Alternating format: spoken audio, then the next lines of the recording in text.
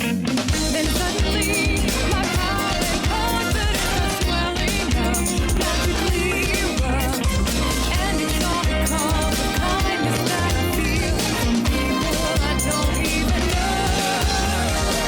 Then suddenly, my intuition and my wisdom grow. And then I know that most of what I sense compassion's real. Strangers wherever I go. Thank you for waking me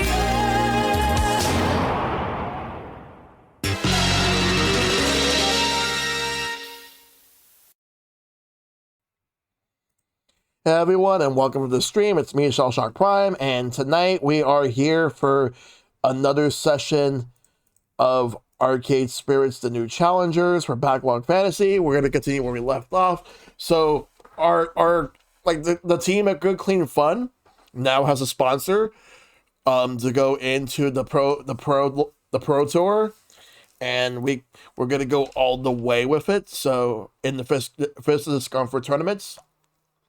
So you can see that's what's happening tonight. We did that. We did some of that on Monday after we did a tier list Monday. Then we did some repo. Then Mario Party Madness 99 turns was yesterday, and that was a wild one yesterday. Tomorrow is Super Mario Party Jamboree Soul Link, and Sunday is sharing with Shell Shock. Welcome to Animal Crossing. Good to see you, John J. Torres. Good to see you, Lemon Square. Good to see you, Super Big Kaiju.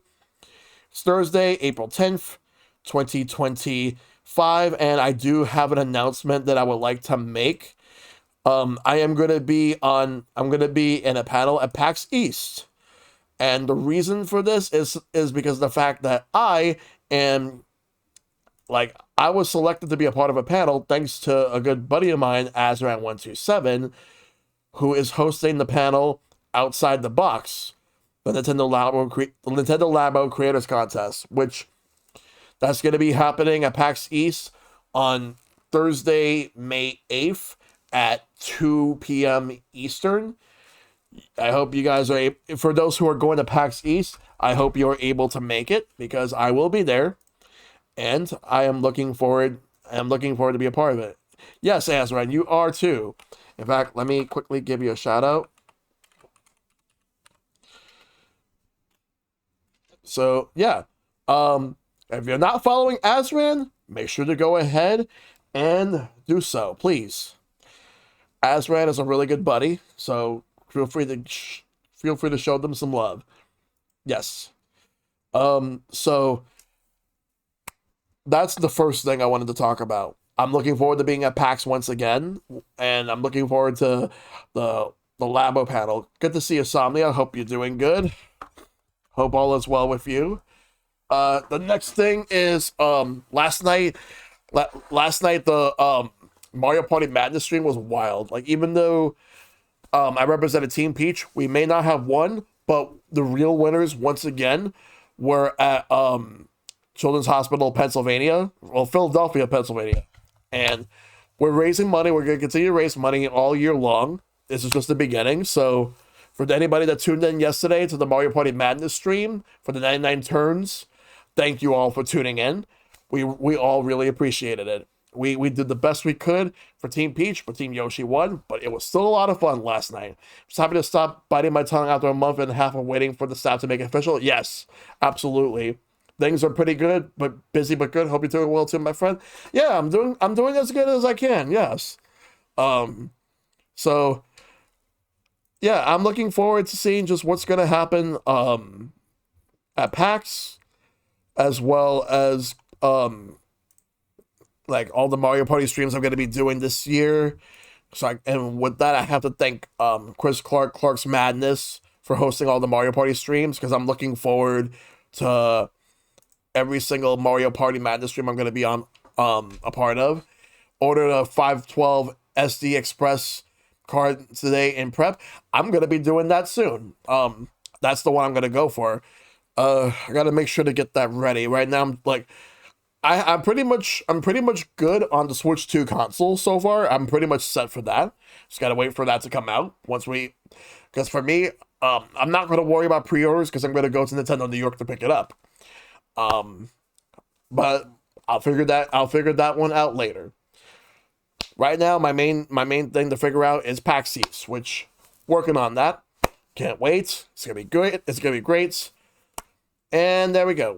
I'm looking forward. There's a lot to look forward to, especially in these times. I definitely have a lot of stuff that I really need to look forward to. But yeah, so for everybody that's coming in, we're gonna get started. Before we get started on the game, it's time for the Tournament of Backlog.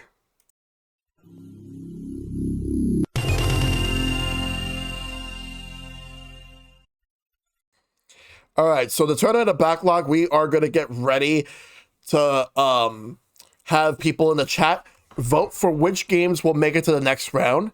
So I am going to show off everything. Retro World Expo ticket sells one live today. Nice. I'm ready to pre-order also. Not sure what I'll get outside of the Mario Kart World Bundle plus the Zelda boosts with the NSO sub. I have a lot of games I want, but I'm going to be smart and slowly add to my games. Same here. The main games I'm going to be picking up are, besides Mario Kart, I'm going to pick up Street Fighter. Well, I launched a Street Fighter, and maybe I might pick up a third game, which will probably be Final Fantasy VII Remake Integrate. That's probably the third one I'll get. Plus, I'll check out some stuff on eShop, like so. Yeah, Yakuza 0 Director's Cut. Absolutely, yes. All right, so I'll probably get the Welcome Tour. I'm gonna hold off on Welcome Tour for now until I'm gonna wait for reviews on that one. Anyway, let's move over here. So this is what made it. Oh yeah, Fast Fusion. I gotta pick that one up as well. Fusion has online game share. Yep. So this is what made it to the second round so far. Famicom Detective Club has beaten Thank Goodness You're Here. Animal Well has beaten Dave the Diver. Neon White has beaten Bug Snacks. So, sorry. Yeah, and also AI The Somnium Files beat Blaster Master Zero.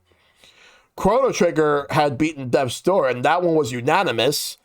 Metal Gear Rising Revengeance has beaten Ori and the Will of the Wisps. Threads of Fate beat Yoku's Island Express, and Vanquish beat Little Nightmares. So tonight we're going to do 8 matches. So it's going to be Katamari Damacy reroll versus Pokemon Mystery Dungeon DX, Rescue Team DX. LA Noir versus Ender Lilies. Beyond Oasis versus Sea of Stars. Crash Bandicoot versus Children of Morta. UFO 50 versus Final Fantasy X. Gods versus Bioshock 2. Anton Blast versus Golden Sun.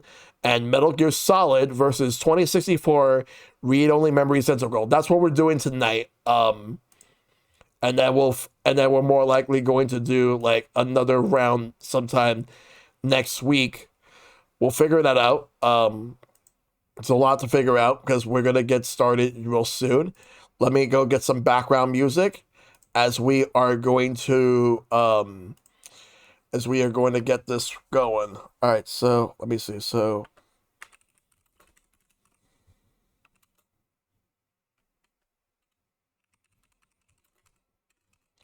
just give me 1 second. I'm gonna get some background music. All right. I'm gonna use the Mortal Kombat 1 soundtrack. Give me a U, give me an F, give me an O. All right, let's start the first round. Poll. So we're gonna do them in polls. All right, the first one is going to be Katamari Damacy versus Ender Lilies. Actually, no, that's not the first one. That's actually gonna be versus Pokemon Mystery Dungeon DX. Let's put them in. So it's going to be 2 minutes each. You only get 1 vote. No channel point votes. Let's begin. So Pokemon Mystery Dungeon DX, Katamari Damacy. It's the reroll version. So let's see what gets voted in. So we got 2 for Katamari Damacy so far. 1 1 for Pokemon Mystery Dungeon. Let's see what happens. All right. So we got 3 for Katamari Damacy, and we got 1 for Pokemon Mystery Dungeon. So it's 2 minutes each. Let's see what gets voted.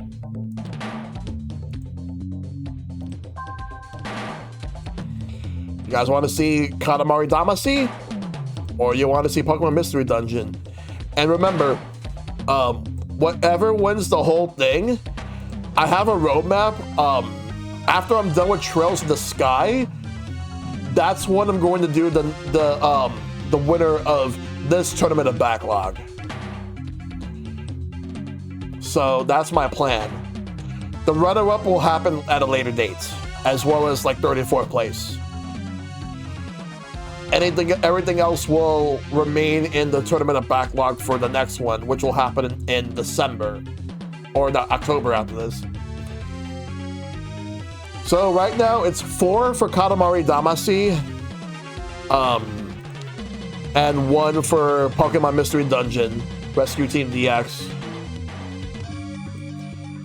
So let's see what you guys pick.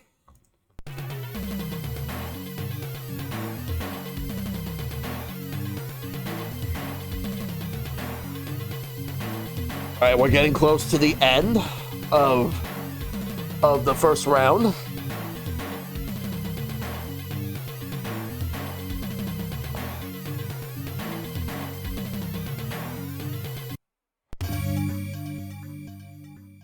Katamari wins 4-1. That means Katamari moves on to the next round. Next up is going to be it's going to be LA Noir versus Ender Lilies. That's next.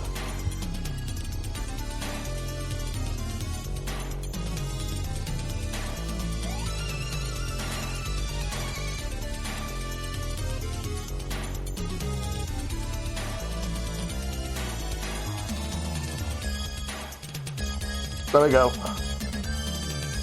So LA Noir versus Ender Lilies.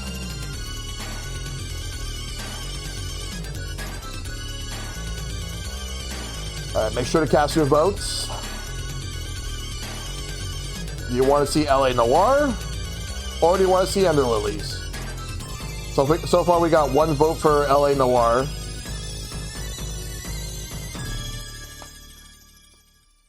Let's see what you guys pick. All right, so we got 2 for LA Noir and 1 for Ender Lilies. Okay.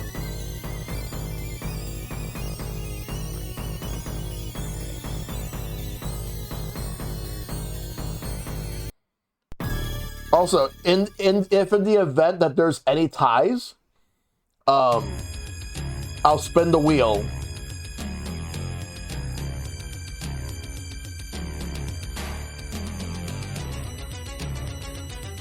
If there's a tie, I'll spin the wheel. So make sure to cast your vote and see what you want.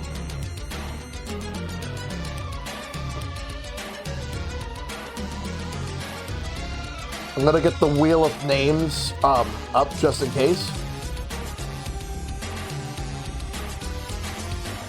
Let me just make sure to get it ready.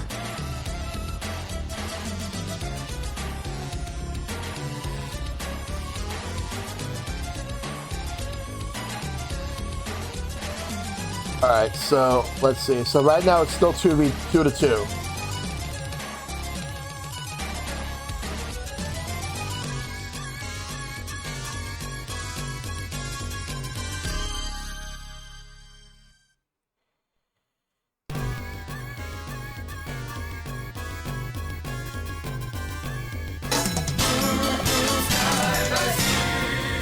Thanks for the 3rd. Oh, we got. All right, so Ender Lilies wins 3-2. All right. So Ender Lilies will be going up against Katamari Damacy in round 2. Next up is Beyond Oasis versus Sea of Stars. Yep. All right, so.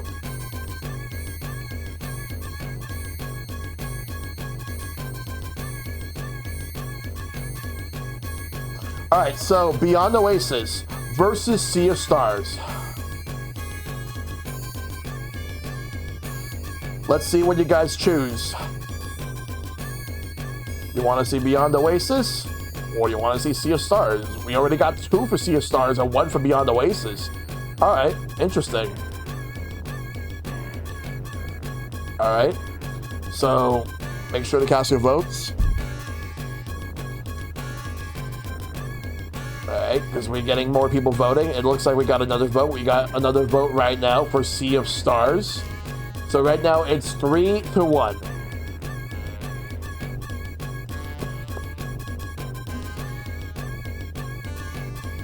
Figure be the lone wolf on Oasis. And it's 4-1 now. Yeah, I've heard great things about Beyond Oasis. I remember seeing gameplay of it for years.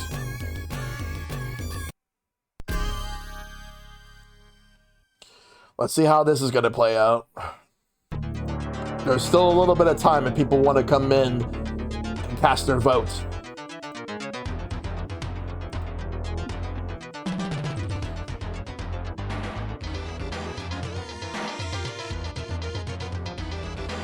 So right now, it's Beyond Oasis versus Sea of Stars. This is the 3rd match.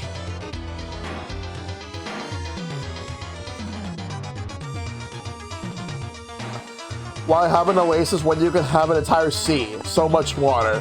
So much more water. Like, the funny thing is that I was just randomly shuffling the seats. It just so happens that this is one of the matchups. So an Oasis versus a sea.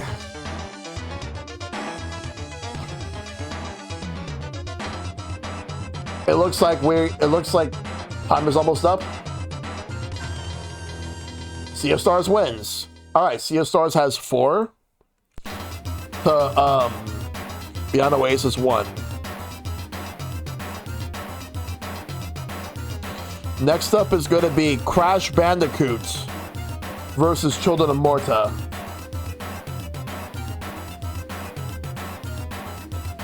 All right.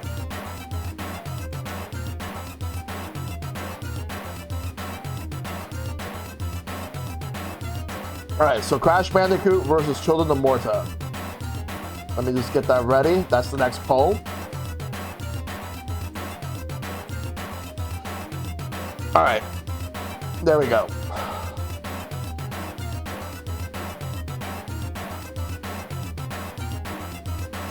All right, so there we go. We got 2 for Crash and 1 for Children of Morta.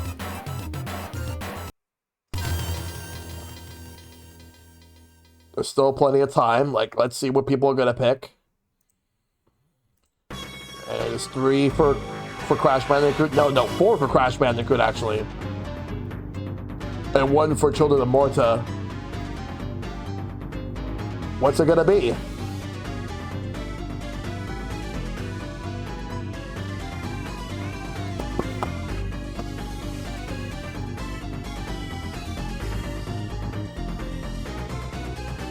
Let's see what ends up winning.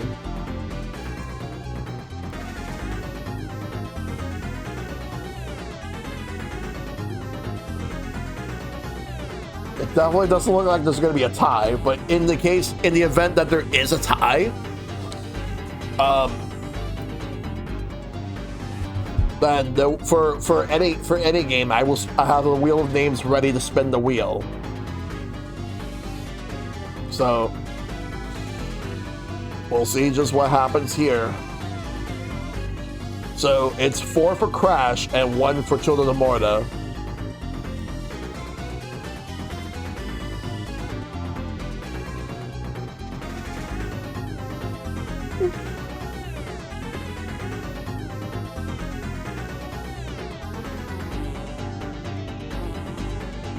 All right, it's almost up. Time is almost up.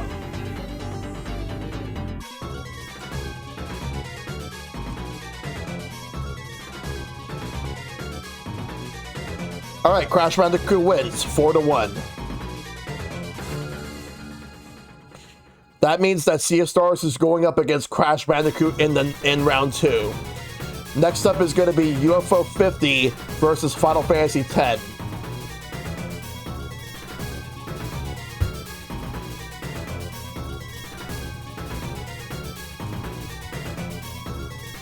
That one's gonna be interesting.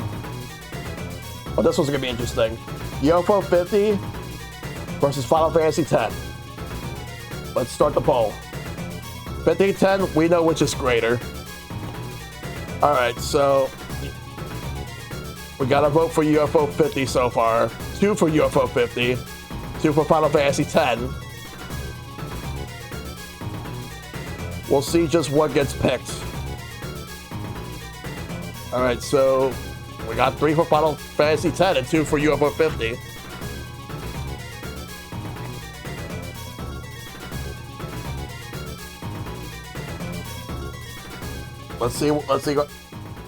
Let's see how it goes.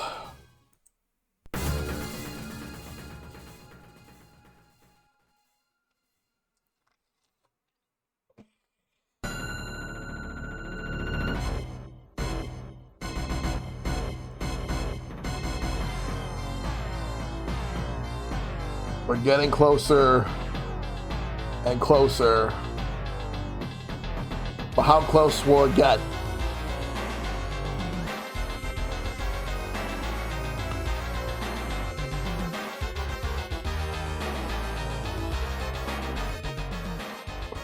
Let's see, so it's still 2-3.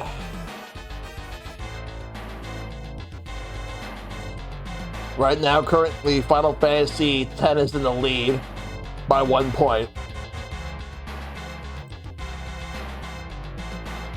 But there's also UFO 50.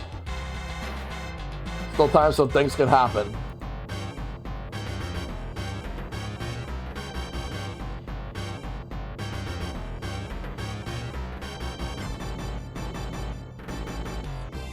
We're actually getting close to the end of this particular poll.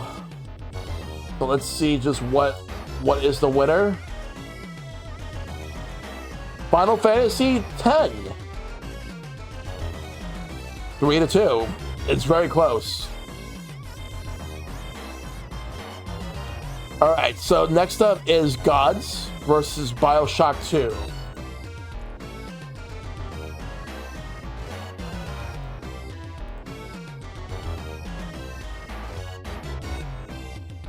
So let's see, this is number 6.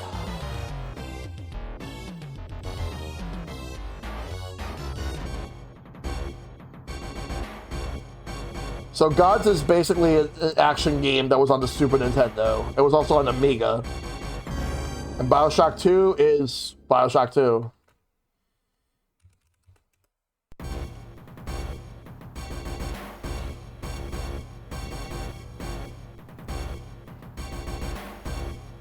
Let's see what ends up getting picked.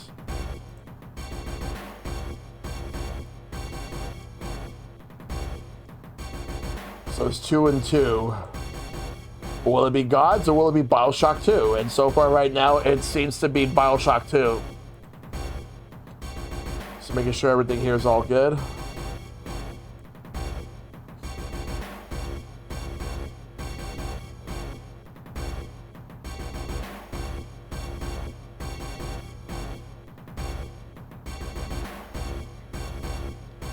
So we got 4 for BioShock 2 and 2 for Gods. It's been a very interesting tournament backlog so far.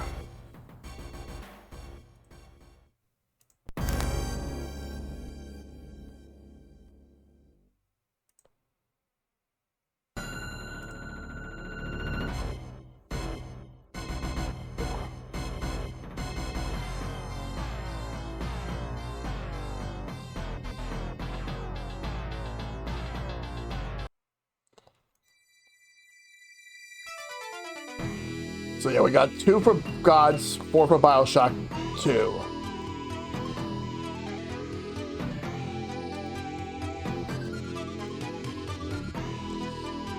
It looks like BioShock 2 might take it unless some random last-minute votes start popping up for. But we'll see. No, BioShock 2 gets it, 4-2.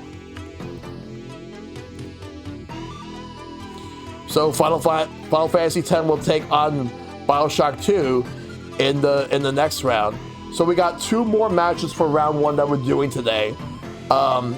Next one is going to be Anton Blast versus Golden Sun. You want to see Anton Blast or you want to see Golden Sun? What?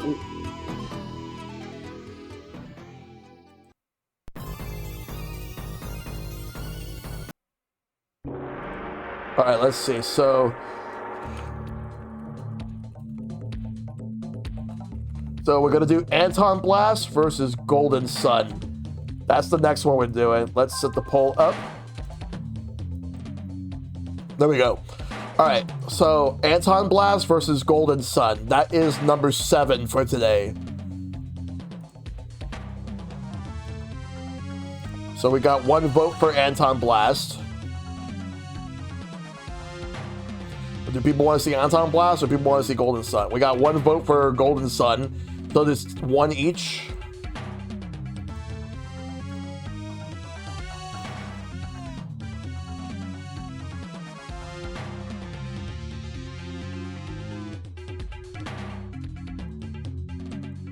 Oh, there's another one for Golden Sun. Nice. But can Anton Blast come back? Or will Golden Sun maintain its lead?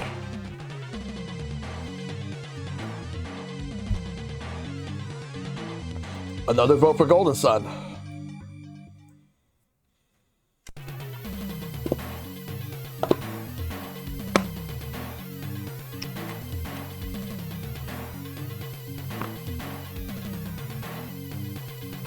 All right. So right now it's 3 for Golden Sun, 1 for Anton Blast. We have 1 more after this one.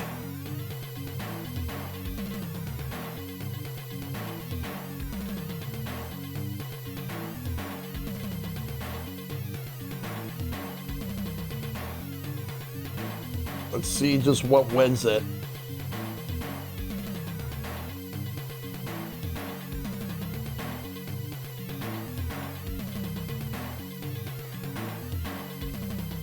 Another vote for Golden Sun.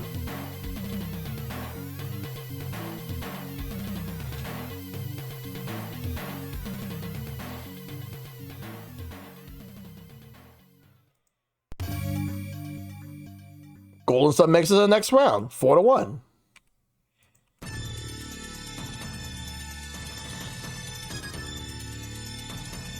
All right, well, we got 1 more.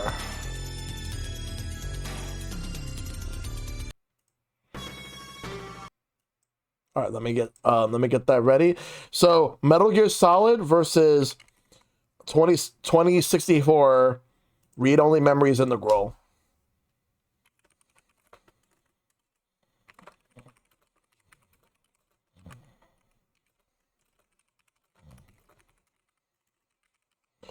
All right, so let's get that poll going. Last one for today. Metal Gear Solid and read-only memories. Let's do it. So the poll is live.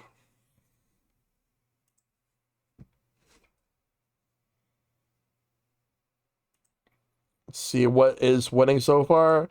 So far, Metal Gear Solid is winning by 1. We'll make that 2. And then there's also read-only memories by 1. Well, let's see how it's going. Still plenty of time to cast your vote. So if you haven't voted yet, make sure to go ahead and vote.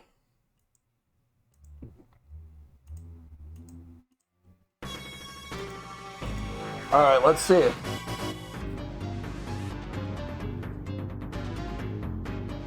So we're getting closer. Because after this, we're going to do, we're going to go into Arcade Spirits. And then next week, sometime next week, we'll do the next poll.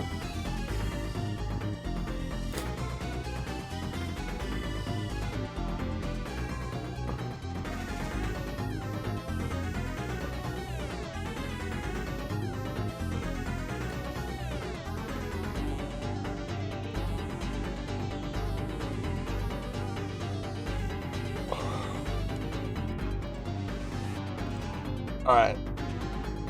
Well, we got Metal Gear Solid at 4 votes, and read-only memories by 1 so far.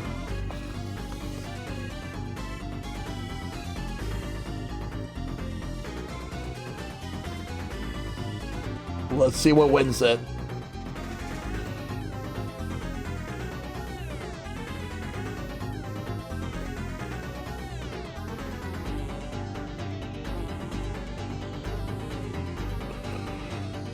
Well, Metal Gear Solid wins 4-1. All right. So that means, so that's all the tournament backlog stuff for today. We did not need the tiebreaker at all. All right, so here are the results so far. We have Katamari Damacy beating Pokemon Mystery Dungeon DX, which means that that will go to the next round. It will take on Ender Lilies, which beat LA Noir. Sea of Stars beat Beyond Oasis. Crash Bandicoot beat Children of Morta, which means that Sea of Stars will face Crash Bandicoot in round 2. Final Fantasy X beat UFO 50. Bioshock 2 beat Gods, which means that Final Fantasy X will face Bioshock 2 in the next round. Anton Blast lost to Golden Sun. And Metal Gear Solid beat 2064 read-only memories, which means that it's going to be Golden Sun versus Metal Gear Solid in round 2. So next time on sometime next week, I want to say Tuesday is when I'm going to do the next poll.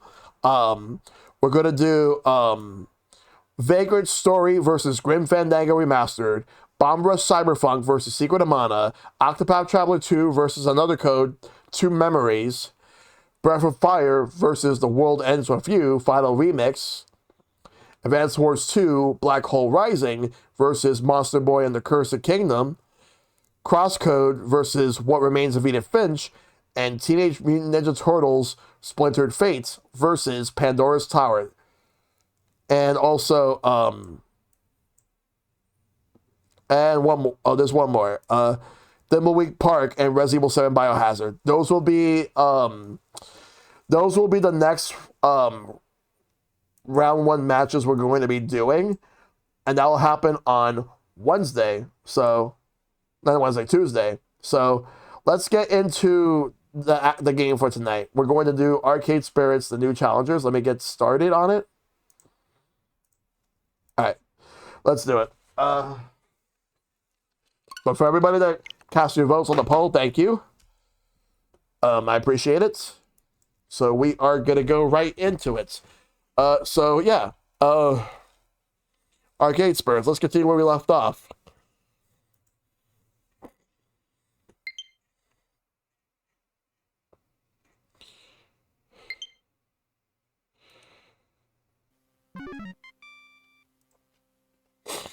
We've beaten 4 chapters. We're going to do the next one. Level 5. All right. Here we go.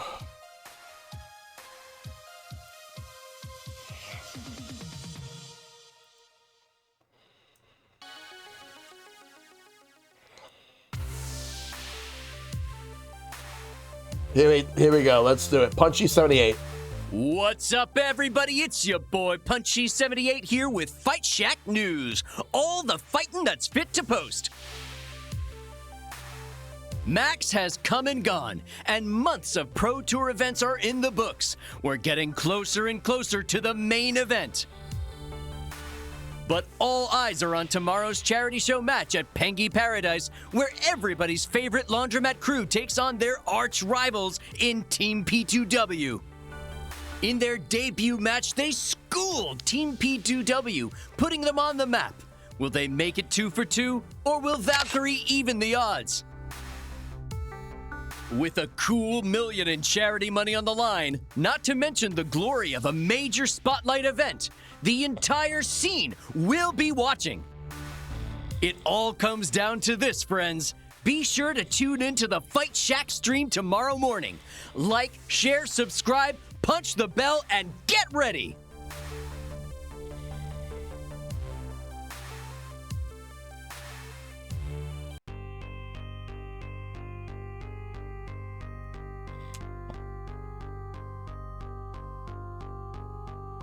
It's the distant future year 20XX, and we are about to enter the crucible of fate. These are the moments that break lesser competitors, high-stress combat scenarios, the kind that melt willpower like a candle under a blowtorch. Where are we now? On this war-torn battleground, there is only the absolute focus of the soldier. Victory or death, there are no other options. Ooh, look at all those adorable penguins.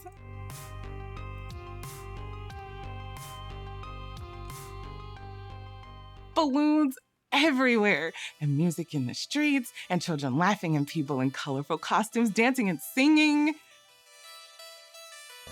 I just love Pinky Paradise. It's the silliest place on earth. Trademark all rights reserved. Okay, so maybe it's not quite as intense as predicted. It's nice. Very cheery.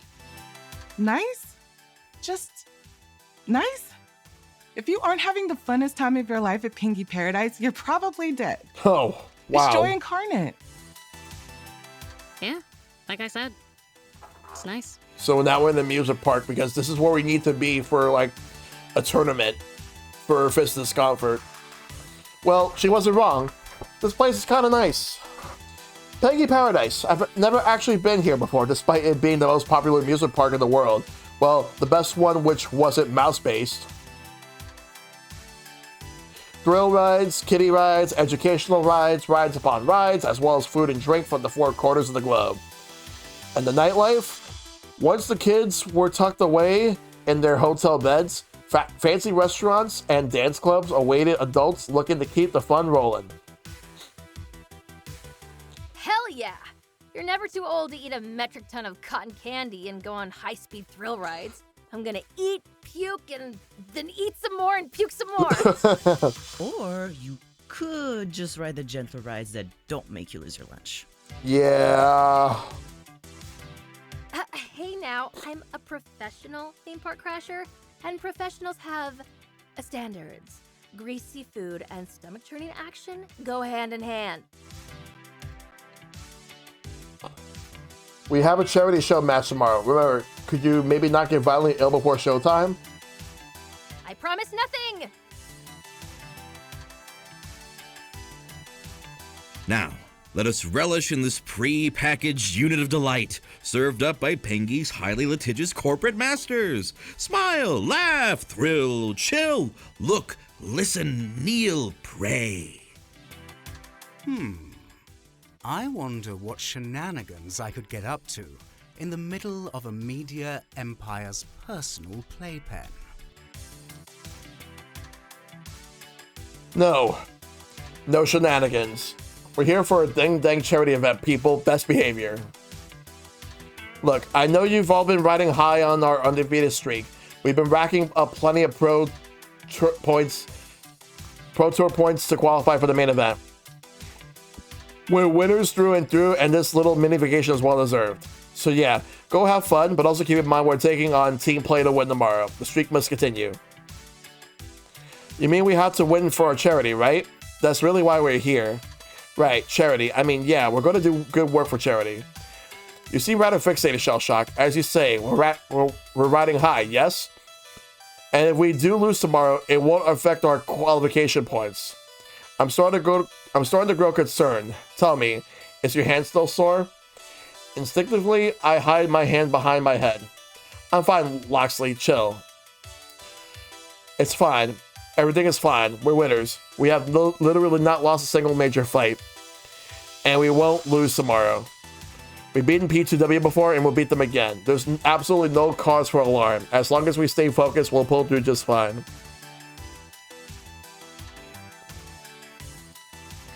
Okay. We got all day and night to have some fun at Pinky Paradise, the silliest place on Earth. Trademark all rights reserved. So go have a blast. Then get plenty of rest and be ready for tomorrow's event. Team the best team, let's do this. With good cheer and smiles all around, the group breaks up, running around all over the park to have some fun. I move to join them, then when a buzzing from my phone grabs my attention. Iris, something up? Computing. I want you to know that I've been researching Pinky Paradise to optimize the fun you'll be having today. That's helpful. I don't think I need to worry about optimal fun though. But in my calculations, I've come to an intriguing conclusion. Penguin Paradise is actually the perfect scenario to allow love to bloom. What? Sure, by day, it's rides and snacks and kitties constantly underfoot. But by night, this place is alive with romance. Did you know that there are over 5,000 proposals at Penguin Paradise a year, and 2,000 of them are at the famous La Penguini restaurant alone? La Penguini. Not to mention the special honeymoon packages, which you can buy starting as low as $99, which include a private candlelit dinner, personalized jewelry, and your names in the fireworks. How cute. Iris, I'm not rushing into marriage while I'm here.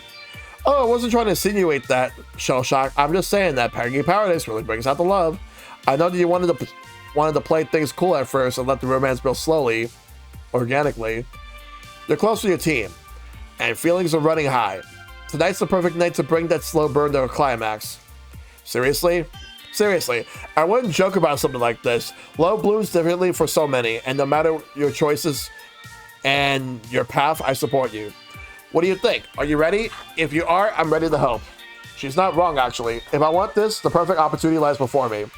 Granted, we're also less than 24 hours away from one of the biggest matches of our career, but when opportunity knocks, you listen, right? So, moment of truth, how do I feel about this? I'm one step ahead of you, Iris. I was already planning to ask someone specific out on a date. You think this is my first rodeo? I'm one step ahead of you, Iris. I have an evening of romance planned out already. Golly, you're all fired up. Great to hear. Sometimes we Irises worry that we're overly pushy about seeking love and happiness, you know? It's better when people choose love and happiness themselves. Exactly. I've been waiting for this moment. It's been months, but I think we get along great and I'm ready to ask someone out on a date. Who? Tell me. I have to know. My anticipation subroutines are tingling with excitement. Either that or your battery's dying. Well, I had to have time to think about it since Max, and I decided on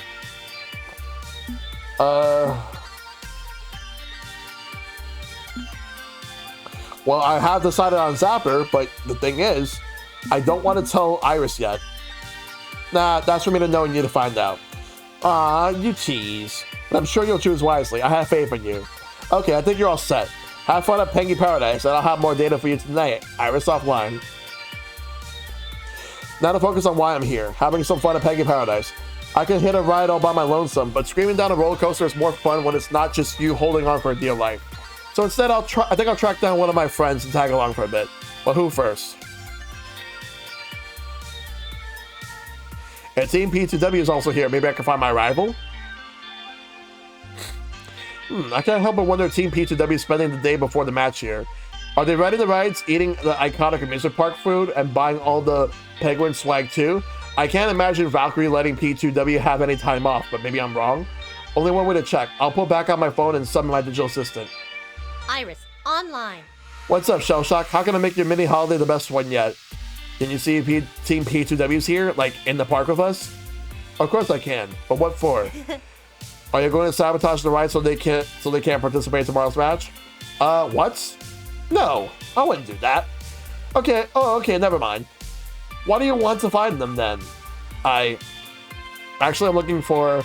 I really like to check on him, especially after our last encounter. I want to make sure he's okay. Limo's car.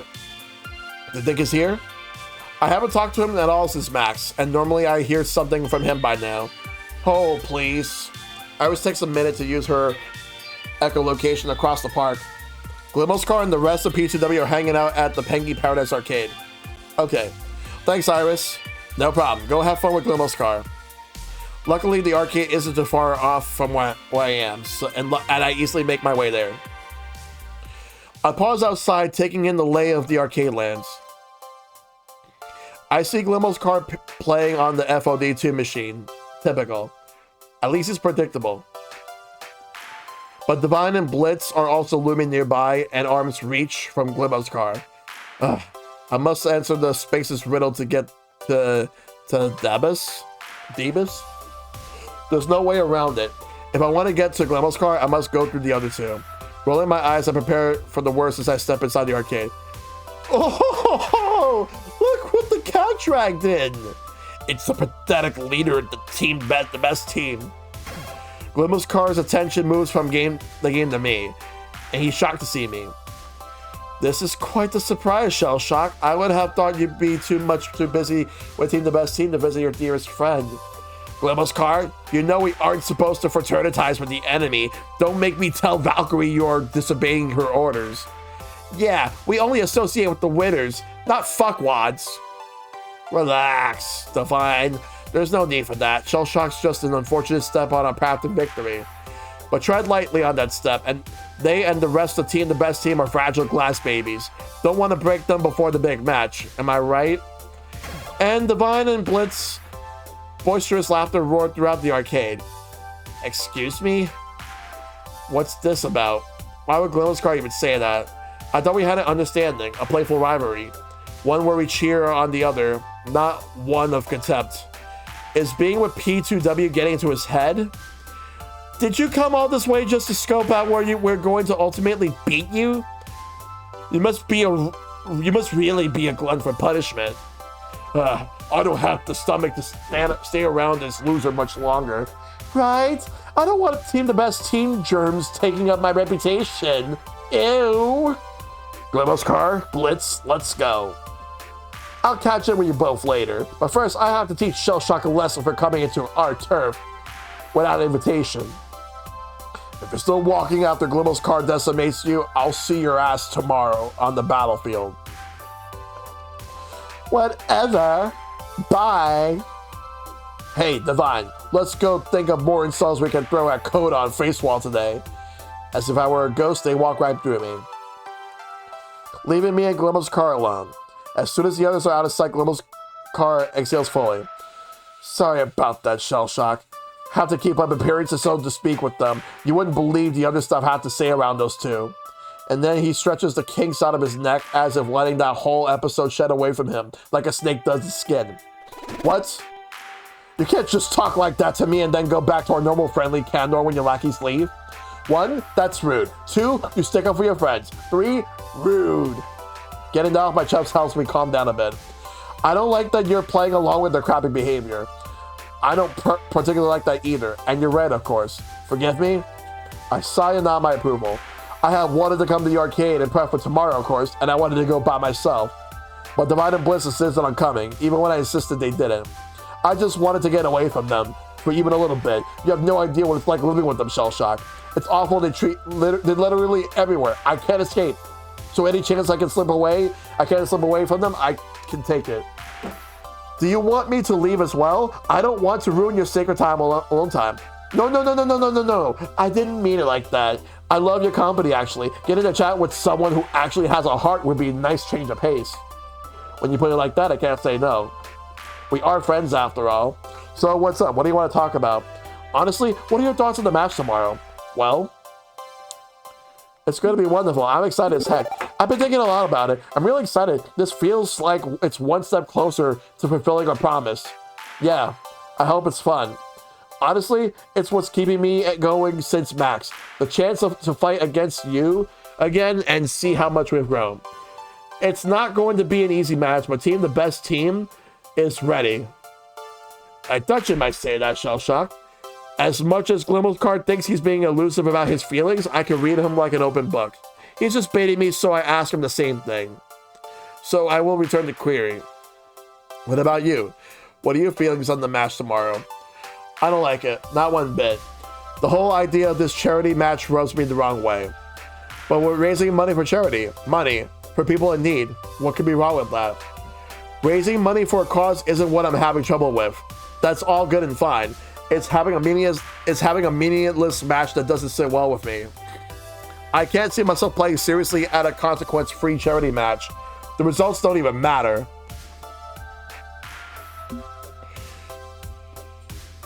Let's see, I'm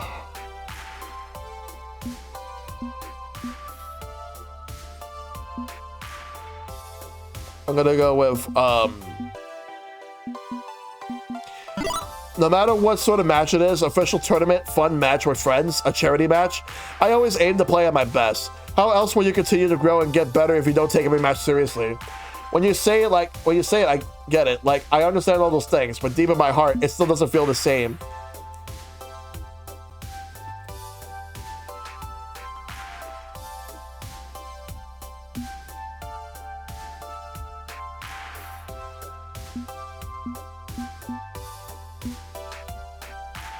There's no internal pressure to succeed. Overall, my mind just passes it off as just for fun. You just need to change your thinking, Glimmo's car. Do it for the kids. All the money we're raising is going to help the kids who really need it. Think of the children. Oh my god. Shell Shock. I'm really not a fan of kids in general, so thinking of them definitely will help. Okay. I'm learning a lot about you today. Why? It's too hard to explain. Glimmo's car pauses, bringing his hand up to his face to chew nervously on his fingers, debating whether to continue to leave it there. Try me. And whatever you say here is a complete confidence, I promise. Glimmo's car sighs in reluctance. You'll probably hate me for saying this, but it's hard for me to care about kids in need when no one helped me. As a kid, every day I wished for someone to come help me, to save me, and no one did. This went on for years, even when I pleaded. No one saved me from my father's anger. No one saved me from my mother's emotional abuse. If I had to save myself because I had no other choice. If I didn't, Children are strong, Shell Shock. They survive. And seeing them, I'm just reminded of all the pain I endured as one. I sighed from the sheer weight of that recounting. Clearly youth was hard on him in ways I didn't know. You don't have to say anything, and I know you don't need my condolences, but I'm sorry you had to deal with that. But you didn't have to tell me any of that, and yet you did. Why? Oof, I just came into a vulnerable time. You did, Lemon. You did. Hope you're doing good. Glimmo's car glances around, ensuring we're alone. Hope you're doing good. Good to see you. Well, he takes a step towards me, looking in my eyes. We share the same passion, the same love of FOD too. You and I are equals on the battlefield, and that brings me comfort. It helps me forget about my past and focus on our future. There's something I need to tell you. We both hear the sound of the arcade doors open behind us, and Glimmo's car immediately steps back. He turns around to check who it is, but it's just some rando. I said too much. Blitz and Divine are probably looking for me. I need to go find them before they get suspicious. Doing well, just feel it nice. Glimmo's car turns and abruptly leaves me in their wake. I sighed, not knowing what else to do. What was Glimmo's car talking about? There's nothing left for me in this arcade until tomorrow, so I simply leave.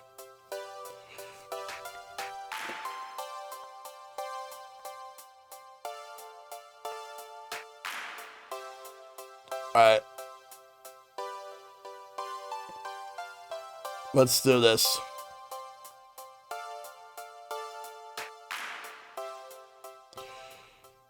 Seeking a respite from the warming temperatures, why did we dress for Penguin Paradise like it's still winter in the city? I find Domino and Loxley enjoying the indoor air conditioning. The Matsushita collection is proud to present the history of refrigeration. Color me pleasantly surprised. Well, that's mighty nice of them, educating us on the many wonders of modern food preservation. Indeed, I'm sure it's merely a coincidence that all these lovely fridges on display are made by the Matsushita collective. Or that Matsushita owns Pengi, the Pengi branding. Or that they have vested interest in advertising their kitchenwares to passing amusement park patrons. Why can't Penguin Paradise be real? I would love to visit this place. It looks cool though. Sure enough, this building is packed with giant white boxes, each large enough to topple and crush a human being. I don't know why, but just the idea of Penguin Paradise, the visuals and everything, the style that they're going for, it kind of looks like it belongs in a completely different universe, specifically the Ace Attorney universe. I don't know why.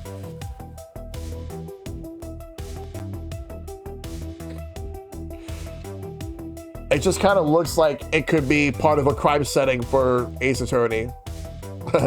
Helpful placards and screen showing Pengi extolling the virtues of refrigeration detail the decades of ice makers, crisper trays, and more delights. Yep, absolutely. Did I miss something? Did we walk into an appliance store? Hail, friend! Ah, my friend, a pleasure to see you. We were merely basking in the superior knowledge of a corporate-sponsored education.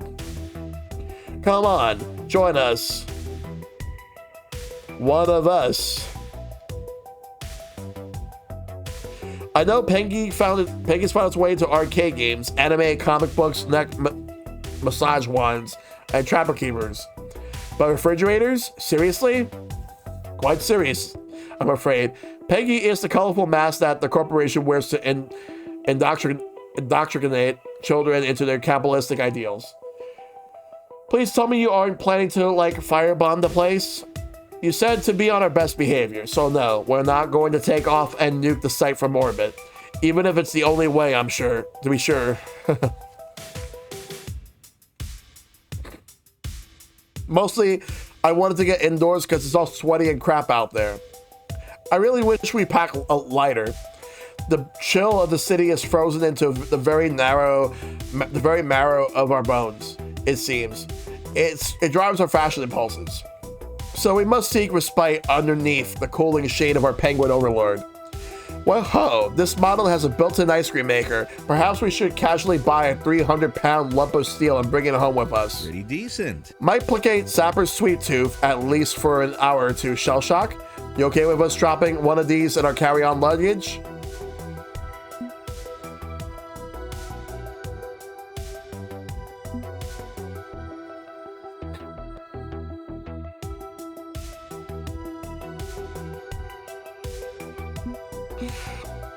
I'll go with this one. Overhead luggage? I'm not giving up my bin space for anyone. I'll just jam one of these things down my trousers and walk it home. In fact, you distract the guards, I'll swipe one right now. Think we should go for the Chillax 3000 or Cold Master Plus? Which grifter routine should we do? Get help, the Dutch reversal, second pedal to the left? I'm a fan of the full frontal Italian rotary engine, whereas I'm a PC gamer, so we go with look behind you, three-headed monkey. As amusing as these implausible heist tactics may be, we could skip on the Grand Theft Appliance for now, but good to know you steal a refrigerator for my amusement. We're all going to die when climate change melts the ice caps, aren't we? Domino's hollow laughter echoes throughout the entertainment hall, ratting off the steel obelisk around us, while neither Loxley nor I laugh. A mother of two peers our way, then hurriedly hustles her children deeper into the exhibit away from that creepy laugh. Damn Domino, yep. That was actually too much.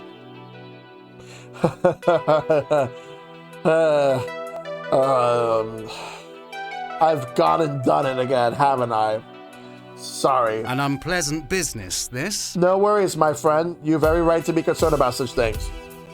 If you can't find laughter in the darkest hour, well, you'll have a terrible evening indeed. I find your ability to mock such doom inspiring, Domino. Okay, but it's still doom. Doom, doom, doom. How do you do it, Loxley? Do what, my friend? How do you stay alert and aware of all the world's problems without feeling completely overwhelmed by them? I could name 11 ways we're fucked, and that's just off the top of my head. Somehow you keep informed of all the issues without that despair setting in like fallout after nuclear detonation. I have a simple solution, to be honest. I fight. In matters small or large, I fight back against the doom, research, verification, signal boosting, activism, protests. I listen to others fighting, spread the truth, and act upon it. Those who profit from despair want you to feel like there is no use in fighting.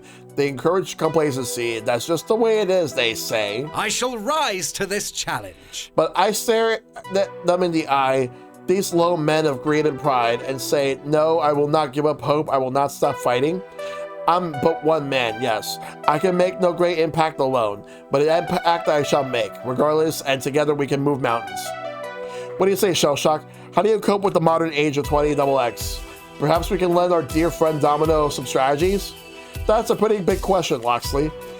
It need not be a big answer. Speak from the heart, and simple direct. Simple direct. How do you endure, Shellshock? Let's do it. All right.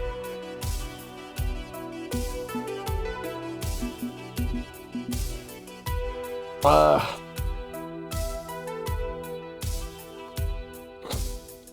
definitely not picking the middle. Through kindness and understanding, I support my friends and do my best to make their world a better place. I choose kindness. I choose to help my friends with their troubles and work to make this world a better place for us all. With understanding and communication, we can do anything. I know it sounds trite, even satire, but it's what I believe, sincerely. I'll fight, but in my own way, and for the ones I love. Indeed, never lose sight of what matters most. These bonds of friendship and love.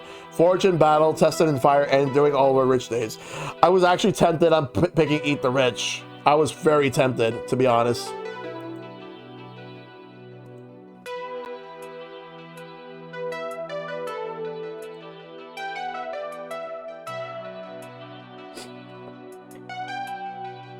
Right. I'm proud to know you, Shellshock. You genuinely believe this, don't you? Both of you. Well, okay then. Maybe I can learn to believe it too. Thanks, Shellshock. Good to know. Good words to keep in mind. Yep.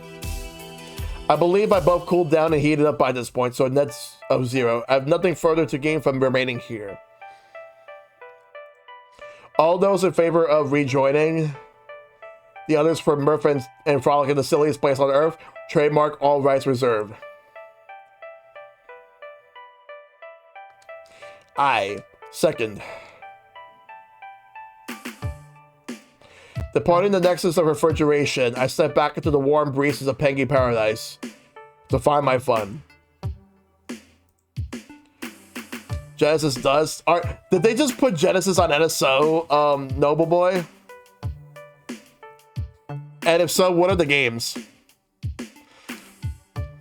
No matter the troubles in this world, no matter the dumpster fire of 20XX, I'm here with my friends and I'm determined to enjoy that time together. Alright. What's next? Alright. Let's go with Rhapsody Zapper are getting some yummy treats.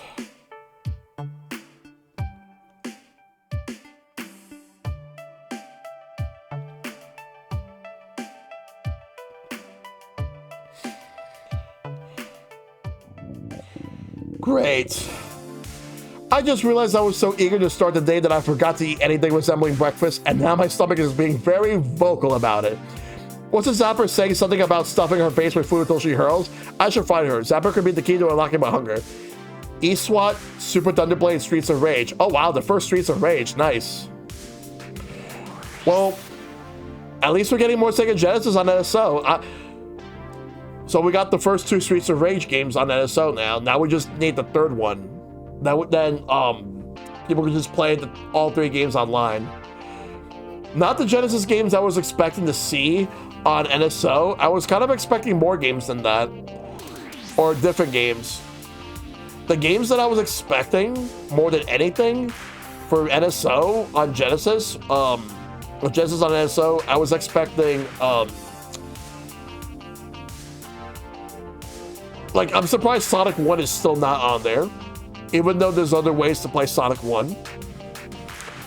But I was also expecting to see Golden Axe 3. What else? I was expecting to see Vector Man 2.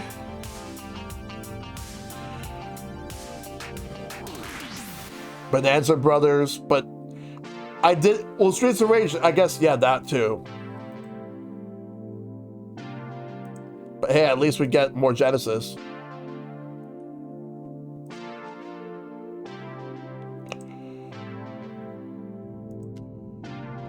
In more ways than one. Luckily, she hasn't strayed very far, and it's very easy to spot a head of red hair is bouncing around in front of a Bavarian-themed food cart.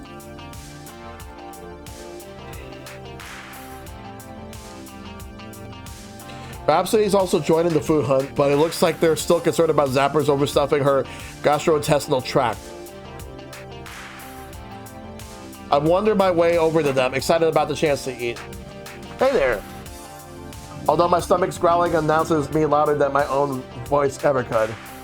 Oh wow, somebody's hangry as shit today, huh?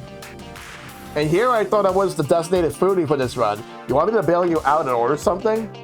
I wouldn't say no to chowing down, no. What's on offer? Aw, yeah. Penguin-shaped pretzels. Don't ask me how they make them that way, though. Fair. If that's fine, I'll take one too. They do look quite tasty and penguin-y. I've never eaten anything in the shape of a penguin, and I've always wanted to elevate my palate.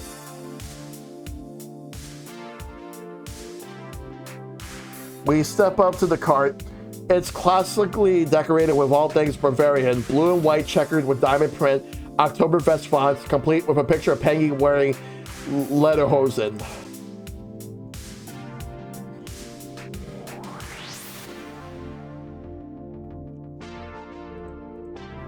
While the style is a little on the nose, the smell of fresh baked salty pretzels engulf us. My mouth waters as I lick my lips hungrily. It doesn't take long for us to purchase our food and find a place to snack down. So this is supposed to be a penguin. I looked down at my pretzel, but I just can't see any semblance to semi-aquatic birds and that mass of twisted dough and salt. Perfect. Can't you see it's a little beak and its rotund penguin body? It's so cute, I could just gobble it up, which is exactly what Zapper proceeds to do. No thanks. I mean, I get we're a Peggy Paradise, but just because it's on brand doesn't actually make it taste better. Penguin pretzels, me want. Same here. I do love me some pretzels. Like, freshly baked pretzels are really good. I mean, I get that we're... Oh. Does every treat they make have to be penguin-shaped? That's the name of the game. Rap. It's called Pengy's Paradise Potluck Procurements for a reason. The what to the what now? It's a basic stamp card and prize system. By spending a ridiculous amount of the music at the park, you are rewarded with a cheap prize that doesn't amount to the actual amount that you spend collecting those stamps. Ugh. Way to overthink it, Rap. Sounds like you've been spending too much time listening to Loxley's soapbox rants. This isn't about value. It's about stuffing your face full of yummy treats and getting a sweet fucking collectible. Okay, so what do you get and how you get it? Simple enough, travel around the park and order all the special Pengy food. Get a food, get a stamp. Get another food, get another stamp. Get all the stamps and you get a rare Pengy lunchbox. And it's a true collector's item. You can only get that lunchbox here at the park.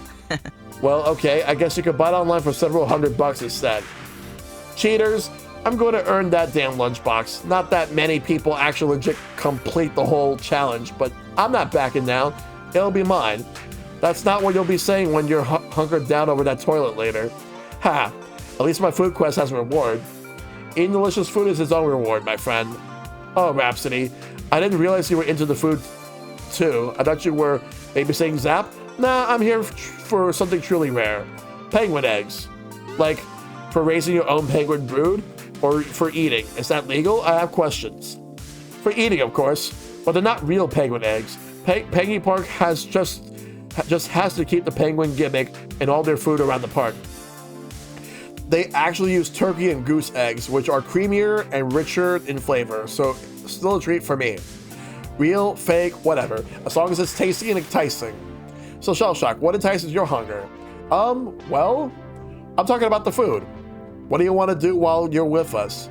Let me think. Let's see,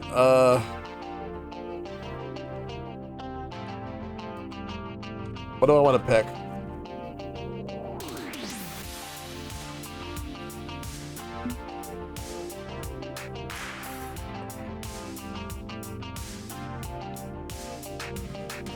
I'll pick this one. I'll skip on the eggs, but I'm going for that lunchbox. Food challenges are kind of fun. I'll pass on the eggs, but I think I could still shoot for the lunchbox. I wouldn't mind joining the challenge. That's right. Live for the challenge, die for the challenge. Conveniently, the next part of the potluck procurement is at the Pengy Creperie. So are Rap's penguin eggs. You can get crepes made out of them. It's just a short flight from here, shall we? Absolutely. Where we go. We hurry to finish up our mishapen penguin pretzels and traverse across the park to the Pengy Creperie. The place really stands out. It's a bigger food stall than the rest, with a much longer line. You can easily tell it's a park favorite. Like all the other carts though, it's heavily decorated in the food's place of origin, France. This whole park is an international gathering of foodstuffs. Zapper rolls up the menu with pictures and begins going down the options.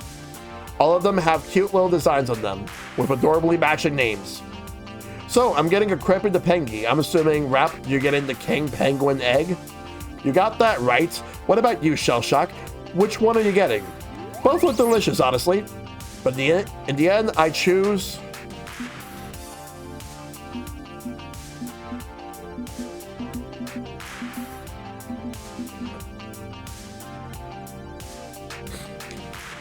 the cute and sweet crepe de penguin.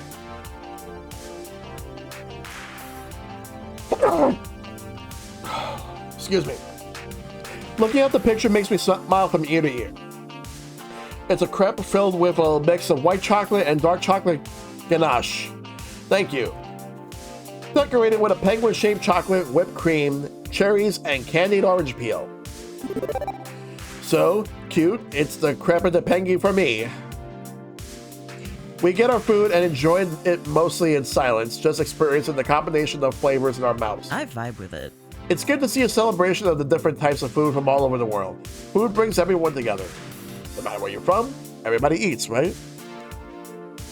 Let's talk more eating. We all share a friendly laugh and relish in our treats. With this stop on Zapper's challenge tour complete, we follow her for a few more stops. Try as I might, I can't keep up with Zapper's bottomless stomach. I had to tap out from the lunchbox challenge after 3 stops.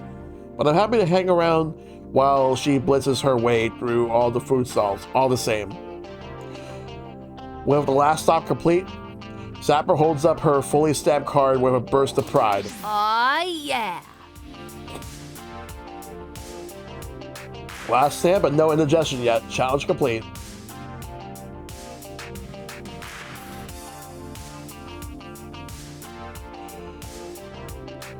Zapper runs back to the stall and shows off her finished card. In return, the food court worker hands over a cute little retro-looking penguin lunchbox, complete with thermos. That's really sweet. Nice work, Zap. I can't believe you're able to eat all those foods in one run. I'm impressed.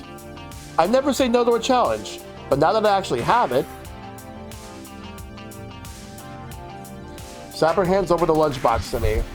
Here, all yours, Shellshock. Me? But I abandoned the challenge. You're the one who earned it. Nah. Meh, I don't really need a lunchbox. It's not the trophy, it's the title. Being one of the few who legit completed the challenge, that's my reward. I'm at a loss for words. Sounds good to me. You should keep it, Shellshock. We can put it up in the apartment when we get home. It'll be a nice keepsake how we play tomorrow. 1 second.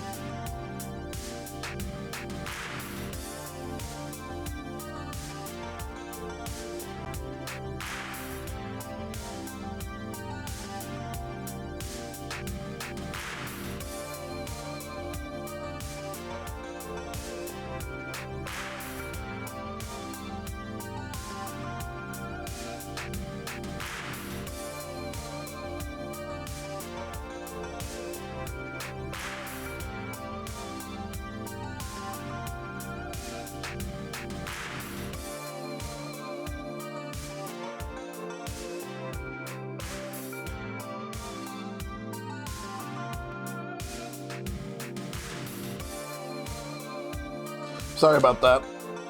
Alright. Oh crap, you're right. We only got 1 full day in the park. Fuck. I still have so many rides ahead. Shellshock Rhapsody, I'll see you both later. It's time to put my stomach to the real test. Look out, world, here comes Zapper. Zapper bows to us and storms off. Maybe I should go make sure Zap doesn't eat anymore for her own safety. I'm not in agreement that Rhapsody chases after Zapper, leaving me alone. With my tummy full and a brand new old looking lunchbox nestled in my arms, I should see what everyone else is getting up to. There's still so much to do.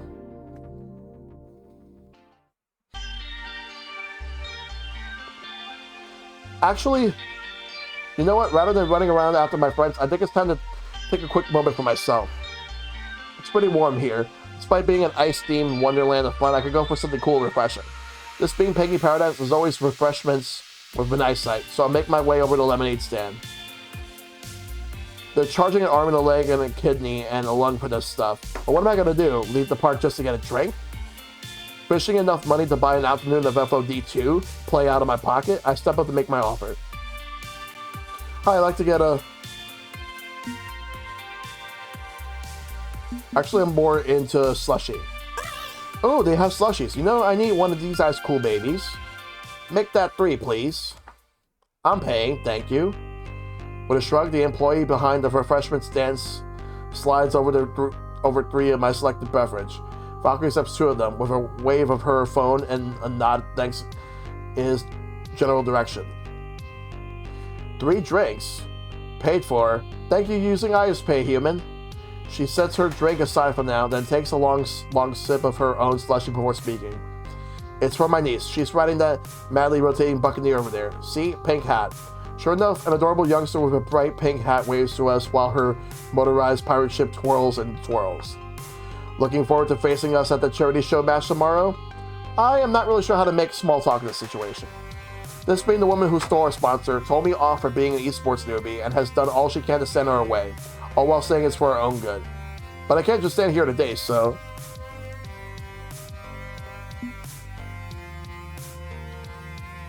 She's not being mean to me now, so maybe this is some sort of olive branch? No reason to be rude. I can handle small talk. No matter who wins tomorrow, this tournament is going to be fun and a terrible cost. So yeah, I'm looking forward to it. In the meantime, I actually get to be here at Peggy Paradise. I have it on good authority that it's the silliest park on the earth. Trademark, all rights reserved. No, it's really not. Then why are you out here? I'm only here to babysit my niece. I'd rather be back in the hotel room catching up on my work. It's a lot. Running an esports organization. It's not all fun and games and friendship like you think. When you're serious about keeping things professional, you work extra hard. Exactly like I do.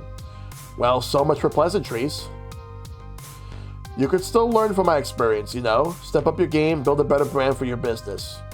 Valkyrie pauses as she considers whether or not she should speak up about something or leave it unsaid. In the end, she shrugs and pushes ahead. Let me offer you some free advice. I know it's too late to back your team out of the show match tomorrow, but you may want to consider distancing yourself from it. Let's be perfectly honest. P2W is going to destroy you in front of a very large audience. It's going to be painful. Oh boy.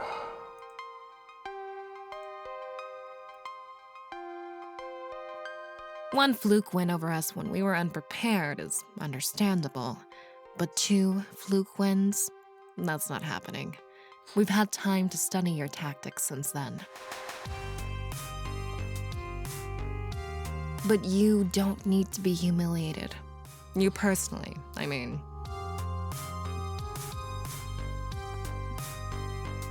Step back from the fight. Let 2 of your players take on my team while you stay on the sidelines. Don't be a ground zero when it happens. Everybody will have a good time, we'll raise money for charity, and your own reputation will stay intact. You're the only serious player on that team, after all. She's trying to butter me up, and I don't like it. I'm trying to help you, whether you believe that or not. I've been trying to help all this time. Your team won't last after their media spotlight fades, but you could endure. You could reach your dreams without them. One day, you might even join the best of the best.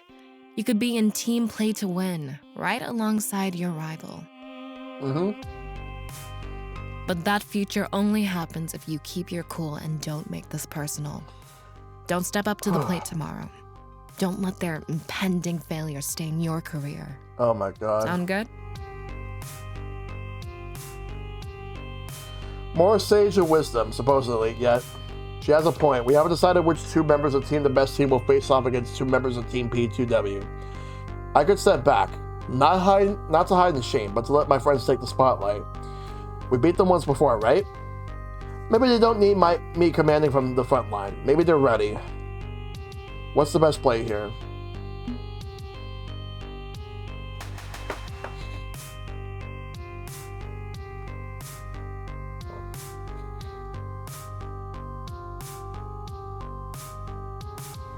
Let me think about this.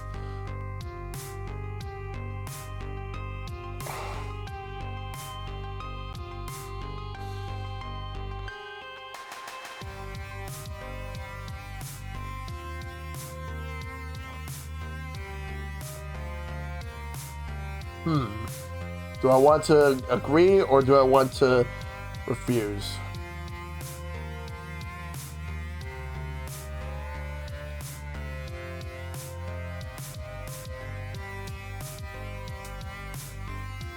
I'm just thinking of how I want to handle this.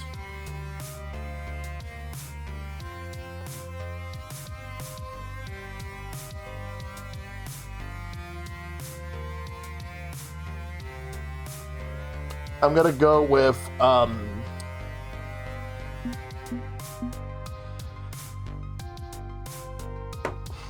damn.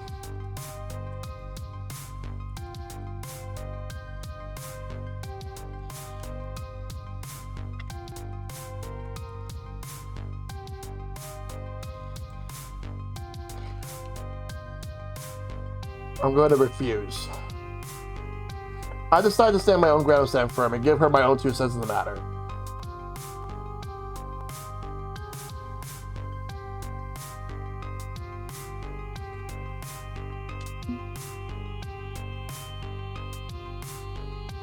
I don't back down. This is my time to rise. What? And lose my moment? I don't think so. This is my time to rise. My shot and my dream. I don't care that it's just a charity show match. I'm going to give it all my all and defeat you. You're just another obstacle in my way. I've torn down other obstacles in my way so far. You're no different. That's how it's going to be. You're an arrogant little shit, aren't you? Let me be perfectly clear. You're no threat to me. You never have been. You never will be. All you are is an arrogant little flea, one that can flick off at any time. So if you won't listen to reason and insist on acting like a pest, you'll be squashed like one. As our conversation comes to an abrupt end, the girl in the pink hat runs out of the exit for the madly rotating Buccaneer, swooping and scoop her slushy. I have more important concerns right now. My family comes first. I'll see you at the match tomorrow, personally. Nope, that's not a happy gamer. No way, no how. But any luck, I rattle her, giving me the edge in the fight tomorrow, or may her twice as determined to destroy me, I guess. Time will tell.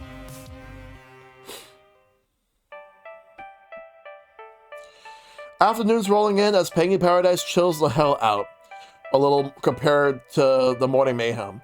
Only 3 hours before my plan to seek out the love and romance begins. It'll be the big step. But night time is the right time, and I'll be ready. Meanwhile, plenty of fun to be had elsewhere in the park. So where to wander first?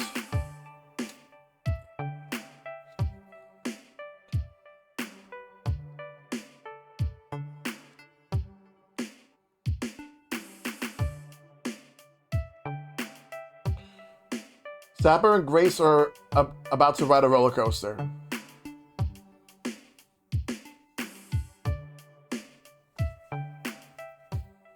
Roller coasters. Enormous steel tributes to man's hubris. Who doesn't love them?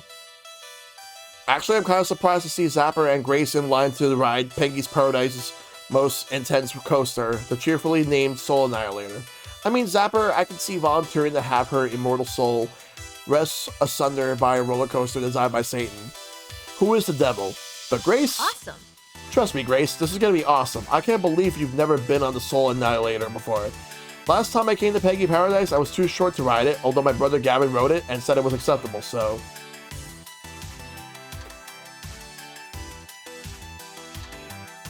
More than acceptable. The Soul Annihilator is a 5 out of 5 coaster experience.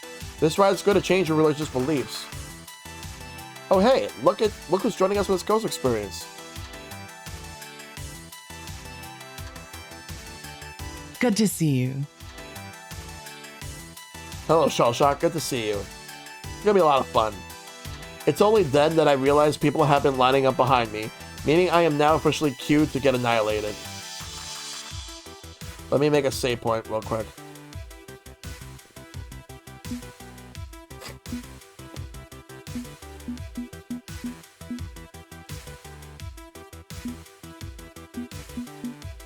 Hope you're well, John. I'm just playing this game. Hey, I wasn't actually going to ride, but don't force me to make loud chicken noises until you feel ashamed enough to come along for this experience. It's embarrassing. Feel it pretty good? My friend, that's good. Okay, I'll stick around, but I'm curious about why Grace is here. She said she wanted to give it a go. And being a good friend, I'm playing Wingman, Wingwoman, whatever. Excited about this announcement stuff? Yeah, I'm glad to hear it. Woohoo! My family's visited Pengy Paradise so many times, and I've taken a spin on nearly every ride, but never this one. How exciting. Yeah, we've been comparing Pengy Paradise notes. I've been here 3 times. Myself just keeps getting better with new stuff every time.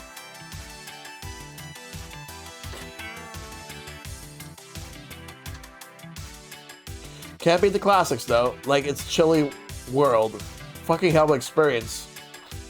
Are we talking about the same Chilly World? The one with singing mechanical penguins designed to temporarily distract your 4-year-olds?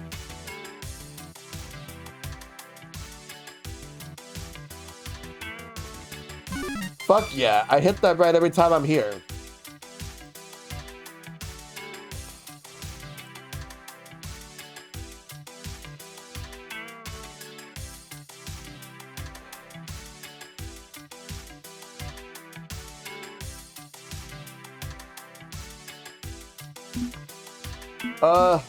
Let's go.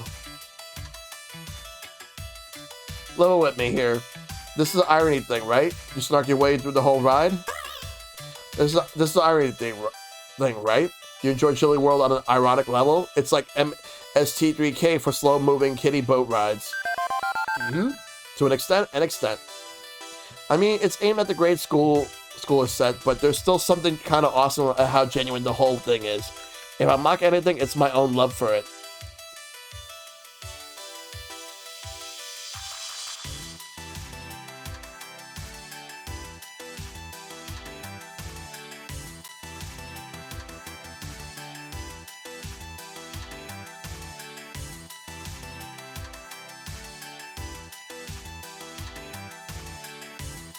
Hold on a second.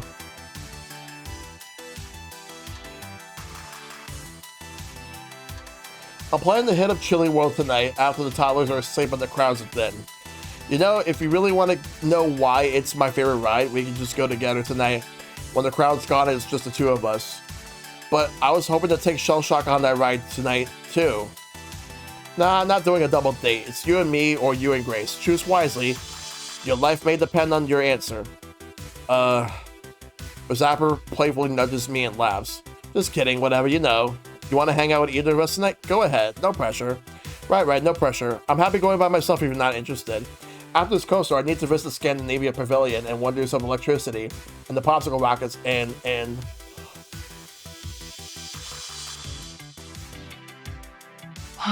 I don't know. There's just so much to do. I don't think I have enough time for it all, either. I wish we had 2 days here, not just one. We're coming back tomorrow for the charity show match, yeah? It's at the Pengy Palace Arcade. Right, but then we're flying out that night. There won't be time to try out any more rides. That's why we need to come back every year for a team vacation.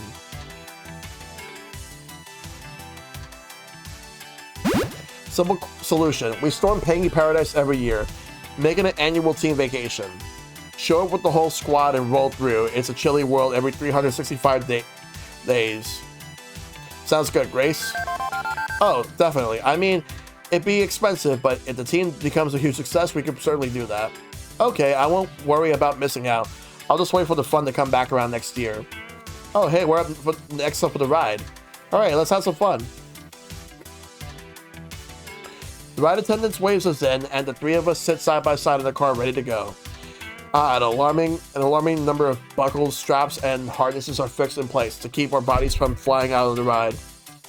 When a wave of the train begins to pull out of the station, slowly clinking its way up the top of the first hill. Oh boy, my first time on Soul Annihilator. Yeah. My first time on a roller coaster at all, actually. Yeah. Wait, what? This is your very first roller coaster? You didn't mention that before. That's right, I hear they're a lot of fun though. The first coaster is going to be the Soul Annihilator? I think I made a terrible mistake.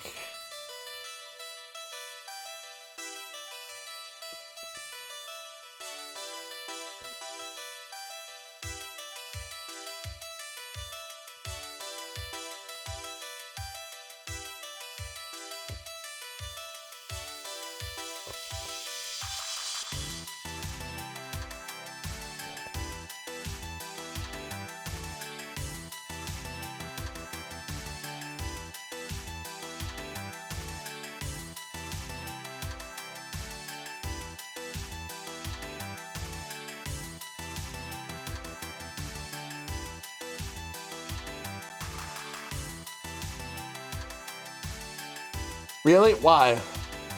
And the train roars down the massive drop, plummeting us straight towards the earth below at speeds that peel the flesh from my face. Woohoo, yeah! Soul Annihilator, baby! My brains are falling out. Can you begin to count the amount of loops and inversions? For all I know, the trains came out of the track seconds ago. We're just twisting through the air of our doom. My mind shuts down in protest, and my heart threatens to go on strike under protest of its mistreatment. Never been more alive. Lightning guard noises followed by heavy gurgling noise. I'm going to die. This is how I die. But just before the Reaper's blades can slice my spirit free from this mortal coil, the train finally hits the brakes and slowly pulls back at the station. 3 of us drunkenly stumble towards the exit ramp, the entire world swaying and shaking beneath my feet as I try to remain upright. By the time that we've returned to terra firma, I'm half convinced this is a dream before dying.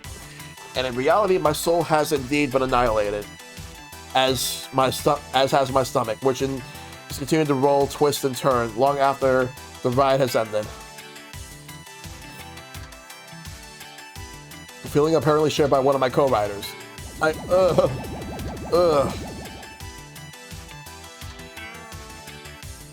Excuse me. Please. That was amazing. Best coaster in the world. Ugh. Oh crap, oh crap. Take it from an expert. You just need to hold it in. Hold fast. It'll pass. You don't have to spew your lunch all over the pavement. Not helping.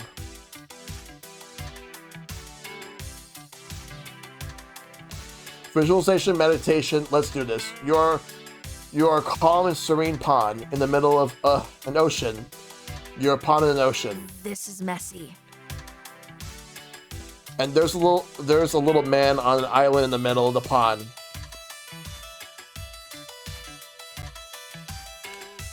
And he's not puking, okay? You got it? Focus on that. You got this, you got this.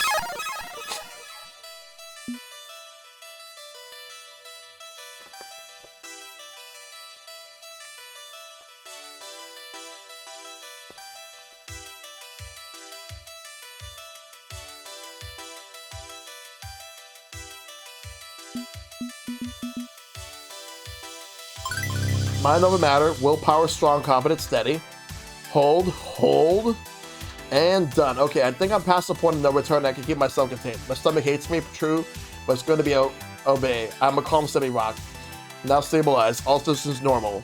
Whoa. Now that's taking it like a champ. Good job. I think I better go find Grace, though. She's probably flooding the ladies' room with her spew, and I owe her apology. See you around, yeah? You know, I'm proud of myself. That could have gone way worse for me if I weren't the sort of person to maintain calm in a time of crisis. Not many could claim the same, could they? Okay, back to exploring the park.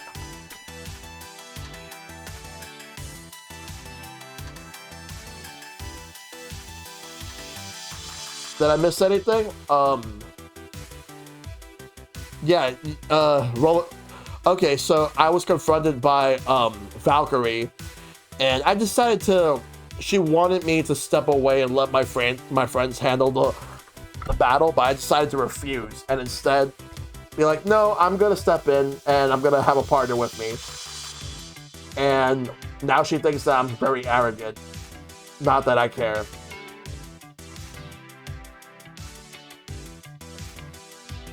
Wait, isn't that Hamza? What's he doing here? Hang on, I could swear I just saw her swish a brown cloak just now. Drawn by curiosity, I crisscrossed my way through Pengy Paradise over to the entertainment pavilion only to find. Aha! A glorious find. Glorious indeed. Truly, Hamza's collection is growing by leaps and bounds. Yep, it's Hamza, the arcade auction master and tournament host, in all his finery, and as usual, playing up his self-chosen role as an eccentric rich dude. Looking wildly out of place amidst all the jorts and fanny packs and kids wearing penguin hats, he's overseeing a small work crew moving wooden crates around. Okay, I gotta know what's going on here.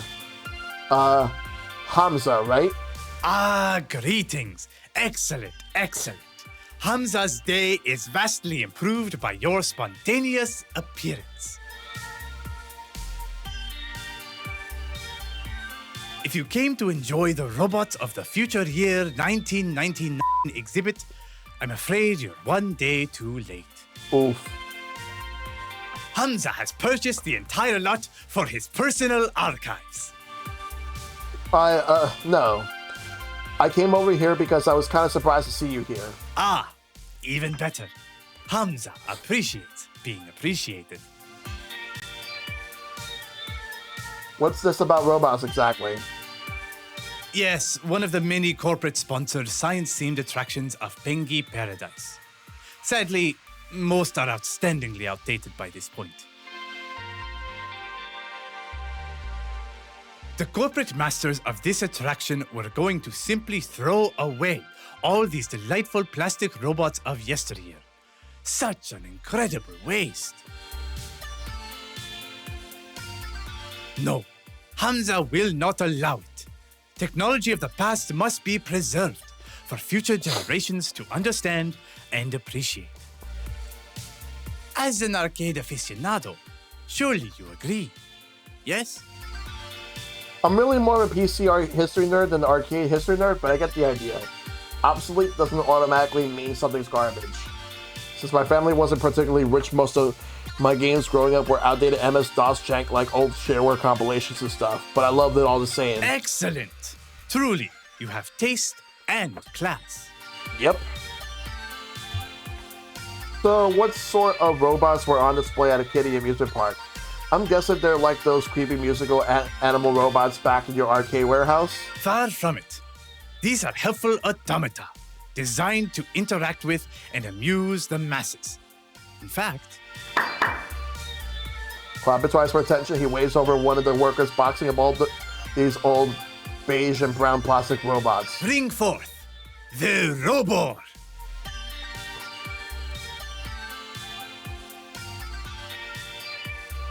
And the workers wheel over a particularly clunky, chunky-looking robot that looks like it accidentally wandered off the set of a low-budget 1975 sci-fi movie. Maybe more 1980s, if anything. Has anyone ever heard of a movie called Short Circuit? That movie is actually pretty good. In a voice like a slice of diced audio tape, it greets me. Hello, human friend. I am Rober, your robotic operational body of robotics. Rob the robot. Error, get out of range. Basically, Rob the robot. When they say robotic operational buddy robotics, I get the reference too for that. I am a product of Cooper Technologies, striving every day to make your life fitter, happier, more productive. Would you like to know more? Let's see. What? Glorious, is he not? A perfect snapshot in time of what people thought the future would become.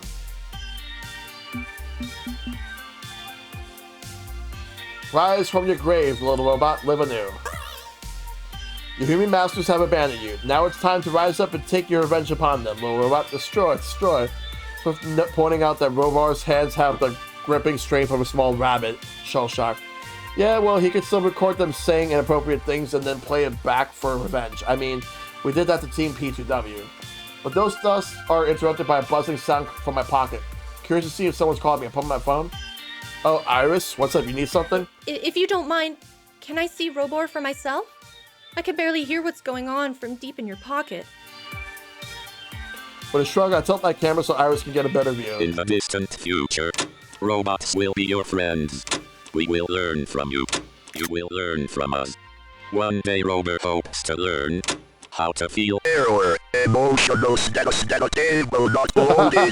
Please check your OXA.bet. I see. And the tiny image of Iris glowing on my phone screen looks sad. Seeing this awkward and broken relic of yesteryear. Yes. This is how humans see us, isn't it? Just as junk. Things. Objects. I'm made by Cooper Technologies, too. I'm generations beyond Robor. But We were both made to be helpful. And once we aren't helpful anymore, we get thrown out, just like me. Oh geez. I'm sorry, Iris. It's okay. I understand. I mean, I was never very good at my job. I was programmed to obsessively push pizza bagels. I couldn't operate at full power unless someone paid hundreds of dollars. No wonder Cooper Technologies decided to take me off the market. Humans didn't want me. I failed them. I wasn't good enough.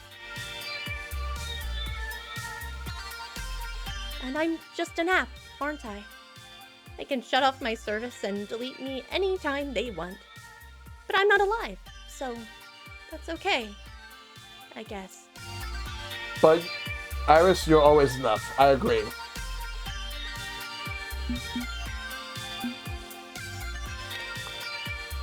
Let me just take a look at this one. Don't let anyone tell you what you are and are not. Seems to me you're relying on the outside parties to tell you what you are and are not. I said don't let anyone define you like that. You have free will, even if it's baked into silicon instead of carbon-based meats. So use it. Be yourself. Be who you think you should be. I may have been programmed with a deep drive to help people with their problems, but it's a drive I've chosen to embrace. I want to be helpful. And maybe if I'm very helpful, if I'm proven I'm useful and safe and nothing at all to be scared of, humans will eventually accept me. Yes, we will help everyone. When everyone is happy, we'll be embraced by humanity, right? Exactly. Get out there and really make a name for yourself. Don't let anyone stop you.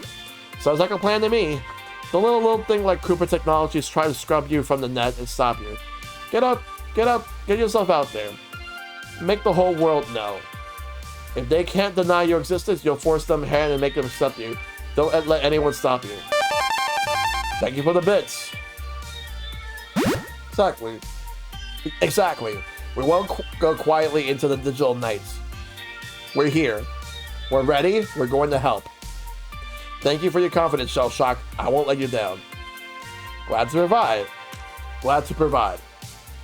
And that's when we both look up and realize we just had that entire extremely dangerous conversation right in front of Hamza. Shellshock. Rest assured, Hamza has no wish to report you for software piracy.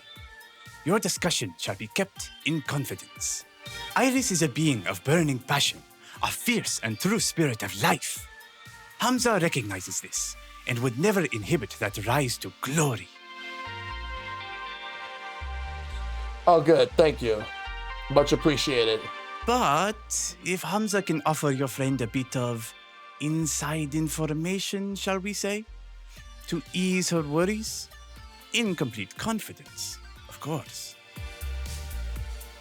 Iris, you believe Cooper Technologies saw you as flawed and inadequate, and that is why they discarded you. Yes? Yes. I mean, they tried to kill me. If not for our mother, Grace Cooper, leaking our code to an anonymous group that set up new servers, we'd be gone. Obviously, they did it because my product line wasn't worth continuing, right? On the contrary, the Iris software was quite profitable.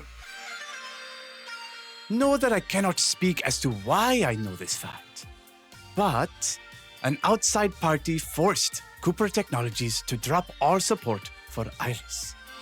I wonder who could that be? The issue is not one of usefulness. The issue is the core technology Iris is built upon. Perhaps it's best I keep things vague. Hamza has learned many a dark secret while exploring the depths of arcade history. Unless you already know of the strange technology I referred to? If so, I have no doubt you can piece together the rest yourself. Wait, do you mean Polybius? Grace told me that Cooper Technologies built Iris on the back of Sinsloshin's Tech, the company that made Polybius. She had no idea Iris's personality systems have that weird and extremely dangerous arcade software baked right in. As for who shut down the project, that could be the one who was hunting down Polybius, the one I ran into back at Max when she tried to hack into my iris. I have a feeling that she is the key, she is the puzzle piece to an even bigger puzzle. That there's something bigger than all this. Oh, crap baskets. Crap baskets, indeed. Wait, it was her? She tried to have my sisters killed? Hamza suggests we speak no further. This is a public locale, and while the anonymity of the crowd grants us some leeway, it is not a total mask for such subterfuge. Agreed. Right, good point. The information was merely offered to bolster the spirit of Iris, so that she may know she was not discarded like Robor. Indeed, quite the opposite. She was too successful. Now, Hamza must depart. The collection of robotic technologies is complete, and he has shipping manifests to fill out. Luck to you in your efforts against Team P2W, my friends. May you bathe in the blood of your enemies. 1 second, please.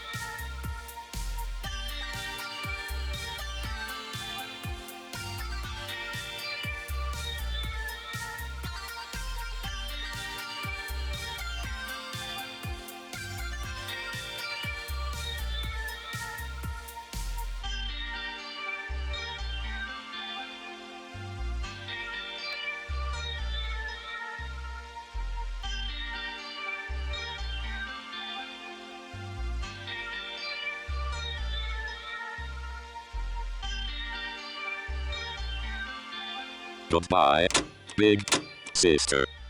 Oh boy. Oh boy, this is a lot to think about.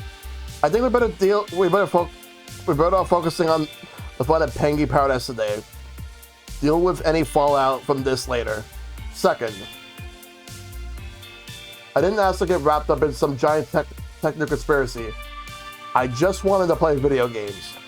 But I may need to tell Loxley about this. He's looking for Polybius tech, so he should be told about this development. Assuming he didn't already know and was keeping it from me for my own good as usual. Right. Back to Pengy Paradise. Silliest place on Earth. Trademark all rights reserved. Back to my life already in progress.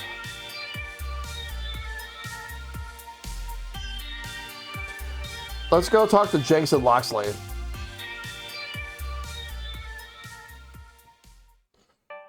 Okay, now where's Jinx gotten off to? Wait, there we go. I spotted the rented mobility scooter we encourage her to use today, parked outside an arcade. Thankful to be out of the heat, I wandered inside to find her. I spot her standing around a bit bored while Loxley happily raids a Pengy's Palace stock of crane game prizes. Excellent! These prizes are quite of value. I'm so tempted to blow my entire purse on crane pulls, then flip them in on light auctions. Weirdest form of investment banking I ever heard of. Any port in a storm, my friend. In these tough times, one must seek economic advantage whenever one is found.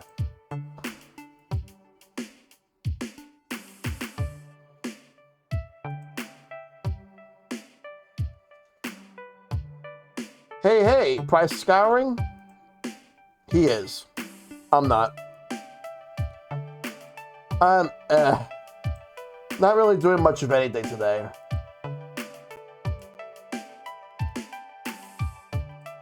Why not? Plenty of rides around here. Well, this sucks. Yeah, rides I can't go on. Anything that joistles your spine is dangerous as hell for me. There's the entertainment and world showcase stuff, but that's more Grace's thing, not mine. Too dull. So just hanging around the arcade, poking the retro games, wishing the racer cabs had adaptations. Marvelous. And I'm keeping our fellow teammates company to raise their spirits.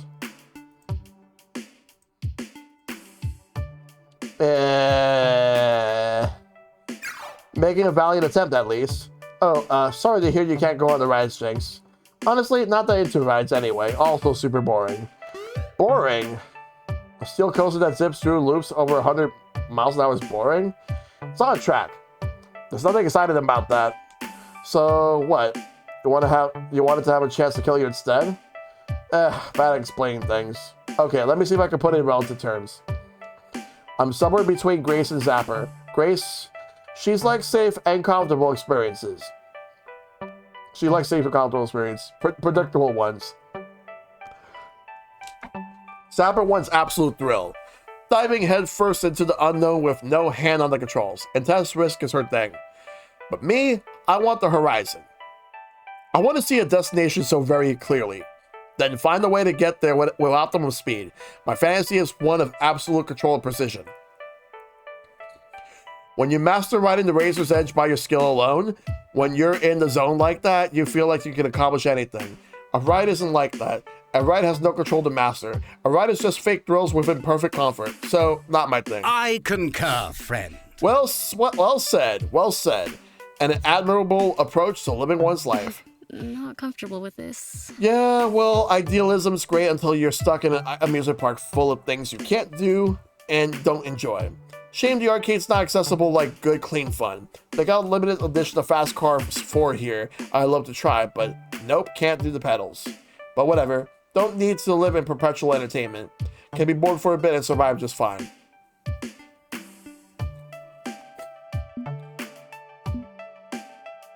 You should protest their lack of disability accommodations. As a public access venue, aren't they required by law to provide disability accommodations? I think I should consider protesting this. And risk annoying the corporation hosting our big event tomorrow. Not going to hurt the team's prospects. A risk I'm willing to take. You deserve to have fun too. Not interested. Look, I'm all for fighting for my right to party, but I pick and choose those battles. And I don't feel like fighting today. Here to have fun, yeah? Besides, I know disability advocates and legal experts who can lay the smackdown better than I can. I'll ping one of them later about this place, maybe. Sadly, most of these places skate on by with letter off of the law accommodations rather than the spirit of the law. They may already be in legal compliance. If you can't play the game you want to play, how can they be in compliance? Life's complicated. Disabled life. Doubly so. Look, can we stop talking about accommodations now? Swear to God, there's more to my life than just being the disabled girl. Problem is, whenever we travel, whenever I'm outside my comfy adopted home, it throws a giant spotlight on these problems. Hate these constant reminders. Jinx, I assure you, none of us see you as a condition rather than a person. We are your friends and allies, and we that understand the struggles you face need not define you. Agreed. Let's table this and just focus on having fun together. Sound good? Yeah, definitely. As you like. Very well. Perhaps a reminder of our friendship in doll form is in order. Loxley turns back to the crane game he's been gradually depleting of all value, effortlessly moving the skinny metal hook in place over a penguin dolly, and manages to snag two of them in one grab. The precarious physics of it all, resulting in a pair dropping into the prize chute. Here's a plush friend for you, Jinx, and one for Grace. That wasn't usually easy. Good grip strength on this game. Perhaps I could earn Grace a few more of these. Fine keepsakes to bring home from our trip together. But his misusing seemed to have triggered an exasperated reaction from Jinx, who groans at the gentlemanly gesture. Come on. Okay, that's it. Just gonna come out and say it. Tired of dancing around the issue. Loxley, what are your intentions towards Grace? Pardon, friend? I was merely aiming to find a gift for a good friend, nothing more. Really, you pull $2 from that machine and instead of gifts for Jinx and Shellshock, no, your instinct is to make them gifts for Jinx and Grace. Grace is here right now. Shellshock is. I, don't really need a doll. Not the point. Loxley, you damn well know Grace is my best friend in the world. I won't let anyone break her heart. Not down for that. So are you not looking to seduce her with your gifts of flattery and constant praise? What? Be real with me, right here, right now, in front of Shellshock, our arbiter of team conflict. Oh, good. Now I'm being pulled into this. What, at long last, is the freaking deal with you and Grace? I see. He pauses, making sure he's not tossing off some quick, dismissive answer. Put some serious thought into it. I offer my sincere apologies. I have no romantic designs on Miss Cooper. I understand completely how my words may have been read that way. However, and I apologize for being vague about your friend. No, my feelings are ones of admiration. Grace has a tendency to dismiss or belittle her own accomplishments. She sees them as mere tinkerings or accidents. But she's a genius. Creating Iris, an app that's very near and dear to me. That was the work of an absolute genius. Am I protective of her? Absolutely. Because this world does not deserve someone with such a gentle heart and an intricate mind. But romance? No. If I seem to have a knight's affections, they're meant to be ideals of the respect. I seek and desire nothing more than that. However, if you're uncomfortable with my support of her, I will give her distance. I don't want to jeopardize our friendship. Would that be acceptable? Sensible. But, Shellshock, want to weigh in here? What do you think? And now it's back to me, the team arbiter. There's genuine strength in his words. I can usually tell when someone's playing me, but he's speaking true. He's not interested in winning Grace to his side. But what Jinx doesn't know is that Loxley is working for some mysterious group to secure a murderous arcade game called Polybius. And Iris, created by Grace, is built on the back of Polybius code. Hamza told me that all of this is connected. Cooper Technologies, Iris, Polybius. Is there more going on here than Loxley's let on? Even to me? If I call Loxley to the carpet on his side hustle, right when Jinx is suspecting him, it's going to rattle the team just before a major event. And even aside from that, I can tell he's being real when he says he's not romantically interested in Grace. He's not lying. Do I want to quietly encourage Jinx's suspicion or back Loxley up on this? All right.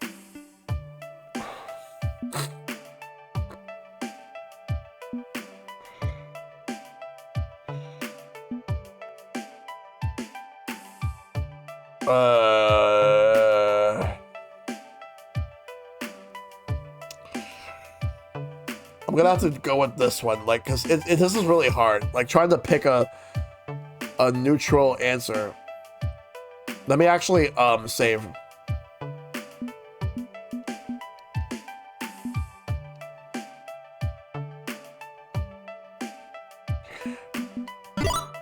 Whatever else Loxley's got going in his life, he's been pulling for Team the Best Team from the very beginning. He's given us no reason to mistrust him so far. So when he says he's not romantically interested in Grace, I'm willing to believe it. Thank you, my friend. Your favor's appreciated. Call it more of a matter of observation than faith. You've done no wrong to us so far. And it's my intent to carry on that fine tradition of allowing no harm to come to Team the Best Team. Okay. He's owned up acting skeevy and apologized. That goes a long way in my book. Didn't gaslight me, claiming I was imagining it at all. So we're good? Good. We're good. Also, this arcade sucks on board. Let's go. You can prove your devotion by getting me a hot dog. As you like, Lady Jinx. Coming along, Shellshock? I got more on my plate right now. Dinner can wait. Have fun. Even if Loxley's not making the moves on Grace, he's making some kind of moves in the dark. Honestly, public places should include disability services. I have a classmate who has to go through one door and take an elevator. Agreed. We need more of that. The problem is that there are some people who unfortunately have to navigate in certain ways that aren't accessible at all to other people, and that's a problem.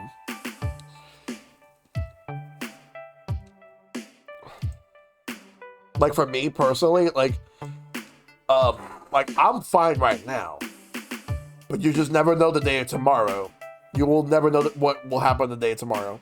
And I'm not trying to say that as a way to to think that something is going to happen to me, but that it's not even it.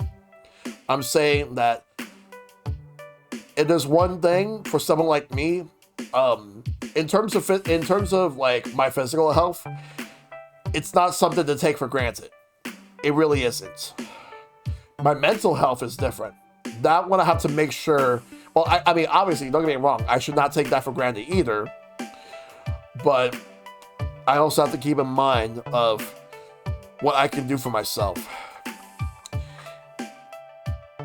I know some people who unfortunately like are not so lucky that they actually have something going on that prevents them from doing some of the things that they used to do.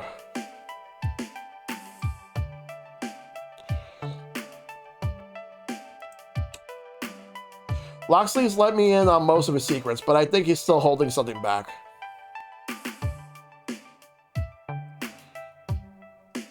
He wants to protect me, protect all of Team the Best Team. And I'd hazard, very specifically wants to protect Grace from this polybius nonsense, which is completely understandable.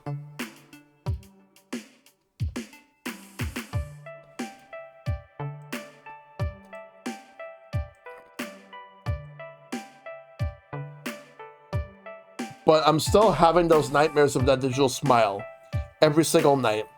Ugh. Push this down. Deal with it another time. Pengy Paradise awaits.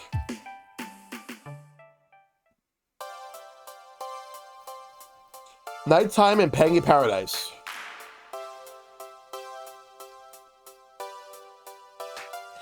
By this point, the rowdy kids and large families have retired to various hotels in the area. The park's much quieter now. The rides are still running, of course, but that's no longer the focus. Now, gaggles of college kids roam, as well as the couples walking arm in arm.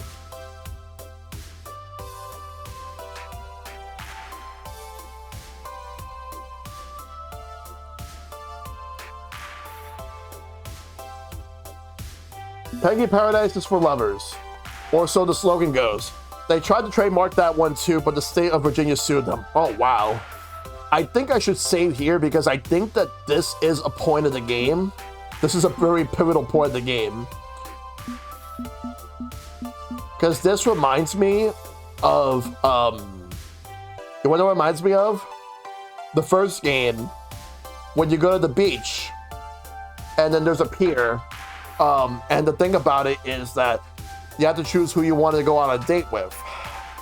That will ultimately be like the moment that you end up dating, like, and being in a relationship with one of the characters in the game, which in my case, I went with Percy. So I believe that this is the same thing, but for this particular game. If I had any sense, I'd be headed back to my own hotel for a good night's sleep. The big exhibition match against our arch rivals is going down tomorrow morning. But there's no time for sleep. I got plans.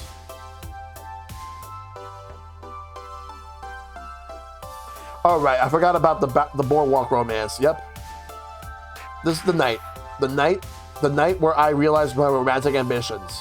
Besides, my phone's busy beeping away in my pocket rather insistently, like a wake-up alarm for the soul.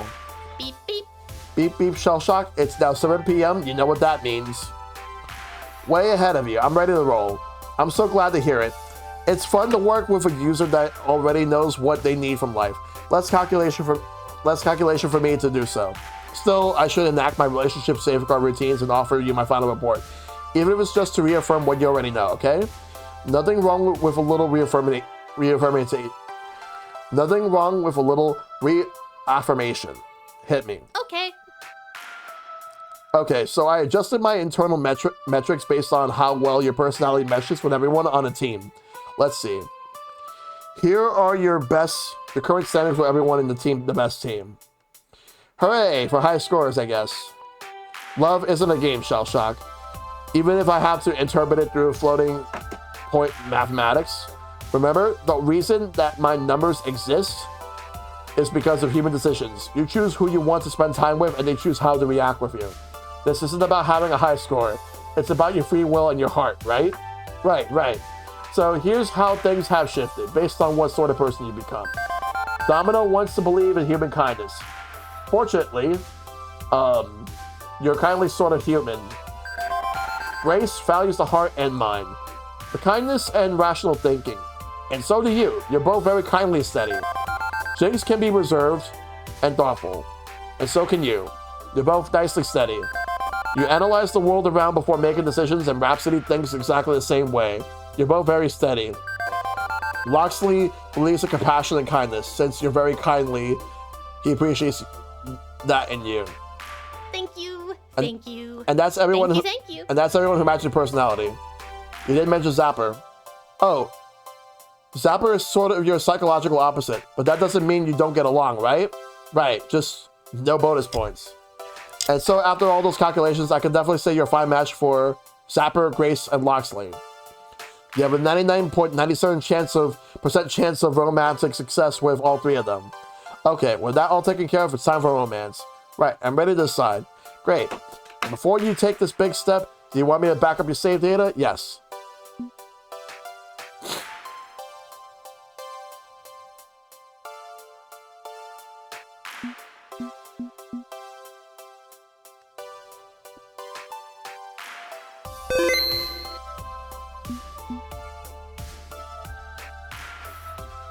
Here we go. Of all those close to you, who do you want to share your heart with? So with this, I'm going to go with Zapper. I'm thinking Zapper could be fun to ask out, and she strikes me as the sort of person who'd be interested in a night out on town. Pengy Paradise is a town? Okay, look, my point stands even if the metaphor fails scrutiny. Right, best of luck to you. I'll keep quiet and let you have fun. Iris offline.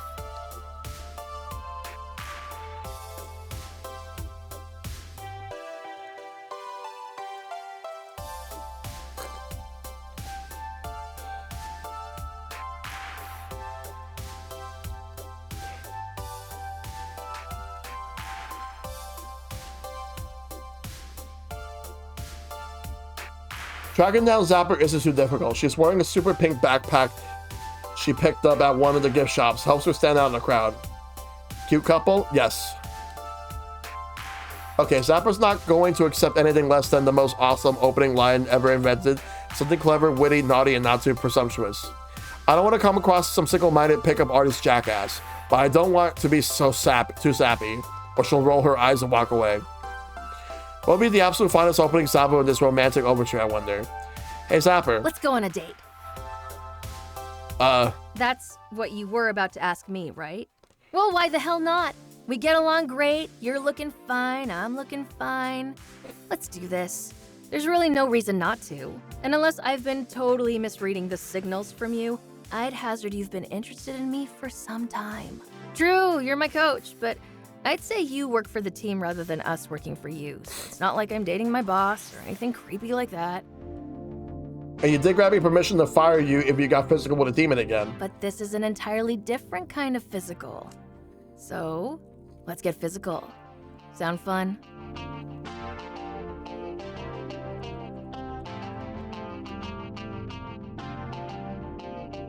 That was surprisingly easy.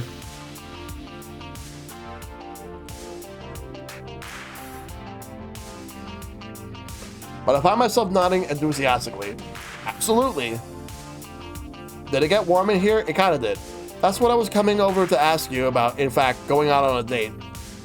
I thought it might be a little trickier than this, though. Tricky? Why? You're ready, I'm ready. We like to have a good time. Two of a kind. Let's do this. Congrats. You are now officially my romantic partner.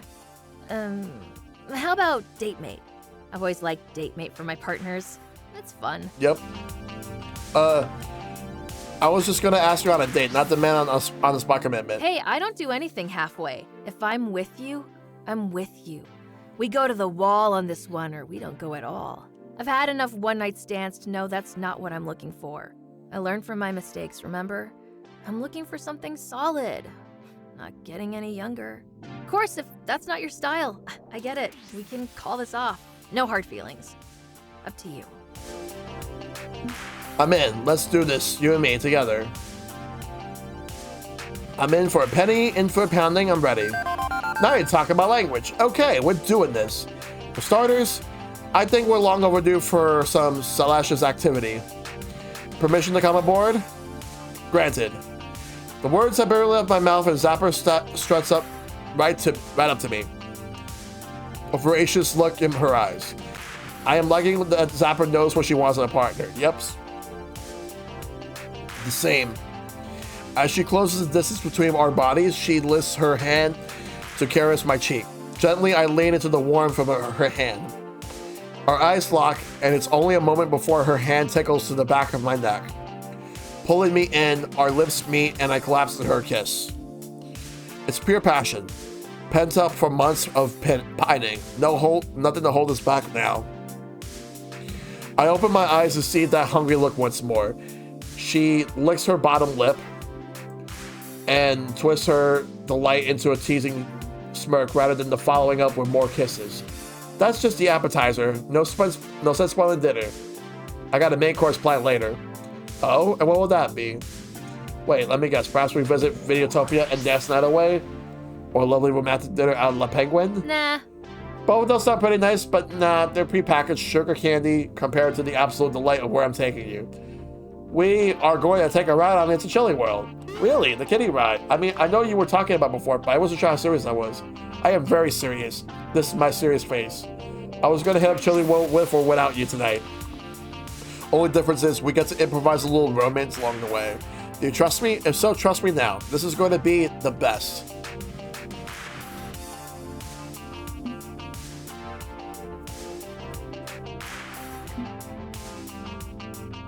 Making out in the middle of a kiddie ride is kind of weird. Let's do it.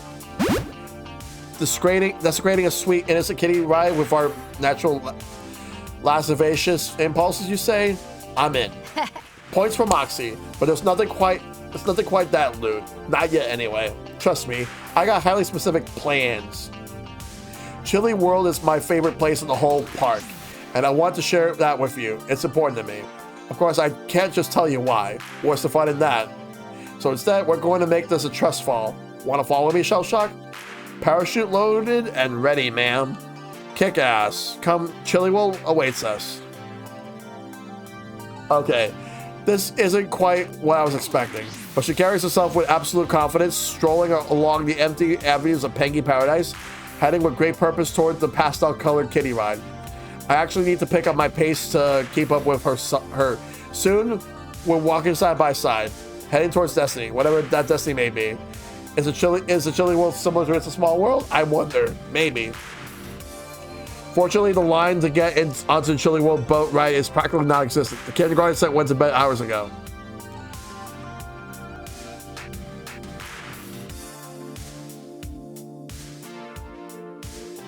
With a roll of their eyes, the ride operator lets us onto a boat designed to seat half a dozen people, even though we're the only ones here. Seems like we aren't the first couple to ever want to go on this ride alone. And after a lurching start, the ride gets on the way. All right. A quick primer on the experience that is It's a Chilling World.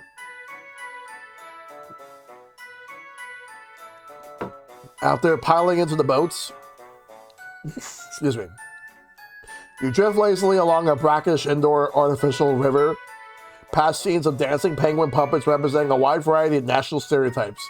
The same 90-second song loops again and again and again and again as the robotic birds clack and click in their way in through the simple dance routines. And this glorious experience is exactly 14 minutes and 21 seconds long. Also worth noting, Zapper is totally into it. Dee doo da dee doo da dee dee da doo. Dee doo indeed. Aw, yeah. They don't make them like this anymore, eh? Not as far as I know, no. You know, I like cute stuff. Absolutely fucking adorable stuff. I may be keen on awesomeness and spectacle and violence, but that doesn't mean I can't enjoy something cute and fluffy when it's really done to the fullest. So, cute is meh, but awesome cute is yay? Kinda. It's all about sincerity, you know? Most Pengy stuff is pretty insincere corporal garbo, but this ride, it was designed with sincere heart. And it shows in the work. Did you know the entire ride was designed by a grade school art teacher? She masterminded the whole thing. It has a certain crayons and modeling clay vibe to it, yes. Hey, if it's a thing worth doing, it's worth going all out doing. And Chilly World goes balls to the wall with cuteness. So that's why you wanted to come here for our dates? The platonic ideal cuteness? Nah, I mean, okay. That's one of the reasons I dig this ride, but that's not why I wanted to bring you here.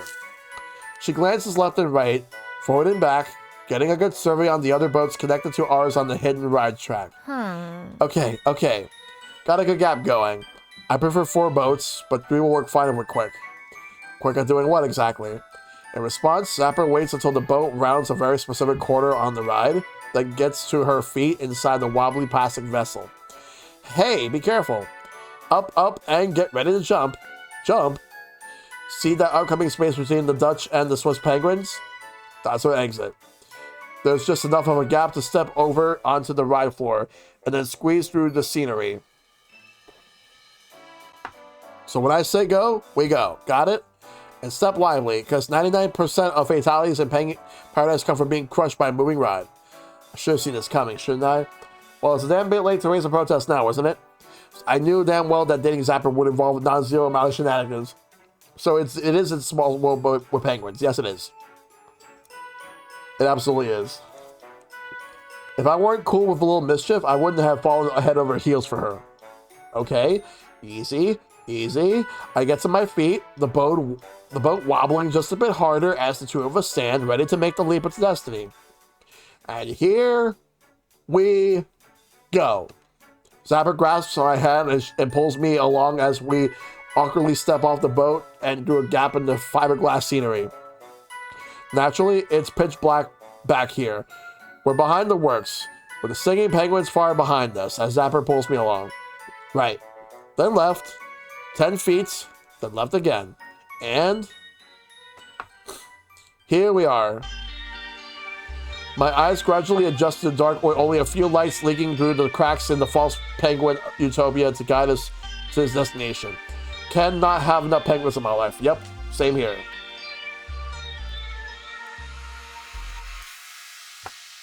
It seems to be a largely abandoned space deep within the ride. All plywood and concrete and hopefully no asbestos. Nice, eh? This is a secret spot only the most daring of my Pengy Paradise fans have reached. Namely me, my secret spot. Don't worry, there's no cameras back here. No cast members, no security. We'll need to be careful not to be spotted on the way back, but otherwise we're good. So, you wanted to sneak into the backstage area with me? You bet. This is my special place. Lots of fond memories hanging out here. There's so few places hidden in this world which are truly secret and hidden. But this one's mine. There's a certain bent appeal in being where you're not supposed to be. It's an act of defiance, loud and proud. So hanging out back here, a place I shouldn't be, but a place I claimed some ownership over, feels pretty damn good. What do you think? Eh?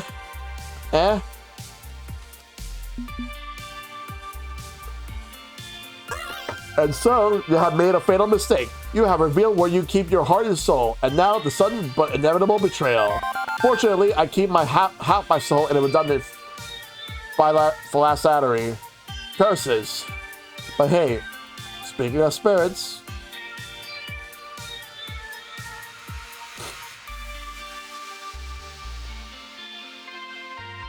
Zapper unslings her from her shoulder the pink Pengy backpack she's been carrying this whole time, setting it at her feet.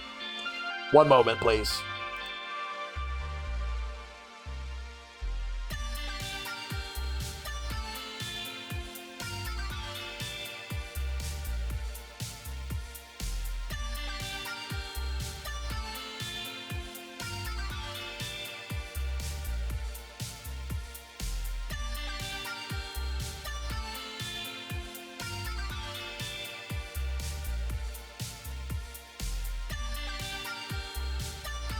Alright.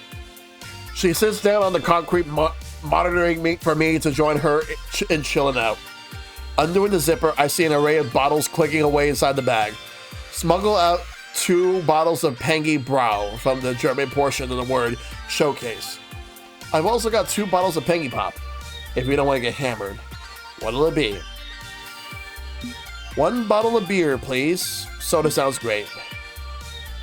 Sure, soda sounds good here. Okay. Promise I didn't mix it with gin. Here you go. She passes me a bottle of Pengy Pop and then grabs one for herself. Twisting off the bottle cap, she takes a long pull, then exhales deeply.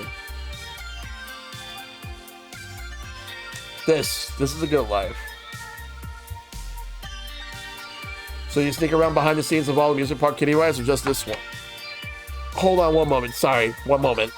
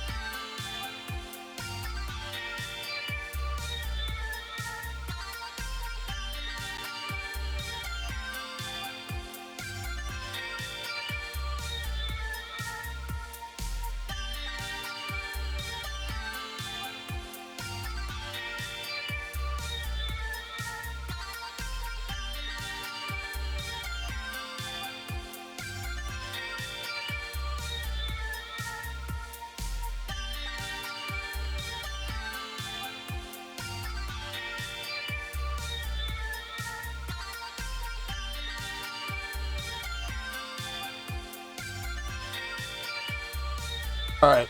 Sorry, I just had to take care of something. Yeah, I don't really drink that much, or really at all. I don't go out of my way to do it. No, just this one. It's got a bit of a unique combination, which makes sneaking backstage easily. The ride's old enough that there's a lot of gaps in the armor, and not much, yeah, everything's alright. Just had to take care of something quick. Not much in the way of security. No pressure-sensitive floors and motion trackers. but it's not so old that it's falling apart. It's pretty safe back here, all told. It's so reliable that chances of running into cast members are kind of zilch. You get it, yeah? I mean, you poke around abandonware sites for old PC games. Forgotten and forbidden corners of the internet. Two of a kind, remember? I mean, okay, with different sorts of people. But two of a kind. Just like me and Cloudy. Who? Ah, I haven't told you about Cloudy, have I? Perfect place to tell that tale. Come here, look. She clicks on the flashlight of her phone and directs it towards a little carving in the wooden support beams of the ride.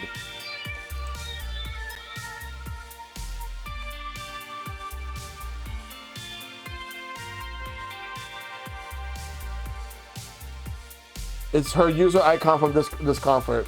The Z-shaped lightning bolt. And just above it, a cartoony cloud. From the looks of it, this was carved here years ago. It's slightly worn.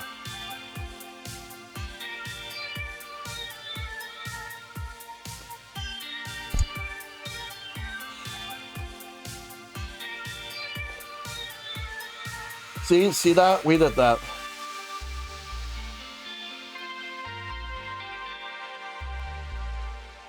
That's my symbol, and Cloudy's, I mean, technically she's Claudette, but she liked Cloudy because it fit my Zapper motif. I used a pocket knife I smuggled into the park to mark our territory. This was our spot. We were 14 at the time. I read rumors about the ride vulnerability on some forum and decided to pull Cloudy along a little adventure.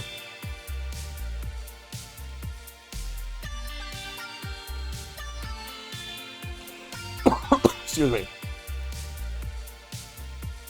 We hung out back here for a few hours before sneaking away. We laughed, we cried, we had a blast, and left our mark to show we've been here. Good times. Good times. So that was the first time you came back here? Yeah. Interesting. So I take it that you kept coming back here with Cloudy after that? Nah. She died a year later. She takes a long pull from her bottle, gazing wistfully at the carving as my expression shifts. She died? Yeah. Cancer. Got diagnosed a month before we came to Peggy Paradise. That's why I wanted to do something special. See? Find a place for the two of us where we could have a once-in-a-lifetime experience. We were two of a kind, despite being wildly different people. She was the good girl, the straight A student, the sweet and gentle one. I was the really tomboy who didn't give a shit, or didn't give a fuck about the rules or social norms. I got in trouble on the reg. She never did. Wow. But somehow it worked. We clicked best friends forever. But somehow it worked. We clicked best friends forever, or at least best friends for a few years before the big C. Oh, I'm sorry to hear that. Yeah, well, I learned two key lessons from all of that. One, the universe doesn't care if you follow the rules. It doesn't play fair. It took Cloudy, a noble soul who did no harm to anyone, and killed her. Well, if life is gonna be a bitch, so am I. Decided right there to live my life however I damn well pleased, because it could all go away in an instant. And second, I learned to never again let fear stop me from saying, I love you. Because I was afraid to tell Cloudy that, and then she was gone. With tears in her eyes, Zapper draws her strength and looks up at me. I love you. And I'm not afraid to say it. Not anymore. She wipes away the tears after that, takes a deep and ragged breath and continues. Too many people dance around those three little words like there's some huge and weighty thing to avoid. Not me. F that. I love you. And that's why I brought you here. I'm learning from my mistakes, and you're not going to be one of them. Yeah, that's what it reminds me of too. I had a feeling that she would be the Percy of this group. Not that I'm expecting you to say it in turn. I know I'm springing this on you in a very awkward moment. And my suspicion on that is right.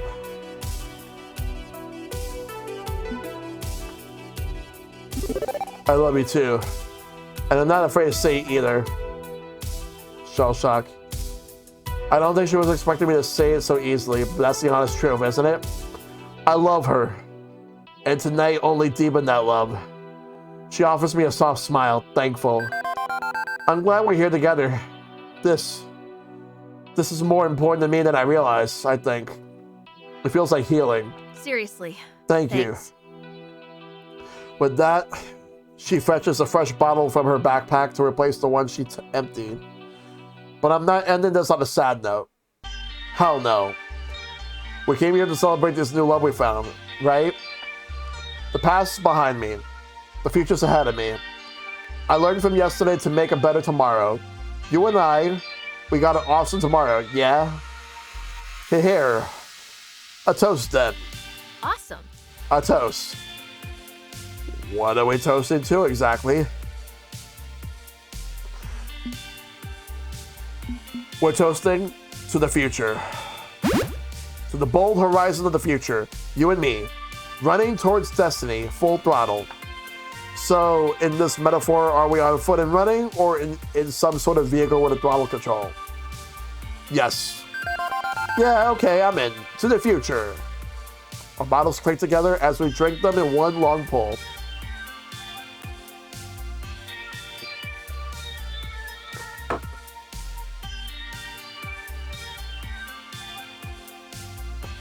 The evening goes smoothly after that.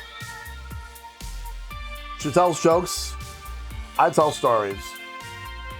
Little by her little stash of smuggled beverages is empty, as our date grows more and more romantic. It's talking between kisses, gentle flirtations that build up into moments of intense passion and then cooling off and grounding ourselves in each other's company. With each convergence of our lips, the harder it is to break away. But after an hour or two, it's time to go. Any longer and we risk getting spotted. After waiting for a prime opportunity to hop back onto the boats without anybody watching, we exit the ride as if nothing were out of the ordinary, and the staff don't suspect a thing.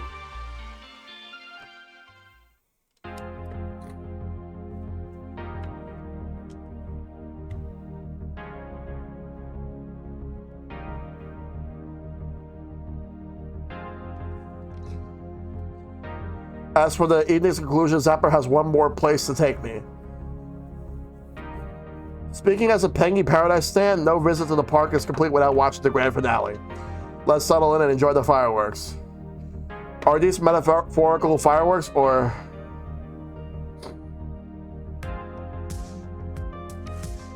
Nah, they're literal ones. Colorful bursts of sparks soar overhead, each one accompanied by a soft bang and glow of light.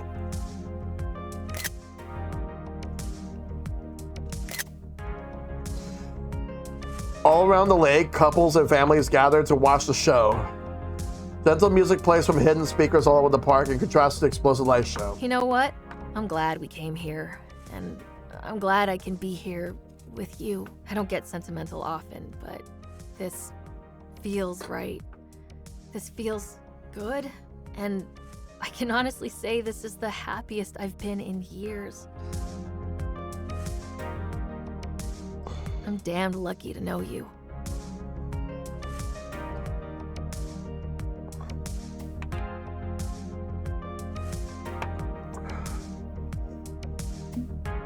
And I'm glad to know you too, Zapper.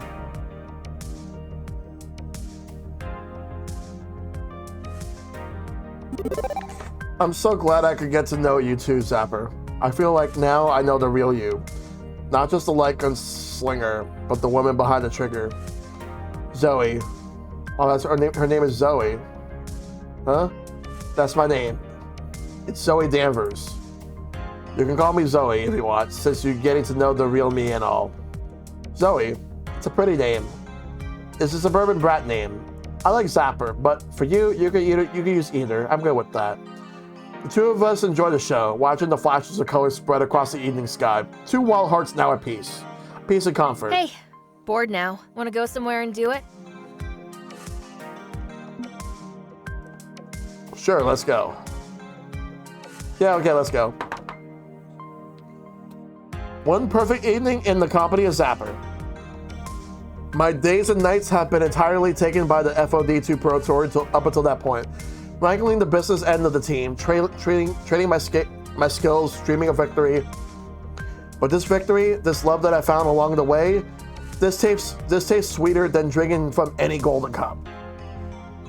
And after the events that would unfold next, I need to remember that taste. Holding on to the memory, using it to keep myself going, because the best and the worst was yet to come.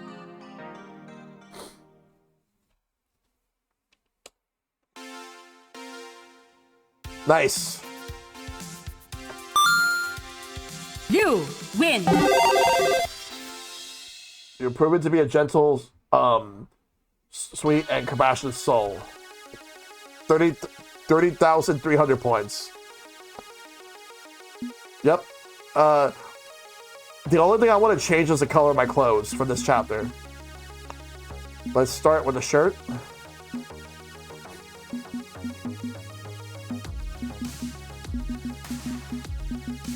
I'm gonna make it so that everything is one color.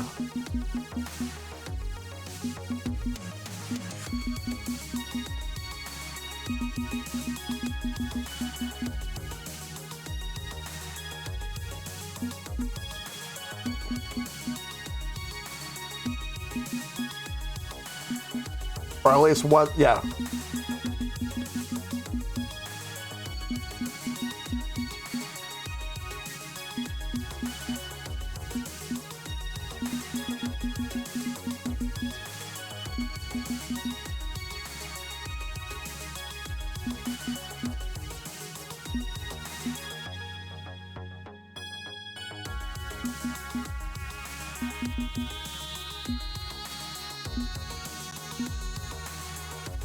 I'll keep it that one.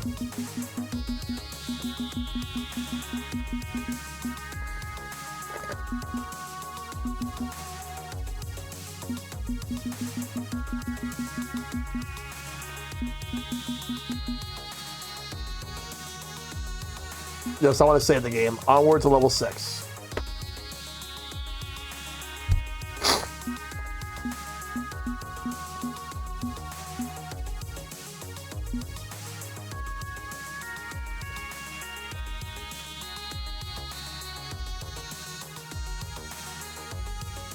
Oh, one more thing I want to mention before we continue. If you want to read the content warnings for this game, you can view them at arcadespirits.com. Content warnings are the spoiler, non-spoiler versions. Okay, let me take a look real quick before we go in.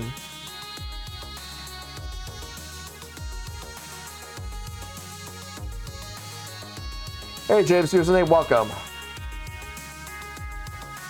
Let's see, what type of content warnings?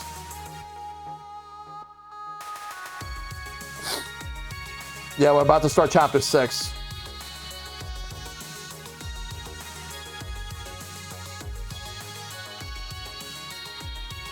All right, let's do it.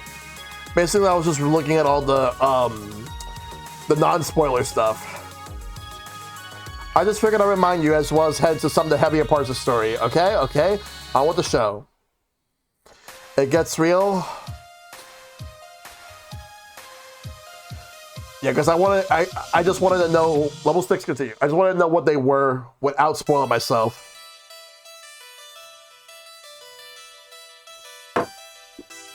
It's a distant future to the year 20XX, and I don't have time to watch Fight Shack right now. Today's the big day. I rub the sleep from my eyes as I yawn, as a yawn escapes my mouth. I'm going to need a shot of caffeine to wake up, especially after staying up all night with Zapper. So, I went with Zapper as my relationship choice. If Zapper wouldn't have worked out, my second choice would have been Grace. Grace would have been my second choice, and Loxley would have been my third. Out of all 6 of them, the one that I have no interest in whatsoever in terms of getting into a romantic relationship with is Domino. He's the only one I have no connection with. So, before we move on, if I have to rank all 6 of these characters in terms of who I like from the most to the least, or at least connection, Zapper is number 1, Grace is number 2, Loxley is number 3, Jinx is number 4, Rhapsody is number 5, and Domino is number 6. The only reason that Rhapsody is as low as they are is because of the fact that I just happen to like the other characters that are ahead of them a lot more. And that's nothing against them. Like, I have some connection with them, but I have no connection with Domino whatsoever. But I absolutely love Zapper. And Zapper's story reminds me of Percy's story from the first game. Not that I'm complaining, it was wonderful. I just didn't want to leave Zapper's arms this morning.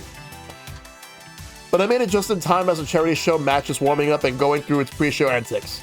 Casters hyping up the online audience, arcade technicians setting Pengy's Palace FOD2 machines on tournament mode, and reporters settling in to watch. Wow. Rap, Loxley, and the Power of Friendship are the routes I have left to do. Alright. Okay, that's a lot of reporters. I mean, this is an interesting feel-good event rather than a Pro Tour stop, but I wasn't expecting this much coverage. Yeah. Because of the type of games I usually like to play, I only have time for just one run. I only did Percy's run on stream. If I ever wanted to do any other runs, I would just do them on my own time for the first game and for this game too. Oh god, that S. What's up, everybody? I'm live and direct at this Pengy Paradise Arcade for the Pengy Charity Exhibition, sponsored by the Palace, the top name in premier family entertainment arcades. Excitement is building as we prepare to witness longtime rivals in Team Play to Win, taking on Team the Best Team in public for the first time.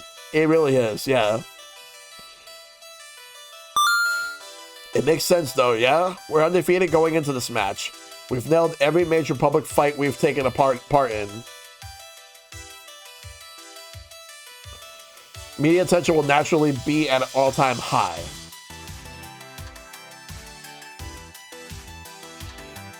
Why does it say action? I'm gonna have to fix that later. But at least Team the Best Team is here to keep my mind somewhat off the media presence. Penny isn't as long. Every stream I've seen ends up doing it multiple times for Redacted. Okay. There you are. We were worried you'd forgotten the whole thing. For the record, I wasn't worried at all. Not like you had to roll in at the crack of dawn. Good. Unlike this one, who was up and fretting and pacing and worrying since 7 in the morning. I just wanted to make sure we do our best, that's all.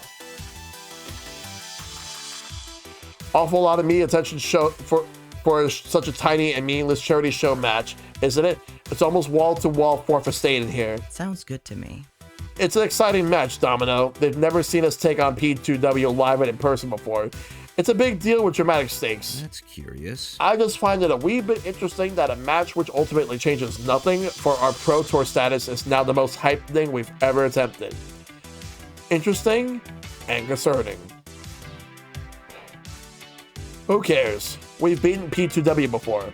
We'll beat them again, and this time they can't weasel and wind their way out of it. Shall we? Let's not forget this is a charity event as well. We're going to do a lot of good today, win or lose. Yeah, feed the hungry and save the world, just as long as we also get to show everyone what we can do. Hey, they fired Coda. Would have liked to rub this one on his face after how he treated us before. It's not sporting to kick a fallen enemy when he's down, Zapper. Coda's been through enough. Whatever. I'm with Zapper on this one. It is a surprising amount of interest for a single fight outside the Pro Tour structure of tournaments and qualifying opportunities. But so what? We'll win. We always win. So when she approaches me with that familiar look of mild disdain, I don't let it get to me. Shell Shock. Valkyrie. Good day to raise money for charity, yes? A pity it has to happen at the expense of your legend, but hey, at least the non-profits get to walk away happy. Amazing how she can make a virtuous act into a slide dig. We haven't lost yet. We spent all day yesterday playing in the park and then partied into the evening. I don't think you're in particularly great shape for this challenge. You're one to talk. You and your team were in the park all day too. When you're at our ranking, one day off isn't detrimental. It's helpful to rest. We don't need perpetual training, unlike most. As a young team, you can't waste a single day. If you were truly serious about this, you have been training right up until this moment. But you got a history of ignoring my advice, so I guess I can't expect you to listen. I hope you realize that after your loss today, because I don't know what else is going to take to drill the truth into your head. She glances over at the reporters and offers them a friendly wave of greeting. Flashbulbs go off, catching her smile and my scowl. It is time for me to go rally my troops. I suggest you do the same. See you on the battlefield. With that, she strolls back to Team Play to win. Give them the obligatory pregame pep talk. How am I supposed to rally the troops? I turn face to my friends, my team, and do my best to give them one final pep talk going into this important fight.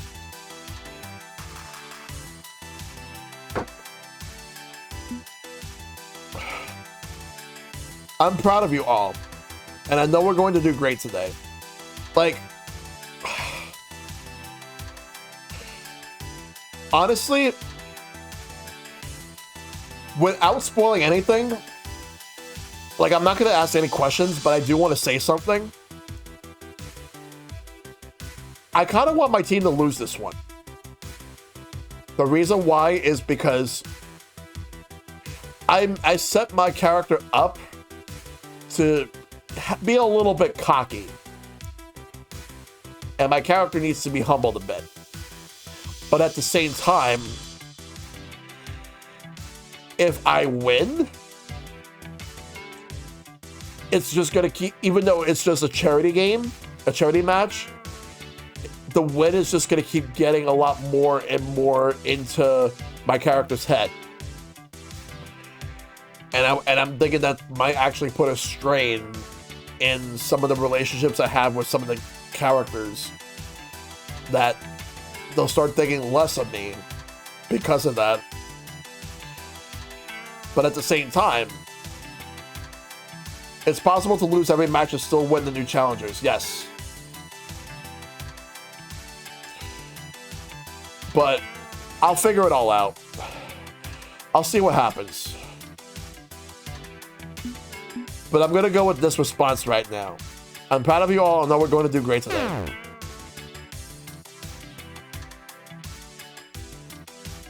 No. Let me go back. Go back. That's a bad response.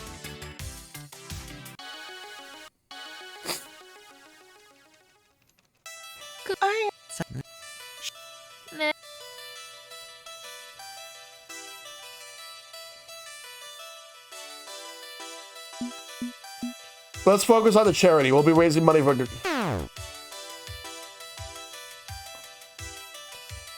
That's a bad one. I think it's the one in the middle is the one I should go with.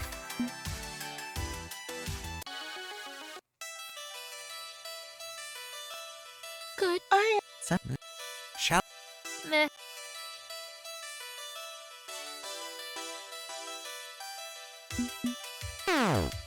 So it's going to be the same no matter what.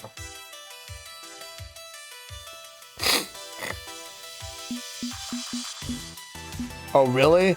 And that's the case, then I'm just gonna pick the appropriate response. I'll just pick the one that I was originally gonna pick from the beginning.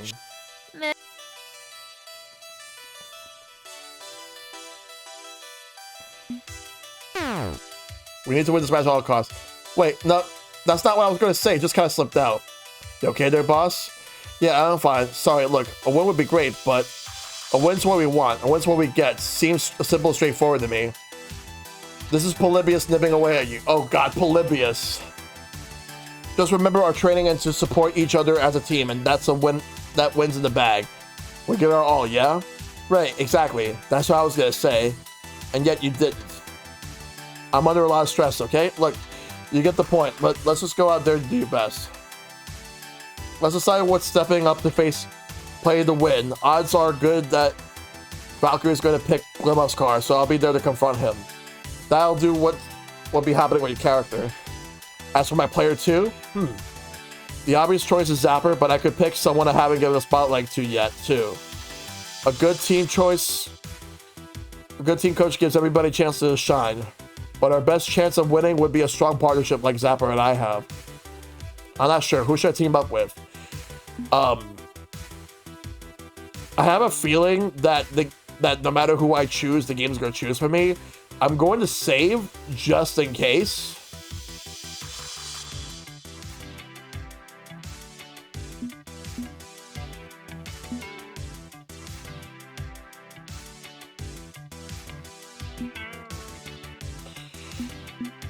Polybius is going to pick a character for me.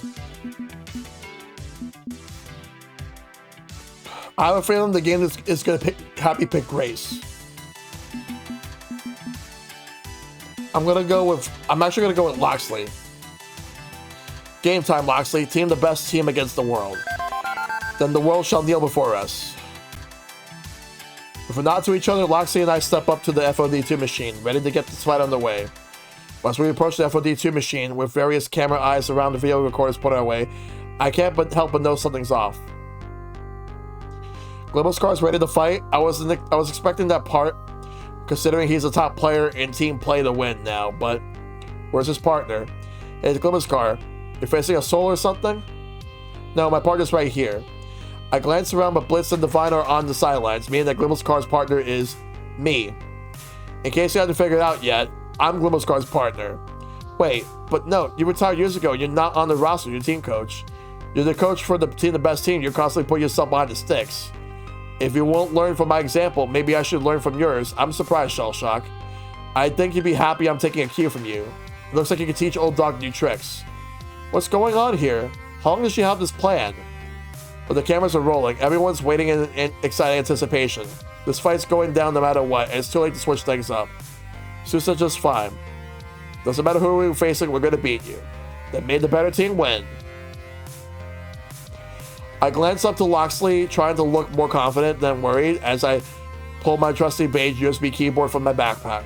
Uncertain exactly what to expect, we step up to the machine and begin.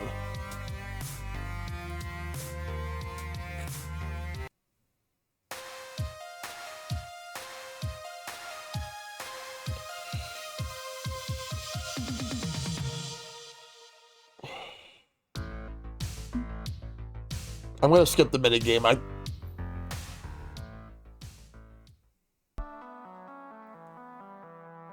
We lost. The most crushing loss of our entire career. She warned me to stay away.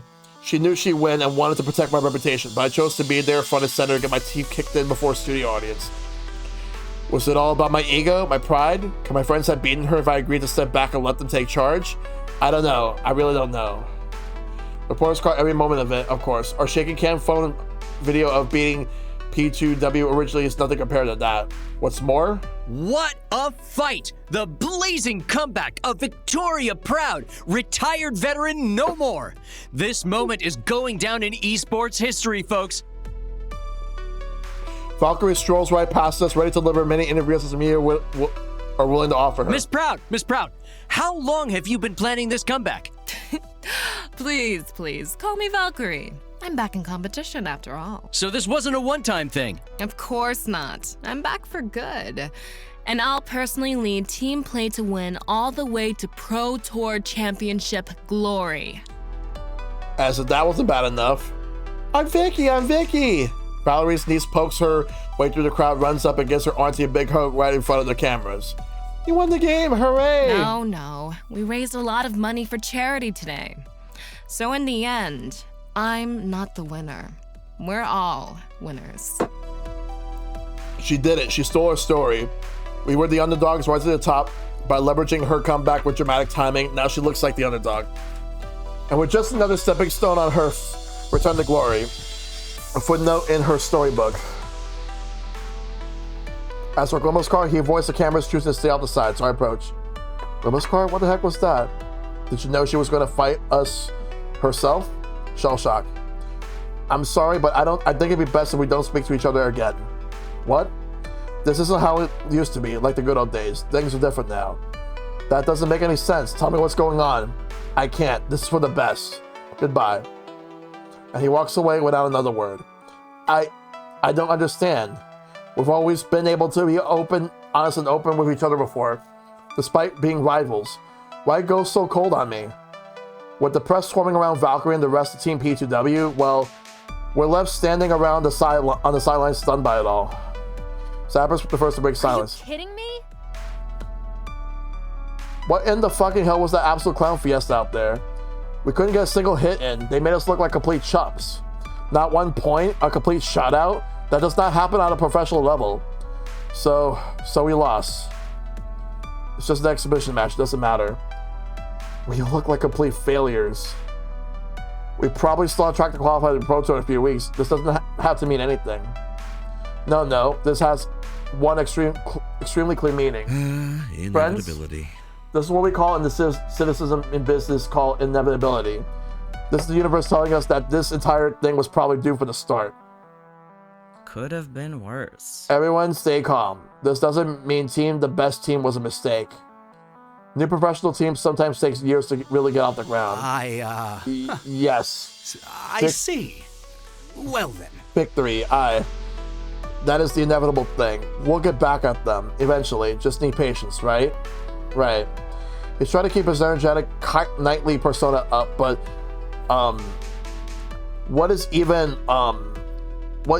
even Loxley is having doubts. The guy who hurls himself headlong into absolute loyalty. I let him down. I let them all down.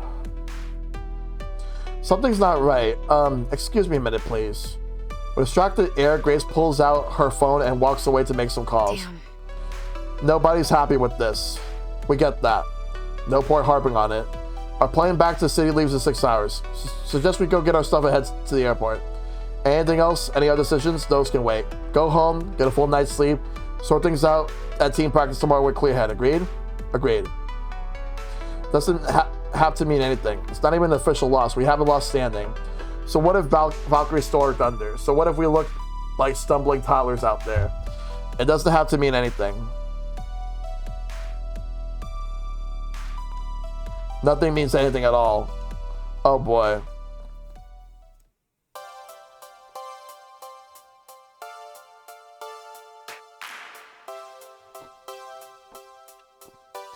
One plane ride, luggage off the carousel, ride share back to the apartment building.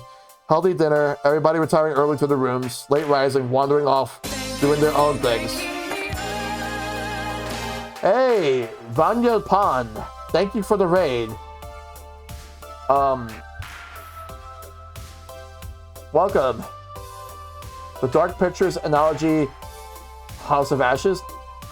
Well, this is not the usual raid message, but great, I guess. Welcome. For those who don't know me, I am ShellshockPrime. I am a variety streamer. I play all sorts of games. I play platformers, action, adventure, RPGs, fighting games, and more. Modern, indie, and retro gaming all alike. Besides video games, I'm also into movies, comics, anime, pro wrestling, graphic design, TMNT, and more. All follow alerts are anonymous, looker friendly, understandable. You need to raid and run. Puns and dad jokes are welcome. Thanks for the raid. Enjoy the stream. Go to raid and run. Since it's 5 a.m. here and not my usual stream hours. All right, no problem. Thank you so much for the raid. I really appreciate it. I hope you have a good one since it's late over there. You take care. Now it's late afternoon, with the sun's starting to go down, time for team practice. And I'm the only one here. Nobody else showed up for our regularly scheduled drills and online ranked matches. I pull out my phone to set off some text to my teammates, but hesitate. Truthfully, I wasn't sure I was going to show up. This whole thing, it hurt. It hurt hard. I'm still not sure what to think of about it all. Thanks for shout out. Much love to you, friend. Yep, no problem. You take care. The only reason I came downstairs to the arcade was out of some sort of sense of routine and scheduled normalcy. But actually playing FOD2 after that disaster, I don't know. I just don't know. And given I'm the only one here, well, maybe they don't know either. When I look up, I spot everybody's favorite artisans of fancy, bespoke pizza tending to the arcade. Emptying the coin trays, checking the change machine, stuff like that. And when they see me standing there all alone in the middle of an empty arcade, well, I think they know what's going on. Tough times, huh? You can say that again. Tough times, huh? We were watching the match yesterday during the mid-morning brunch rush. Well, it didn't look very enjoyable, all told. I don't know. That nice lady seemed very happy about it. That was their arch nemesis, Matt. Oh, well, in that case, no. Not an enjoyable event in the slightest. I take it the rest of your team are similarly unhappy? You could say that. No, they're not happy. I'm wondering if any of them are going to show up for practice tonight or ever again. Maybe this whole thing was a mistake. Forces them to play at being something they're not, just for the sake of my own dream. Now, let's not assume your dreams aren't even slightly related to their dreams. Dreams can be a funny thing. There's a lot of overlap between them. For instance, I love cooking, and Ben loves business. I'm happiest over a warm oven, while he's happiest over a warm spreadsheet. So we've started a few ventures that we knew would satisfy both our dreams. And supporting each other? That's the best dream of all. Maybe your friends didn't dream of glory the same way you did, but have they been happy with supporting your dream? That's the question.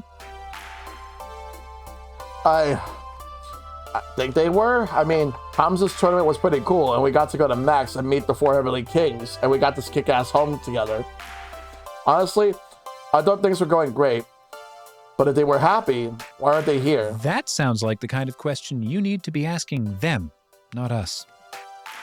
If I knew what they were. So, go look for them? I mean, it seems a fairly obvious solution to your conundrum. Don't let your anxiety draft up nightmare scenarios. Instead, figure out what's going on directly. I think you'll find that reaching out to people and talking things through works wonders. My phone still hangs heavy in my hand. I was about to ring them and ask what's up, right? Maybe I shouldn't assume they're second team the best team. Shouldn't assume they hate me now. Okay, thanks you two. I'll do what I can to rally the team. We wish you the very best. May you get by with a little help from your friends. Lend them your ears and sing them a song, and try not to sing out of key. Okay, Matt, let's stop this before we get sued for copyright infringement. Be seeing you. Problem is that the hour's growing late. I don't think I could check in on all my friends. Maybe 2 at best. First one I should reach out to has to be Zapper, of course. That goes without saying. I fire a text up to Zapper and get an immediate reply. That's positive. The negative, it reads, out getting drunk. Back late. Oh, hang on. Follow text. Come over if you want to get wasted with me. Okay, thanks. And there's the address. A bar 2 blocks down from here. Shouldn't be a long walk. I could jog over there real quick. Talk over things over with Zapper. Encourage her to come back. Simple, right? Here we go. So we start with Zapper, which obviously it would start with that. Cam Cop. I don't think I've been to this bar before. I know Zapper and Loxley sometimes head out here for boozing over her word and Liberation's his word, but I haven't joined them. It's a cozy esports bar, just like any other esports bar. TV screens everywhere showing current matches, games, and drafts on tap, all the fixings. Yep. Cam Cop. Yep. And of course, the classic wood and brass bar, complete with bar stools, with Zapper perched on one, slumping forward in her seat with half-empty glass in front of her. I do want to bring up something before I continue. So there is, in regards to wanting to like reach out to video game companies, I'm wanting to be like a brand ambassador. I've had one set in my mind for a while, but I need to actually try it again and see if maybe I could actually get in, because I'm not going to stop till I do. And the one that I have in mind is actually being a part of Capcom Creators. That's the one I've been wanting to be a part of for a while. The only other one I was actually thinking of is probably Sega. But I probably might just go with Capcom. But I'm definitely going with Capcom. My heart is set on that one. Mainly because of the fact that I love Mega Man, I love Street Fighter, I enjoy me some Devil May Cry, I enjoy me some Ace Attorney, Resident Evil and all that, Monster Hunter. But for me, it's always been Street Fighter or Mega Man. So That said, I do hope we get some more Mega Man games in the future. Capcom, please. Alright. Anyway, let's see what happens next. With the stool next to her wide open, I slide on over and have a seat. What are you having? No idea, but it's my second one. Not interested. Are you here to chew me out for missing team practice? Because I'm not in the fucking mood. I was going to ask everybody why you missed it, but no. No chewing. Everybody missed it. Oh yeah, I remember Capcom did publish a Neopets game. I forgot about that. Now I remember it. So it's basically canceled. The whole team gets a self-care day as far as I'm concerned. Well, crap. That's bad. Well, this sucks. Not the self-care thing, but the everybody gone thing. Also, I'm failing at the self-care thing for that matter. I'm reasonably sure going out boozing because you're sad counts as self-destruction more than self-care, right? Valkyrie wouldn't do this, and yet here I am. You're not Valkyrie. Yeah, I'm not. I'm probably going to be a washed-up loser when I'm her age. She drains a portion of the remaining beer, then sets the glass aside to turn and chat with me. It's ridiculous, right? Tell me you agree that it's ridiculous. You can't be a middle-aged esports bar. No one can. Esports star. No one can. The prime for esports players is actually late teens to early 20s. After that point, it's basically over. Reflexes slow down. You have trouble keeping up with the meta. That's not ageism. That's statistics and biology. The human body only has a short window where it operates at peak performance. As you get older, you transition to being an interesting rep or coach, or as sickening as it is to say, a trading card game expert. This is so f***ed up. And I'm not going to be untapping red mana during the upkeep phase into my 50s. That is the opposite of awesome.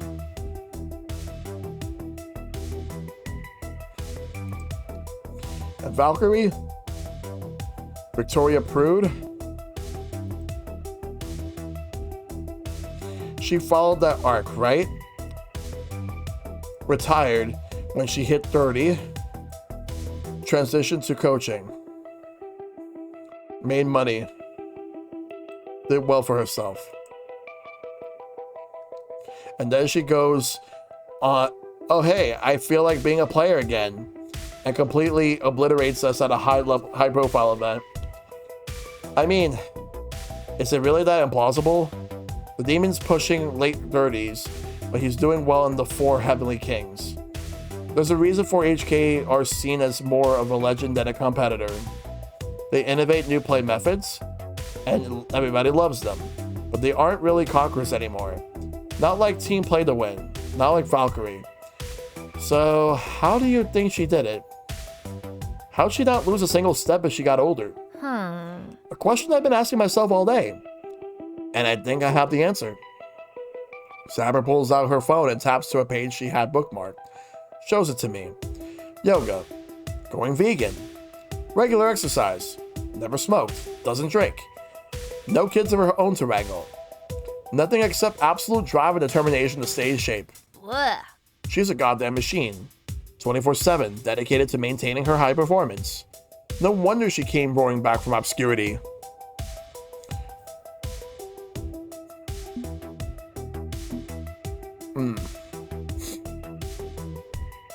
I'll go with hours of every day maintaining your meat machine doesn't sound particularly fun. Okay, I can see why the very idea of this would disgust you. Spending hours every day on a strict regimen of self-discipline is very much not Zapper. Exactly. My ideal is awesomeness. Doing whatever I want, whenever I want, no compromise. Because nothing matters and the universe is unfair. It doesn't care if you're naughty or nice, clean or dirty. It takes, and it takes. She has a point. Cloudy's death was proof of that. She lived a good, clean life and still died for the big C. If life is a currency, I want to spend it, not hoard it and conserve it like Valkyrie does. So you need to figure out a way to beat her without compromising your ideals. Yeah. Easier said than done, right? She stares at the glass, the last of it still bubbling away in thought. He was right, you know. Who was right and what about? Domino. Remember back when I kicked his ass?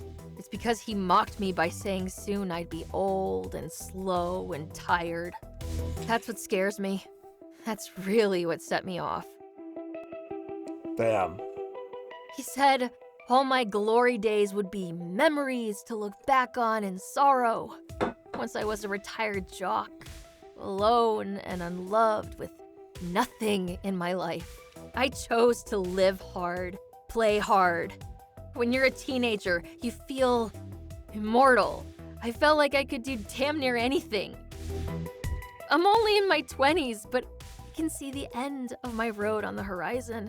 You know, it's like my midlife crisis hit me early because, well, live fast, die young.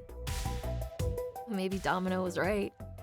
I could flame out hard and end up busted and old and alone.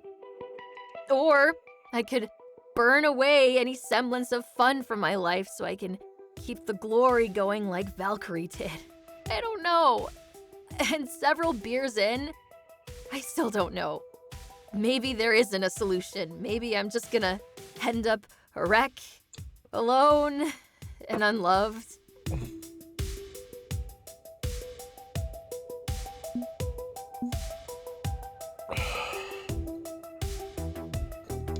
I don't picture you ever willingly fade away. You? Fade away? I don't see that happening, Zapper. Even if your reflexes go to hell, you're going to find some way to thumb your nose to the universe. I'm picturing a 60-year-old Zapper conquering the world at the heavy metal knitting championship in Finland. Wait, that's a thing? Google it, it's a thing. Maybe life feels dark and broody now. But I bet you that Granny Zapper is going to be living to the fullest and giving the establishment the finger all the way to the grave.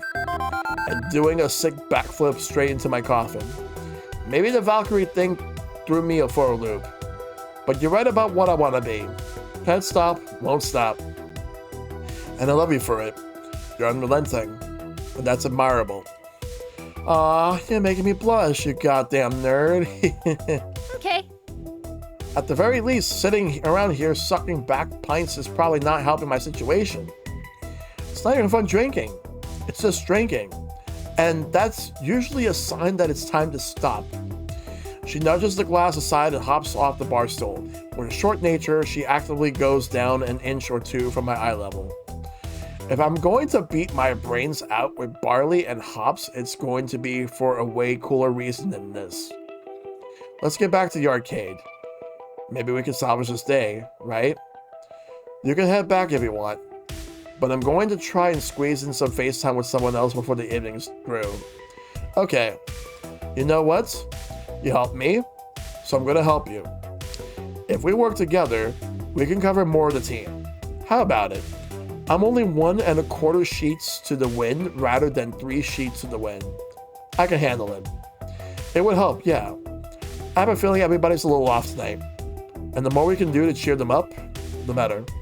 Okay, whom should I go play cheerleader for? Alright, so the next character we're gonna go play cheerleader for is going to be Grace. How about tracking down Grace and seeing how she's doing? You got it, boss. I work for you. Remember? You're my boss. We can argue about who gets to boss whom around later. First, friendships must be saved. Okay, that's sorted out. Who am I going to check in with next? Alright. I'm going to go check in with Jinx. I'm most surprised that Jinx missed training. Not because she's an FOD2 junkie like me, but because she rarely leaves the building. Last I saw her, she was in her side of the team apartments. Maybe she's still there?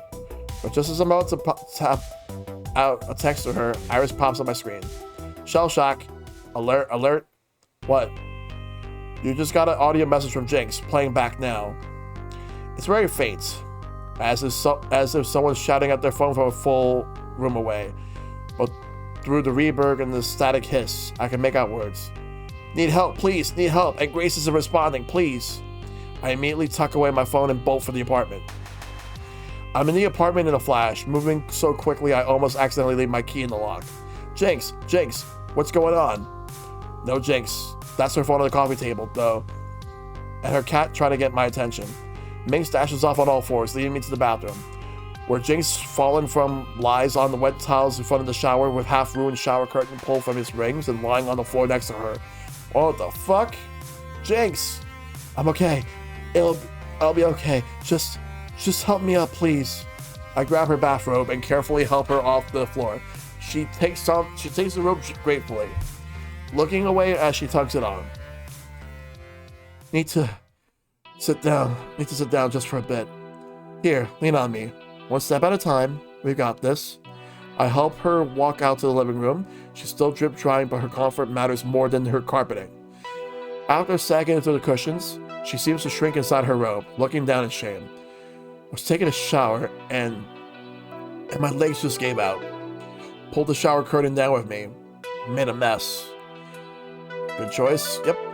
It's just water. It's no big deal. How are you? Do you need your medication? May have a headache from the fall, but it shouldn't be. Shouldn't. Fuck. My fault. Oh, it's all my fault. It's all my fault. Jinx. It's just an accident. Everybody has a little accident now and then. A little accident? I ruined everything. I did this. I did this to myself. I did this to myself. After a short outburst of anger, she collapses into tears, wiping at her eyes with the sleeve of the robe. But it's just a shower curtain. I'm not talking about the fucking shower curtain. I'm talking about me. Myself. This body. I ruined myself. She takes in the ragged breath and then tries to center herself. Speak without her voice breaking. I swear, Amalia. It's not congenital. I wasn't born like this. Oh. I was in an accident. Car accident. 10 years ago. Oh. She takes a deep breath, wiping at her eyes one more time before continuing. Let me sit up. I was a party animal. Wild child. Doesn't sound like me, I know, but that was me. House parties every weekend with the popular kids. Laughing, dancing, and drinking. Hey, Kohaku, how you doing? Good to see you. Hope you're doing good. Yeah, I played the first game last year and I enjoyed it, and this one's pretty good too. Age 15. Just got my learner's permit. Thought I already knew everything about driving. Thought I didn't need a chaperone holding my hand. Drove out to a party by myself. Got completely drunk off my ass, then got behind the wheel and drove myself home. Oh. I'm going to stop by and say hi. Nice. Thank you. I appreciate it. And you had an Near accident. midnight, bad visibility, and a cat ran out on the road ahead of me. I gotta go with the end of this chapter and this chapter in mind. Be kind to each other and yourselves. I agree, 100%, James. Thank you so much. You have a good night. Yes, I agree. Please be kind to each other. Swerved to avoid it. Lost control. Next memory I have is waking up in the ICU after spinal surgery. Weeks later, they figured out why I was having limb weakness. Oh man. Amelia. Cysts in my spinal cord due to the accident. Inoperable. She sniffs back another sob, looking away. I did this to myself. Going back to this literal life lesson, don't be drunk behind the wheel. Yep. That's why I do not really want to drink. I don't drive, but even if I did, I would not drink. I would not drink and drive. And the same thing goes for smoking. I don't even smoke. And even if I did, I wouldn't smoke while driving either. I screwed up, and now everyone's paying the price. Parents funding the surgeries and treatment. Jian adapting a new home for me. Can't support the team the way I should. Can't travel. Can't do much of anything without risk of an incident. Can't even take a shower without hurting myself. And begging a friend to help me after. I do drive, but I agree. I will not drink. I can't smoke either for my asthma. Ah, damn. Yeah, I have a lot of asthmatics in my family. I don't have it, but I have a lot of family members who have it, especially like my mom, both my brothers, my dad, and other family members that have it on both sides of the family. I did this to myself. I broke myself. And I can't forgive myself. I'm to blame. Jinx. You probably hate me too. You should hate me. Didn't tell you because I didn't want you to know what a fool I was. Haven't told anyone other than Grace. Can't claim to be some put-upon victim of fate. No, I did this. I f***ed up. I f***ed up bad. I'm sorry. I'm sorry. This is a self-loathing that runs deep. I can't pull this pain out and make it all better with a few choice words. I doubt she responded well to kind-hearted, sentimental, feel-good positivism either. That's not the Jinx I know. But I can be here for her. I can say what's in my heart in a way she'll understand. You think you're a burden to us? No. We support you because we care about you and will not stop caring. A burden implies something negative, something that we don't want. But caring for a friend, that's more like it. Jinx, you're operating under the assumption that if we knew the truth of your disability, we cast judgment on you or see your needs as unworthy. That's simply untrue. Knowing where the disability comes from doesn't change anything whatsoever. We still go to any lengths to support you. Grace and Gianna have proof of that. They know the truth. And they're still willing to go the wall for you. And so am I. Shouldn't have to. You shouldn't have to do any of this. I don't care about what should or should not be. I care about what is. And what it is a friend I care deeply for. One I want to support. So I'll support her. And I don't care why she needs the support. She has it. Regardless. Glad my nightmare scenario I worked up in my head of being rejected and scolded for my hubris didn't come to pass. You're serious about this, aren't you? Damn right I am. And you can't talk me out of how I feel. Okay.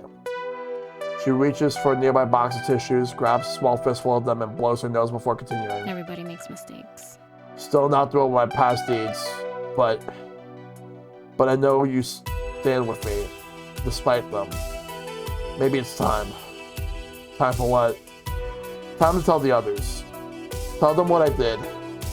How this happened. You don't have to share it with everyone if you don't want to. No. Might normalize the idea in my own head. Make it feel like less of a dark secret if it's no longer a secret to all. Might be the first step to accepting it. How do you do it? Do what? Storm into our lives and change them overnight. Grace and Gian have told me again and again not to blame myself, that I'm valid and I'm loved. Impressive. Never sank in. But you say it, and I'm already feeling less like a useless sack of crap. Probably just a tipping point. Hearing it from a third source. I'm no psychotherapist. And you think I don't give myself enough credit? Least I can do is clean up myself and get back to living my life. Go play some video games with you and thanks. Oh, damn, team practice. Damn. Missed the whole thing, didn't I? Damn it. Self-care comes first. Above team practice or anything else. You're not alone in missing it. Nobody showed up. So don't feel guilty over being the only one to ditch. Never feel guilty about having to duck out of something, Jinx. Self-care is an absolute priority. And I say that to anyone on the team. Not just you. Okay? Well, okay. If you do the same for anyone on the team and not just me. I want my friends to be happy and healthy. FOD2 will always be a lower priority than that. but we'll never win the championship if we don't practice more. Polybius. So I take it you're running around trying to herd cats now? Hey, it's a living. It's getting real late. So I think I should check back in the arcade to see if anyone showed up. Okay. Give me 10 minutes to get slightly presentable and I'll come with you.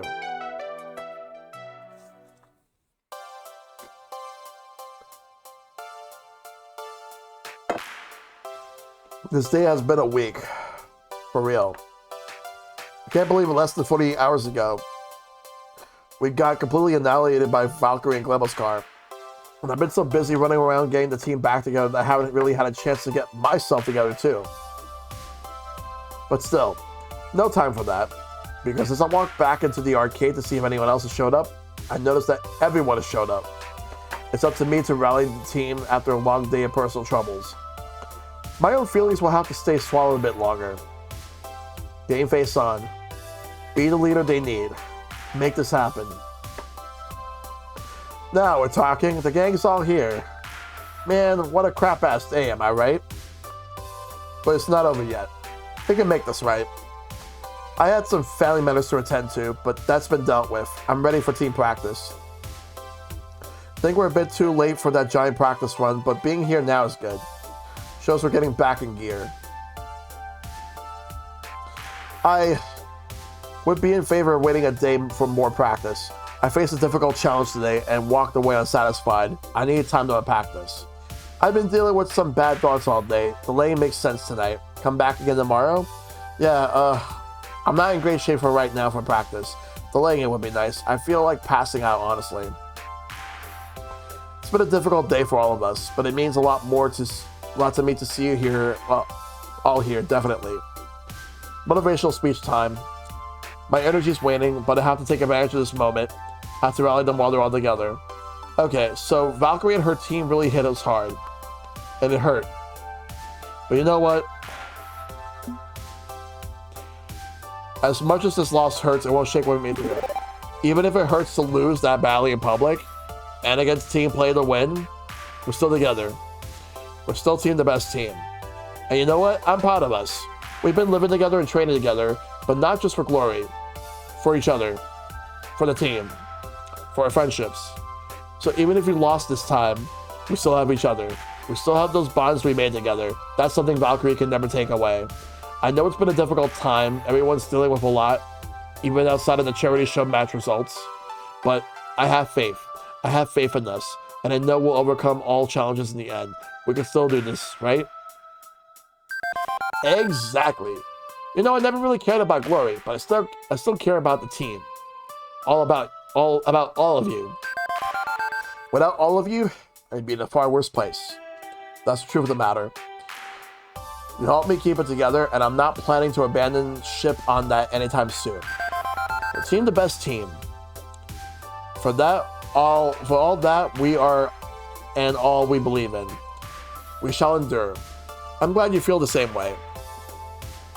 Thank you, everyone. Thank you. We got a long road ahead of us these last few weeks to secure a slot in the Pro Tour and get ready to take on Valkyrie again. But there's no need to rush it. Let's get some rest and come at it fresh tomorrow. Together, nothing's going to stop Team the Best Team. Let's have a rousing cheer for Pardon, one side. Ali, Nov, Ben, and Matt enter the arcade, walking with purpose over to our gathering and interject themselves in the crowd of Team the Best Team. Ben, Matt, something up? There's someone outside the laundromat asking to talk to you. What? At this hour? Have them come in then. We deliver only the message, not the messenger. He said he needs to talk to you outside, so that's what we came here to tell you. I have a feeling it's Glemo's car, isn't it? Shabby looking fellow, glasses, wearing old white and yellow jacket. Wait, what? Him? Honestly, not up for whatever this is. Not when I'm this tired, when I've pumped out this much energy to keep my friends going. But it's not like I can ignore it. I almost feel obligated to investigate. Okay, everybody head on home. I'll go see what he wants and join you in a few minutes. The heck is this about?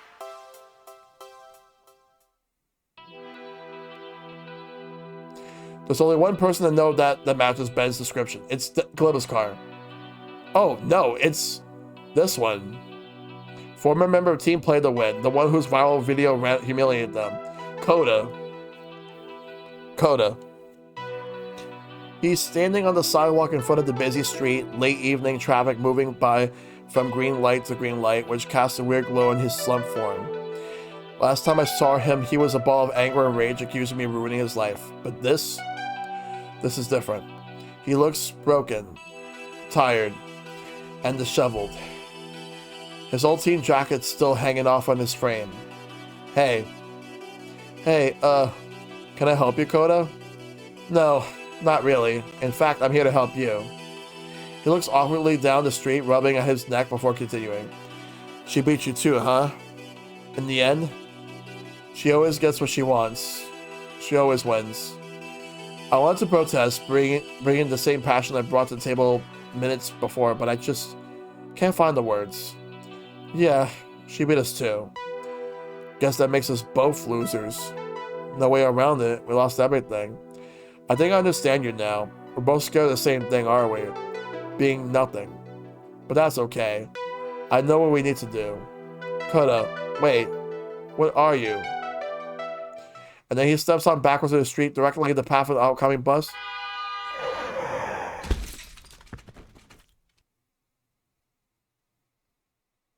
No fucking way. No fucking way. What? Really? What the fuck? Holy shit, dude. Holy shit, dudes. I instinctively reach out, but come up just short, grasping at his jacket sleeve and missing. And then it's all over. And then it's all over, and nothing would ever be the same again.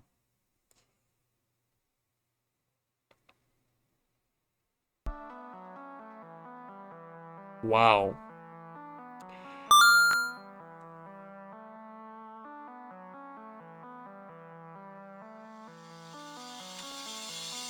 Well, you clear level 6 of the Arcade Spurs New Challengers. I guess we should take a look at your scores. Please don't forget that you're gentle, sweet, and compassionate soul. It's important. Also, you scored 32,800 points. Hooray. And if you or a loved one are feeling like life isn't worth living, please call the National Suicide Prevention Lifeline at 1-800-273-8255. Oh my god.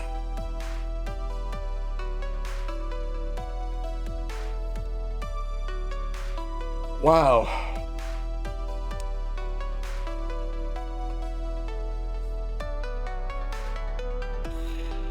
So, I'm not sure if I want to continue for the night or just end it there. Like, the thing is, I don't know if I want to end it there. I don't know if I want to end it there or continue. I don't know. Wow. I was not expecting that. I was not expecting that at all. I might just continue on with it. I don't think I can end it. I don't think I can end it with that. I'm gonna be very real. I don't think I can end it with that. Like, here's the thing. I started an hour late. I kind of want to continue. Like, that was awful. Wow. Alright, I'm good to go. But I do want to save. I want to continue. Wow. Do take a moment to gather your thoughts. Wow. Well, at least I saved.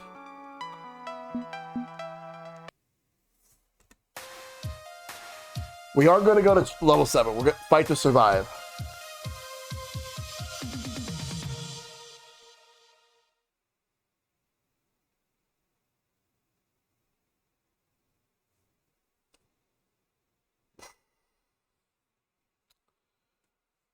Wow.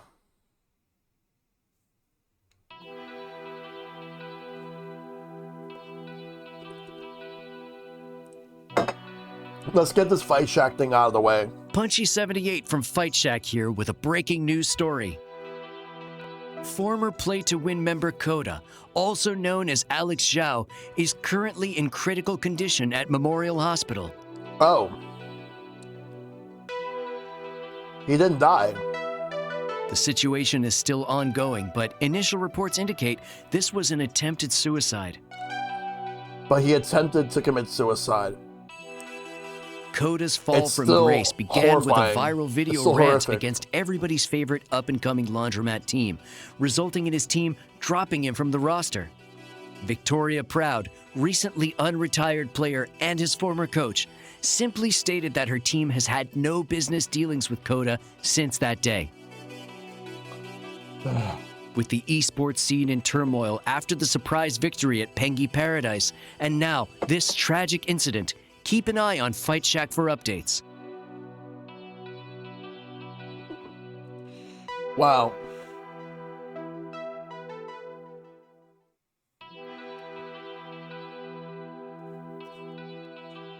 It's the distant future year 20XX, and I'm very tired.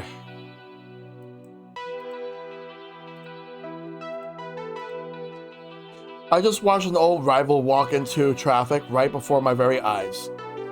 I still remember that smile on his face as he did it, like it was a relief. Coda was dealing with a lot of hate and unwantedness. I feel so bad for him. Naturally, the police were on the scene moments later, so I had to stick around while they sorted out the situation. Perhaps because the cops got defunded and massively reorganized a few years ago, I'm not immediately presumed guilty and arrested. Okay. I just want to say one thing real quick. If there's... For what it's worth, I wish I could live in that timeline where that happened. Well, regarding the cops getting defunded. But that's a different topic for a different day. I want to keep going. Instead, they calmly ask a few questions, talk to eyewitnesses, check the traffic cameras, confirm I didn't push Coda into the street, and that's the end of that. Wow. But the process of gathering all the details is still slow. And it's past midnight, and I'm just so goddamn tired. I can leave at any time I like. I'm not in custody. I'm just standing around as they sort through it all. But every time I turn to go, there's someone new asking new questions. A woman with a lanyard rather than a shiny badge approaches me next. The concern in her eyes. Detective Ji Woo Cho. You're Shelly, right? How are you holding up? Do you want to see a mental health care worker? We have a few from this community that you can talk to. I've already spoken to 2 different social workers, thanks. I have business cards aplenty. Look, I give my full statement to the accidental death investigation team. I don't really have anything more to say. Oh, I'm with a different unit. I work cybercrime investigation. Cybercrime? What does that have to do with Coda? Were you aware of the ongoing cyberbullying campaign against Mr. Zhou? News to me. Well, that's my area of expertise. Investigation of online harassment and death threats. We can take these things seriously now that we have proper funding to look into them. I wish we had something more like that here, where people could take online harassment very seriously to the point where we can use it as a way to help anybody in need. I mean, we have some ways to help people in need, but I feel like it's not enough. Yes, we do have different therapists. We do have social workers. We have different communities that can help people out. We have lifelines. But it's not enough. We need more. And to me, I feel like mental health is not taken seriously, or at least not taken seriously enough by many people. I'm gonna take this off for a minute because I do take mental health very seriously. Here's the thing. So my thing is this. Mental health to me is a huge deal. because I'm at a point in my life where I've seen so many people who unfortunately had to go through so much. And just the fact that people in general have to deal with a lot of stress, like physical stress, emotional stress, lots of very bad mental health vibes. So there's a lot of people who are just not okay. And I understand 100%. I've been 50-50 on the notion that it's okay to not be okay. I understand that point of view. But I also feel that sometimes just the thought of not being okay will also make you feel a lot worse in terms of your own mental health. But like, it's not even just acknowledging it, but just the thought of it, you just keep thinking about all this. You keep thinking about how you could have done this differently, how you could have helped this person.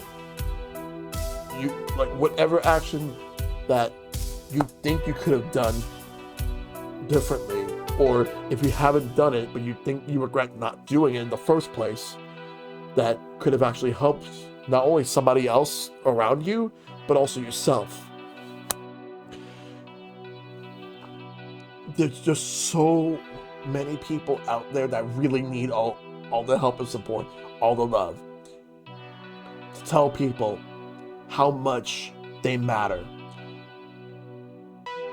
how much you care for them, how much you actually support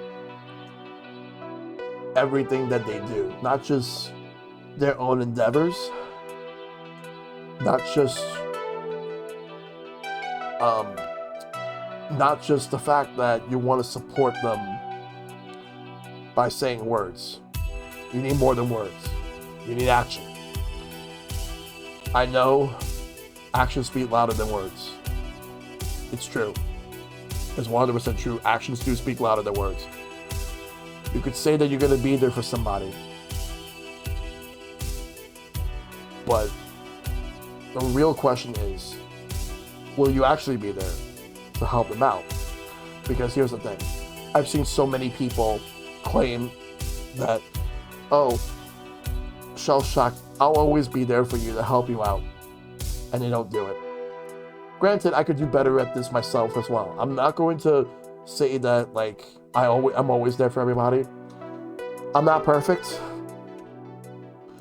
I would like to be there for people a lot more. I really do.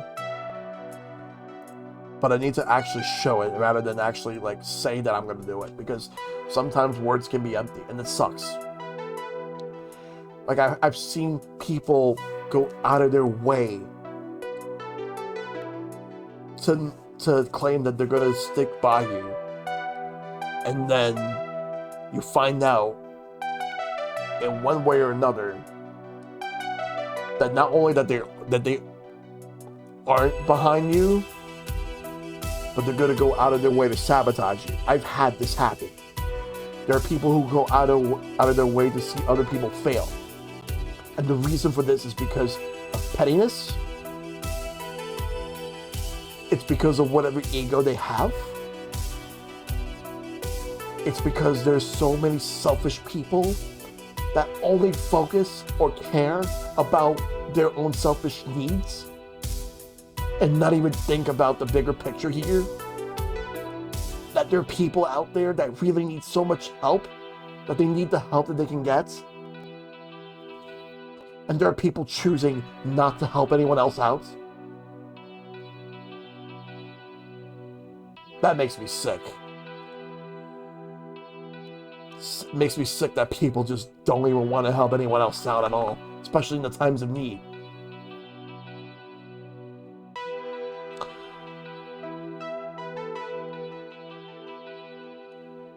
Like I've seen from time to time, people crying for help, And then there are people who finally help them, and it's too late. That's not what I want to see. That's not something I ever want to hear about. But unfortunately, this is the reality. There are people who don't get the help when they need it. And then when people finally hear about it and will do what they can to help out, it's too late. And it shouldn't have to be that way. It should never have to be that way. It should never have to be the fact that people are not in a great place. There's people suffering out there. Whether it's because of someone that's abusing them, whether if it's someone who is going out of their way to belittle them, berate them, make them feel like they don't matter, trying to take their opportunities away, their livelihood, all because there are people who out there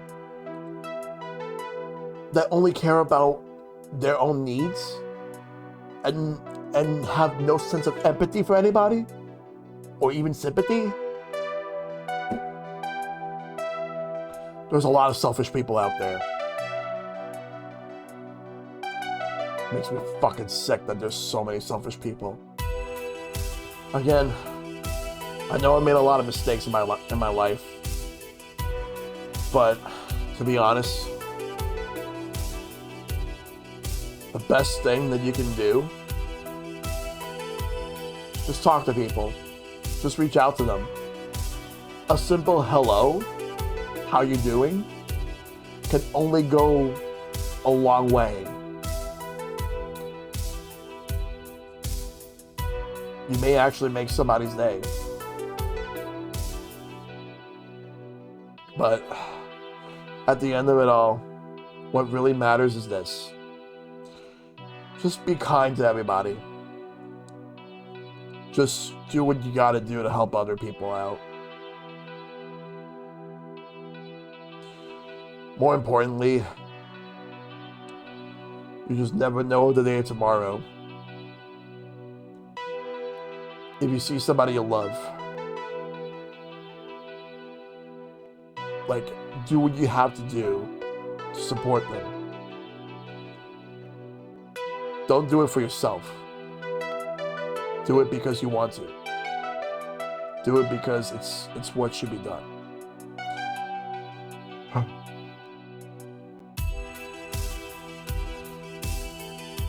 That's why whenever I end my stream, or when I would tell people to always take care of themselves and for them to be awesome and stay awesome, to tell their loved ones that they love them and check up on them as always, I really mean that.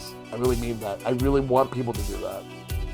I don't say it just because to say it. I really mean it.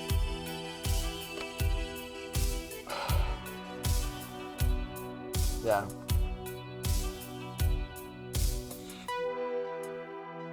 I figure I know I just went on a tangent about all this, but I really feel like I needed to say all that. I just couldn't really just let that go.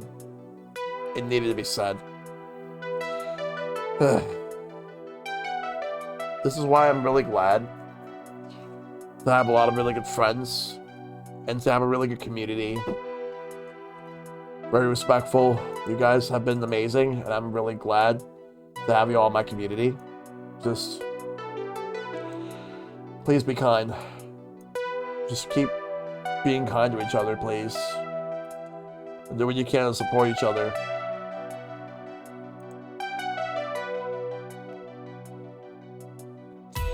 Let's continue.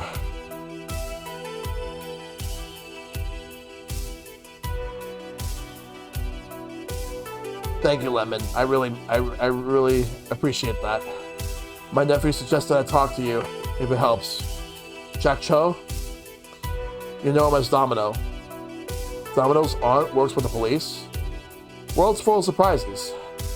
I don't know if Koda's situation falls under my team's expertise, but given his involvement in esports, I think it's probable. Maybe you could help me figure this out, if we have time to talk.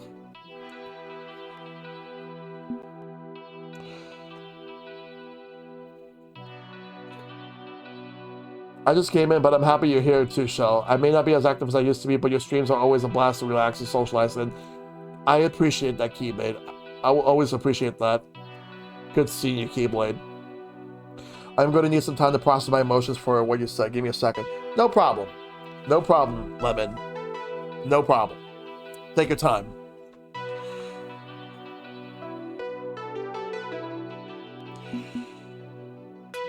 As much as I would actually say this, I normally do stand by this, but I'm gonna go with a more neutral response just to keep it going.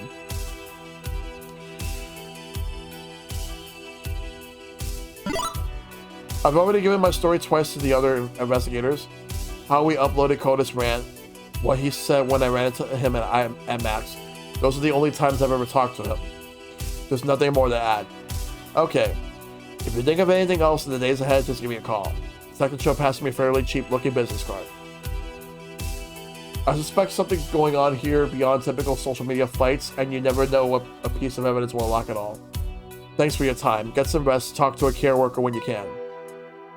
Finally, time to put this mess behind me and get some rest. Put it all out of my head, forget it ever happened. One good night's sleep will make all this go away. I didn't even like that guy, so who cares? What does it matter? I'm just so tired. I'm so tired.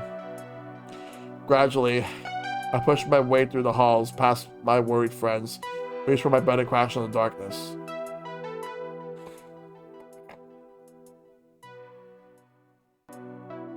I just watched a man nearly die tonight.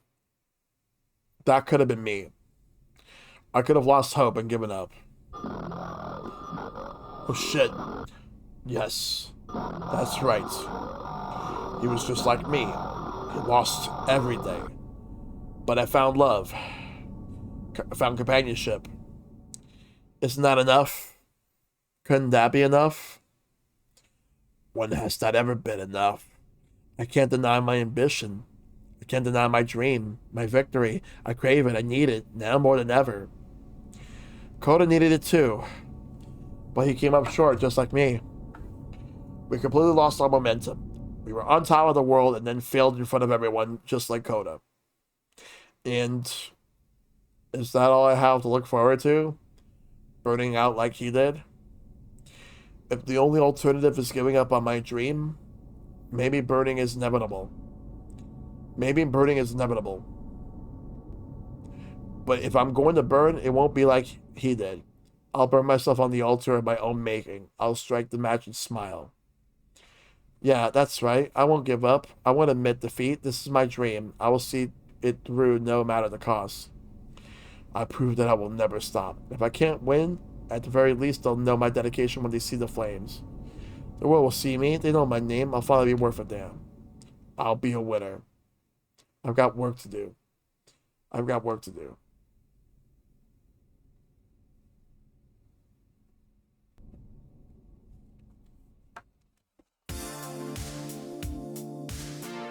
Dapper's Rules for a Life Well Wasted, Part 78. Be open to new experiences no matter the dire warnings of others. Others are not you. You command your own existence, you pilot this meat pod known as the human body. You get to make the call. Sometimes you still say no. I mean, hey, use your best judgment, right? But if you can't actually think of a good reason to say no, say yes to life. Well... And you're certainly about this? I mean, we left it on the menu mostly as a joke. Oh, well... A way to spice things up, if you pardon the pun. My mind's made up. I desire the nuclear option.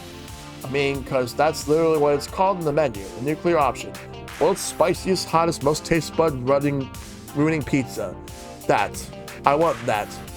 Very well. On your head be it, Mats. Mats hugs on heavy gloves and pulls out a pair of heavy welding goggles.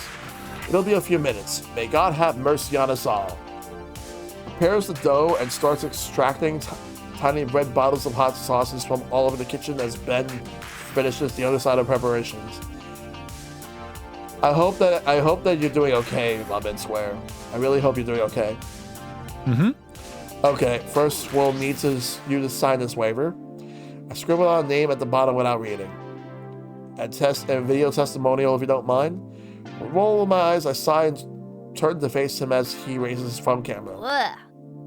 I, Zoe Danvers, also known as Zapper, do hereby consume this pizza of my own free will. Good enough? Splendid.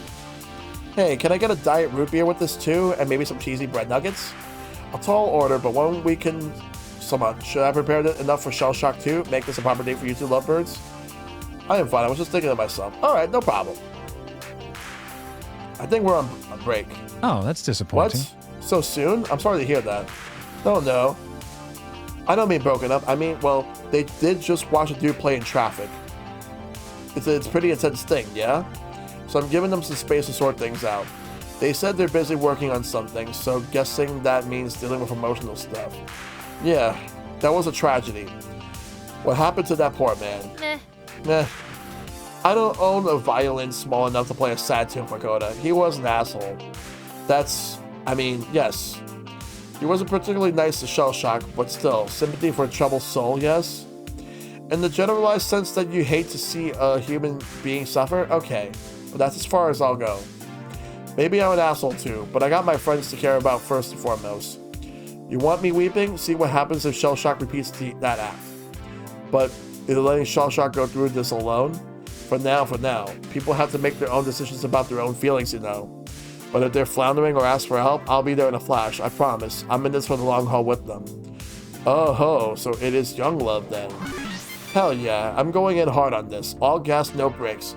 And if it doesn't work, we can both crash and burn. No regrets. Better than being scared of life. I learned long ago not to hesitate, not to retreat. And when the Reaper comes for me, he better come while I'm sleeping or there's gonna be a fight. Preferable to a visit from Mr. Grimm after eating this, I suspect. And Matt slides this heavy pizza box across the counter very carefully. Its glossy black cardboard, featureless and menacing, lies there like a challenge. $12 for the nuclear option. Diet root beer and cheesy bread.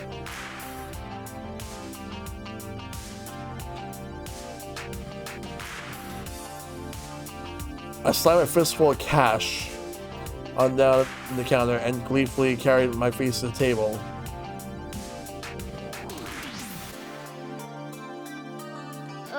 Wait. What?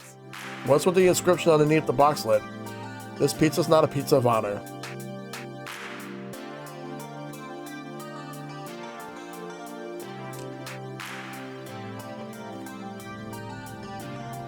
No highly esteemed slices commemorated here. Nothing values here. What is here is dangerous and repulsive to us. Thank you for noticing. I feel a certain ambiance of dread adds to the experience.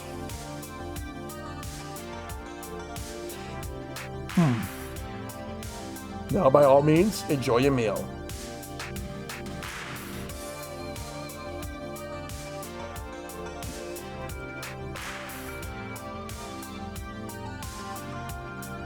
And then they duck behind the counter to avoid any impact from resulting debris. With a shrug, I pull a slice off the glowing red pizza and taking a hearty bite. Wait. Well, it's certainly very...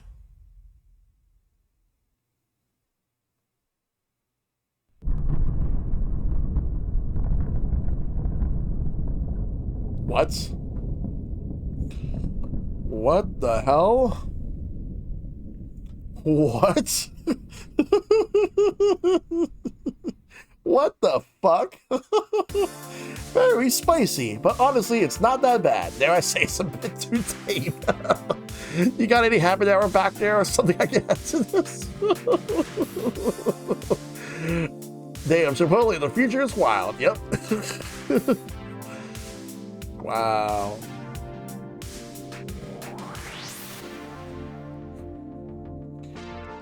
Slowly, the pair emerge from their fallout shelter, incredulous. What? But all the spices I've used all the spices. Every single spice we have. Nah. Yeah, sorry. I've been eating weird ass stuff since I was a kid, munching bugs on a dare. I've honestly had hotter than this. By now I got a stomach made of titanium and intestines that could digest a small automobile. But hey, points for effort, right? As Ben and Matt stare at me in wonder and horror, I munch down the rest of the slice with one hand while tugging out my beeping phone with the other. Oh, good. Shellshock's getting the team together for an announcement. I guess break time's officially over. Hey, can I get a takeout box for this cheesy bread? Thanks. I box up the rest of the Zon goodies, carefully balancing it all as I push my way out of the pizzeria. I stand in awe of what we just witnessed.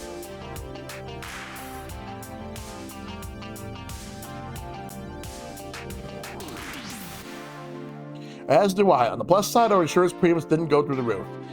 And neither did she.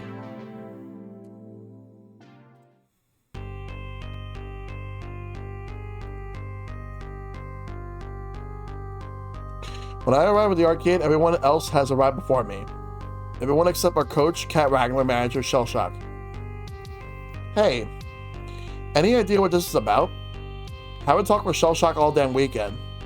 Don't think any of us had. No clue what this meeting's about. I'm sure it's just announcing that we're resuming team practices, right? We've been on unofficial hiatus since Peggy Paradise, but that would make sense. We only got a month until the Pro Tour finale. That's not a lot of time. I thought we were already in excellent shape on that front. The loss of Peggy Paradise didn't change our standing, but we may have bigger concerns than the shiny tin cup. Depends on how Shellshock's dealing with things.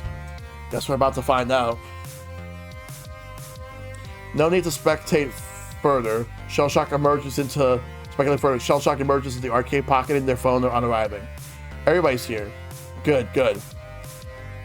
We got a lot of work ahead of us now between now and the Pro Tour finale event. I'm sending you each a shared document. This is our new blueprint for the next month. Scheduled training, online tournaments, qualifying matches, and more. My phone vibrates as the document arrives in my inbox. Taking a cursory look through the organized pile of colored boxes, names, and events, nearly the entire month is blocked out. A full month of activity planned right down to the minute. Iris ran the numbers, and this is the optimal path for ensuring our victory in the Pro Tour. It's going to take hard work and dedication, but I know we can do it. Anyone have any questions? And the silence is uncomfortable, until I decide to step up and speak up. Wait. What? If I'm reading this right, you have me scheduled to take part in an online tournament at 4 in the morning? It's a tournament hosted out of Australia, so that's 6 in the evening for them. Technically, the tournament lasts from 6 to midnight, so you need to be ready to play from 4 to 10 in the morning. Are you kidding me? No. A bit concerning, You also have me on here training from sun up to sundown tomorrow. I'm not seeing any time off for breaks or food or proper personal hygiene. Honestly, Loxley, you're our weakest player right now. You need to show up your skills and we're going to make it to the Pro Tour. What? Polybius? I do what's right. I do what want to do right by the team, I suppose. This is what it takes to consider myself prepared, but even so. You want me to take part in a tournament in Nevada, all the way on the other side of the country at Max Vegas in 1 week's time? Iris has already made the travel arrangements. There's a lot of qualification points on offer, and if you and I can win, it'll help our standing quite a bit. Shellshock, travel is not something I can do easily. Can't just toss some shirts in a bag and go. Need to check disability accommodations, research, verify if there are clear routes to the venue. Iris already did that for you. It's all arranged. You can tune and tweak to your liking. Well, this sucks. Wonderful. Jet lag, here we come. Oh god, Polybius. You know what? I'm just gonna come out and say it. This is you overreacting to Koda's downfall, isn't it? You're pushing us all to the wall because you don't want to end up like him. This isn't about Koda. Excuse me. It's about seeing Team the best team through the finish line.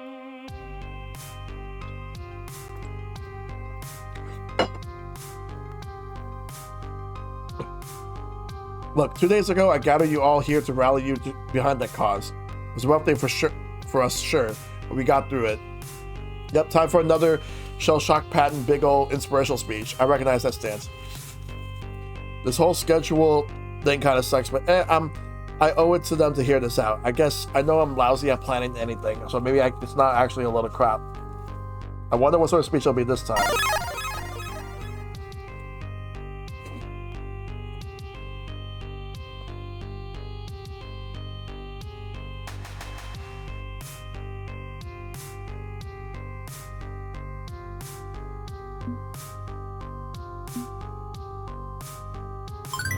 I won't lie to you, and I won't sugarcoat this. It's a steep hill to climb.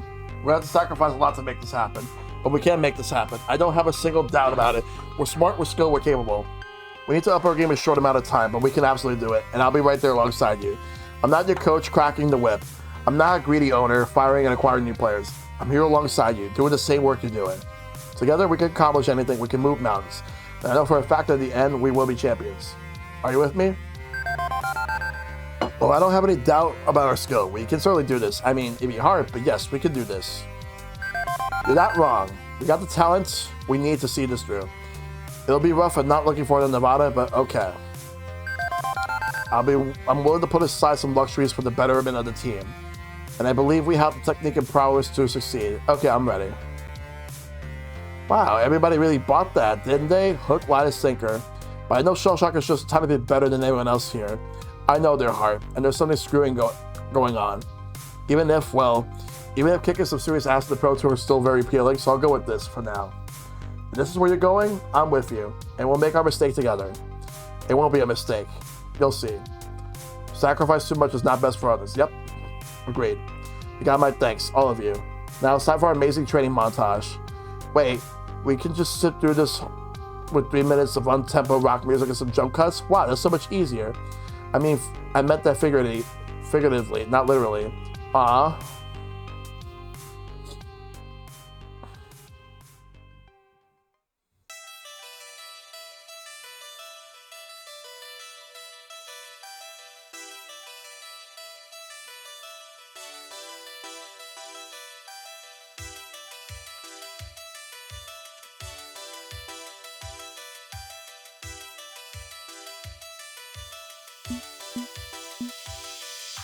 Let's see, I gotta pick. Promise to buy ice cream, yep.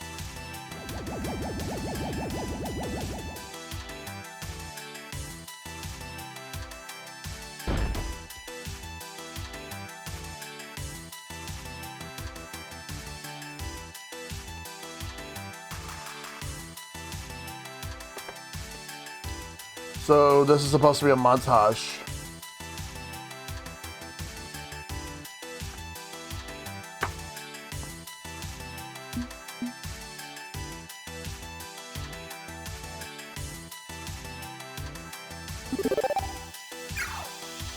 This is too much.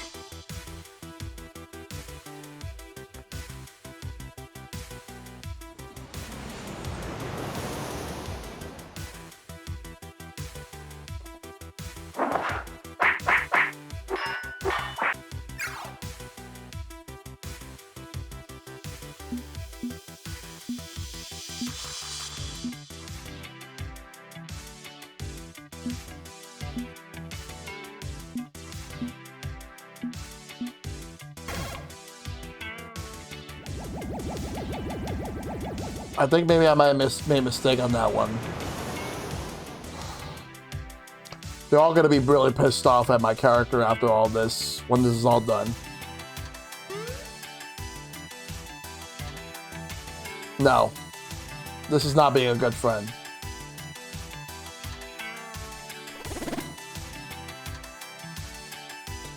There's definitely something wrong with my character. It's all because of Polybius. You wanna know what I'm thinking? You know that woman that was wearing black? That was trying to ask me questions about the Polybius?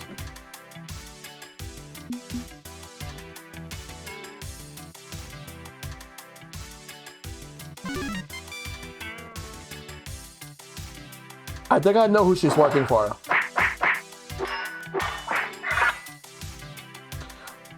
I don't want to say anything yet, though. And I don't want anyone to tell me, because obviously I want to see for myself. But I have a feeling I know who it is.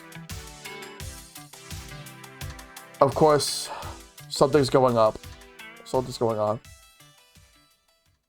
Okay, I'm just going to come out and say it. I hate this. Look, you know me. Someone tells me I can't do a thing. I need them in the happy sack and tell them, yes, I fucking can.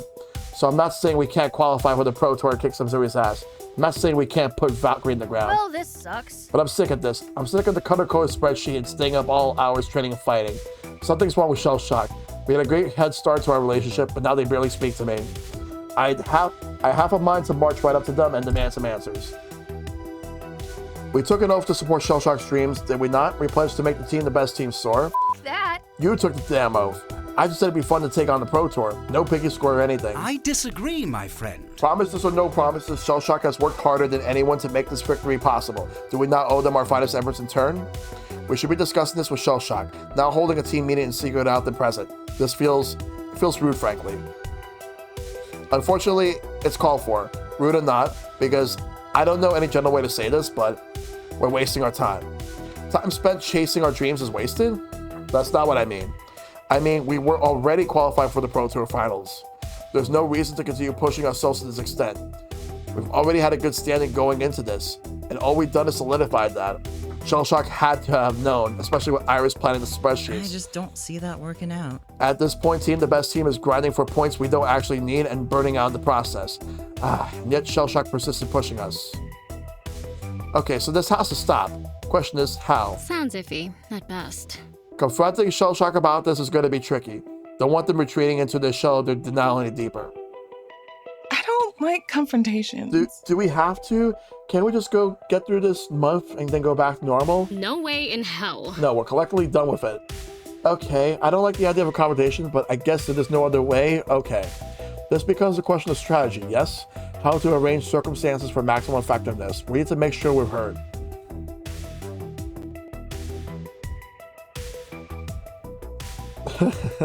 We have to decide what approach would be best with Shell Shock. Figuring out someone's emotional weak point and striking in for massive damage? Nah, the ball's in Domino's court. Domino, you're doing the creepy thing again. I mean, if I may contribute my observational talents, of course, by all means. Do you have any ideas? What if... What Shell Shock is facing is buried deep, like 2 bodybuilders with shovels and a diesel-powered backhoe deep. That means a 3-person job. Zapper, Loxley, drag their ass out to the bar and get them smashed and open their heart with a court bar. They can handle it? Hells yeah, I put Shell Shock's soul apart with my bare hands if that's what it takes. And I'll be on hand to make sure she doesn't kill them, I suppose. One question. You said this was a 3-person job. Who was the 3rd person? That would be telling. Meaning, we won't know until we're in the thick of it. Precisely. Dramatic timing and all that. Right. Zapper and Loxley, I suggest we stay behind while you drag Shell Shock down to the corner bar and lubricate them. Are we not doing phrasing anymore? Yes, sorry, I don't know how to phrase. Me neither, let's do it.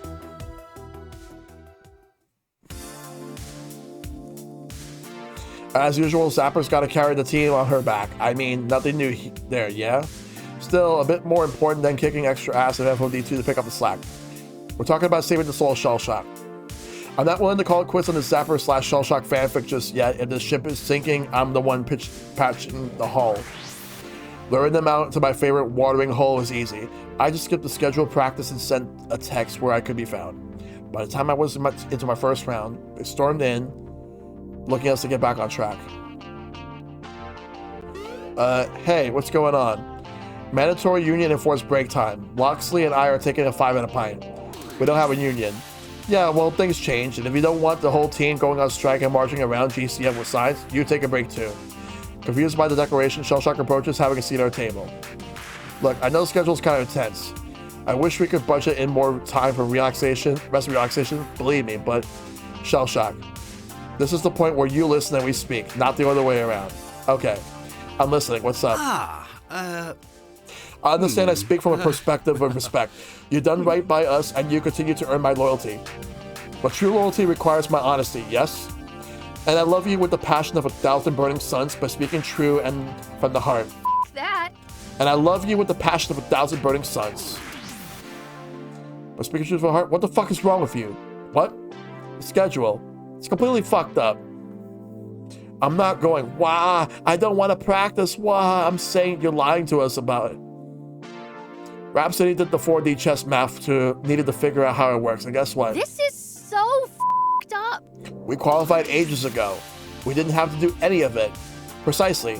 I believe you have some explaining to do, Shellshock. We still aren't number one. Just because we qualify for the final tournament doesn't mean we can't. We have our seat at the table. You neglected to even mention that to us. Shellshock, please understand, we care for you and want to support your dreams, but this is in the way. And the fact that you misled the team, well, you can understand our hurt feelings, yes? You and I got a bond, Shellshock, but that bond exists on the back of honesty, and right now, I ain't feeling the love. Shellshock starts to speak, stops, unable to find any words that will placate us. I know I'm pushing this hard, probably harder than I should. I got a full head of steam and is looking to explode. But I need to know. I can't just back off and play nice guy like Loxley's doing, but I can tag out. Loxley, handle this. I can't right now. I can't. Understood. What this all comes down to is one question, yes? Why would you deceive us? A bit concerned. Shellshock, please. Just tell us why this is so important to you. Why do you have such an intense drive to win that you're willing to fight useless battles? Why do you need to win? I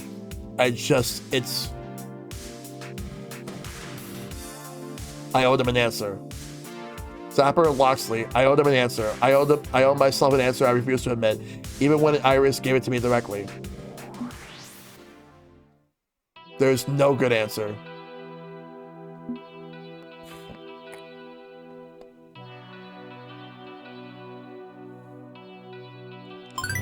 It's all I got.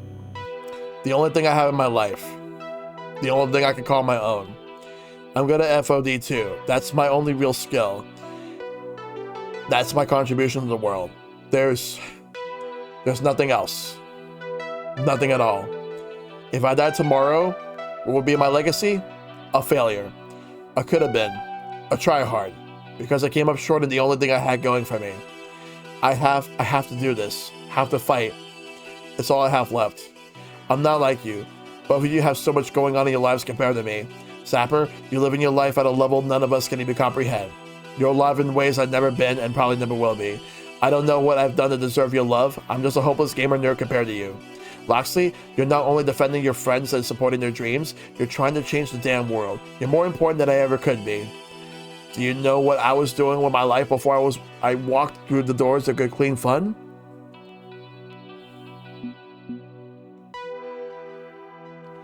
Nothing. I was doing nothing.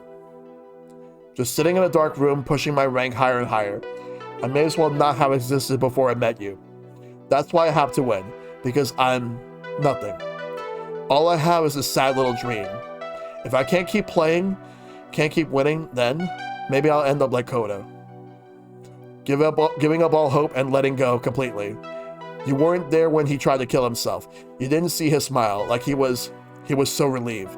I can't get it out of my head. And now I'm scared that if I stop for even a minute, that I'll lose what hope I have. This is my truth.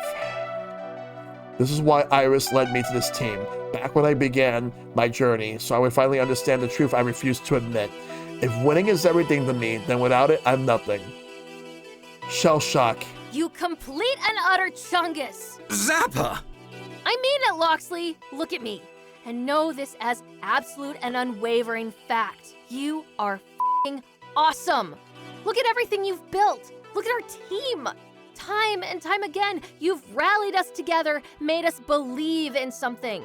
Do you think we'd be anything more than a loose gaggle of friends who happen to do their laundry at the same coin op if you didn't walk in our doors? Hell no! You think you're nothing? You've got no skills, you're just an FOD2 winner? Hell no. You've slammed face first into this world with the power of a blazing star and made the entire esports scene bend to your whim. That is not nothing. You think I give a if you win or lose. I love you because you're an inspiration. You think I'm cooler than you. I'm lukewarm at best in comparison. And I'm not gonna stop loving you just because you can't see it for yourself. You are stuck with me. Deal with it. Indeed.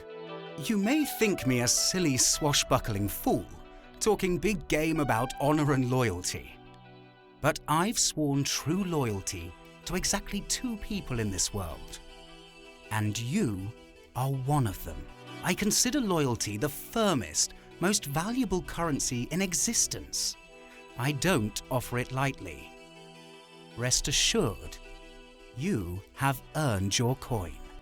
Iris led you to us, yes? Everything she does is for a reason. And you went along with that reason when you didn't have to. If you were content to grind away in the dark, alone and miserable, you wouldn't have stayed. But you did stay. And what you've built will echo through the ages. Take heart, my friend. You're far from nothing. Where you stand, nothing is a pale and distant shadow. And you are the sun. You want me to go on? I can blow sunshine up your ass all day. Just say the word. I'd do it gladly. I mean,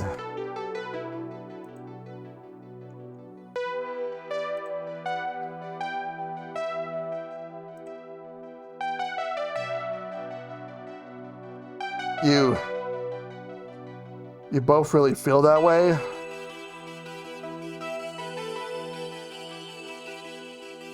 Duh! Should have been obvious by this point after everything we've been through.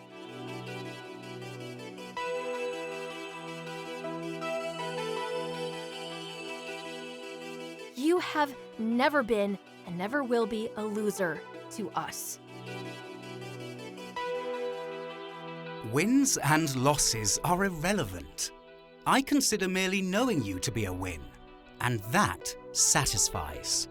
And don't forget, just a few days ago, you were the one running around helping us out when we had messy emotional meltdowns. I feel it only fair to return the favor and help you with your difficulties, which, hopefully, we have accomplished on this day. Yes? I'm speechless. The one on the team who usually makes the big speeches is rendered utterly speechless. But they aren't lying. They're absolutely sincere. I can practically feel emotional support radiating off them in waves. For years, I was alone in this, riding the crest of success to keep from needing to think about why I was riding in the first place. Get in the car, we're healing that, yep. But I'm not alone anymore. They now see me for who I am and still care. But no, that can't be right. I'm worthless. I'm a failure. No. I'm Shellshock. I'm Shelly Primo. They see me for who I am and still care. But now I listen to them, not you. I'm sorry. I got so caught up in my fears that I started pushing all of you the way I pushed myself. I hope you can forgive me. Meh, forgive what? We're good. Always were, even when we weren't. Here. Apology appreciated. Not needed. We're here for you, Shellshock. Okay. Iris, please erase the schedule spreadsheet. The relief in Iris's digital voice is clear as she cheerfully scrubs that bit of data from the clap. Spreadsheet is dead sheet. You're all clear. We're still going to need to practice between now and the Pro Tour Finals, of course, but we don't have to sacrifice everything in the process. We'll go back to the old training schedule. 1 or 2 runs per day with plenty of time to rest and plenty of time for fun. And when we do hit the big stage, if we do come up short at the finish line, I'll learn to live with that, I promise. I think we should go get the team together so I can apologize to everyone else, assuming they don't want to kick my ass, I mean. And that's when someone burst through the door, quickly dashing over to join us. Whoa. Sorry, I'm late. We had a minor problem involving the skee ball machines and arcade spirits and a few hundred spiders. No, I don't want to know. So Domino told me that you're having a moment of self-doubt and crisis of self-esteem, and I hurried over as soon as I could to. It's cool, we fixed it. What? Yeah, my friends told me how much they cared about me, and I'm feeling a lot better about things now. But I had a speech. I had a whole speech ready to go about trusting in your friends, accepting yourself, and I'm sorry? I mean, you can still make a speech if you want. No, the moment has passed. But hey, glad to hear you're, better. It's going to take work. More than I've been willing to put back when Iris first told me. But I think with the help of everyone on team, the best team, I can do this. And since we still managed to qualify for the Pro Tour, despite my nearly derailing the team, we can represent your brand with pride. Great, but honestly, your mental health was reward enough.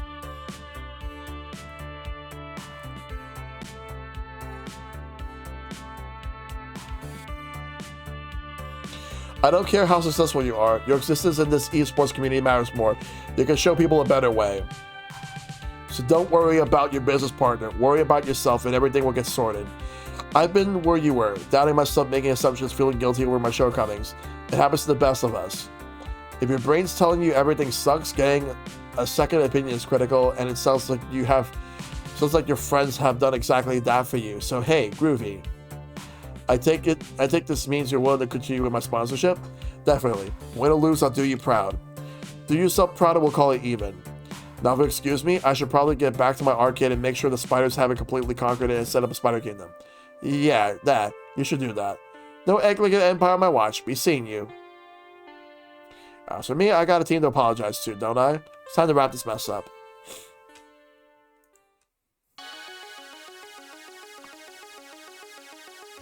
And that's why I wanted to apologize. I took my own hang-ups and fixations over being a perpetual winner and made them your problem. I hurt my friends and I hurt myself. I'm deeply sorry for any trouble I've caused you. I'm sorry. I'm just so sorry. I lost sight of what's most important. Our friendships. Our lives. This trouble's my doing. I'm going to make amends. In fact, we'll come out of this better than we were before. More understanding, more flexible. I promise to do my best to make amends. So if you forgive me for my mistakes, I'd like to start anew, okay? Sounds good to me. Absolutely. We're with you. Every step of the way. And I think I speak for everyone when I say we're glad to get back to normal around here. Of course. Exactly. We'll keep training and we'll fight on your side in the Pro Tour finals, but we'll be more sensible about it. And a chime interrupts as Grace fumbles with her phone. Oh, hang on. I need to take this.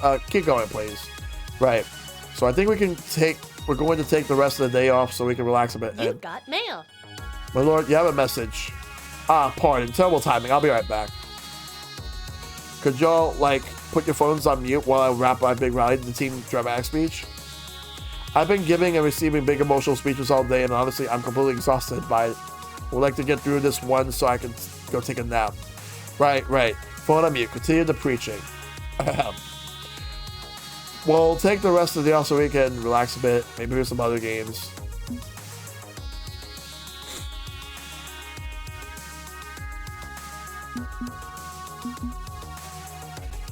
Consider yourself efficient.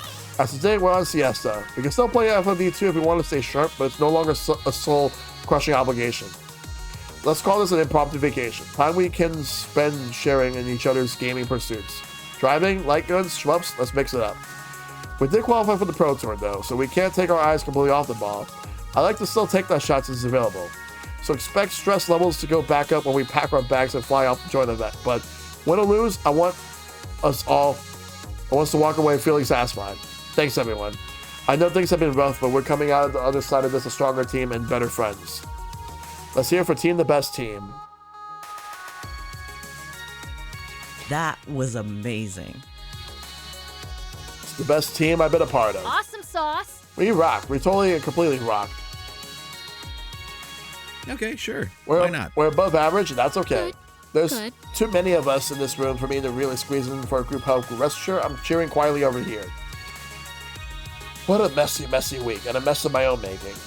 But I'm in a better place, having owned up to that mess. This is what Iris wanted from me all along.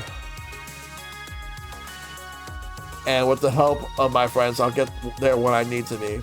Although, not a bad way to close out this chapter of my life.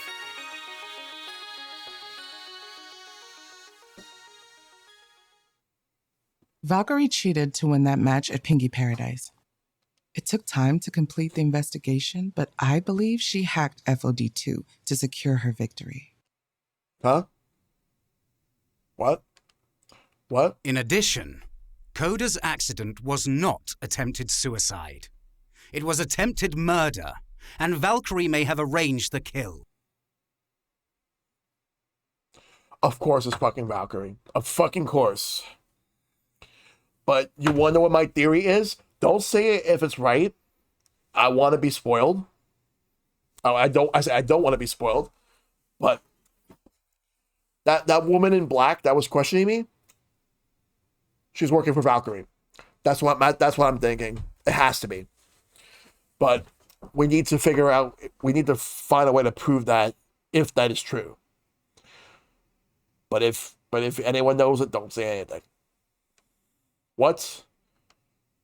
What?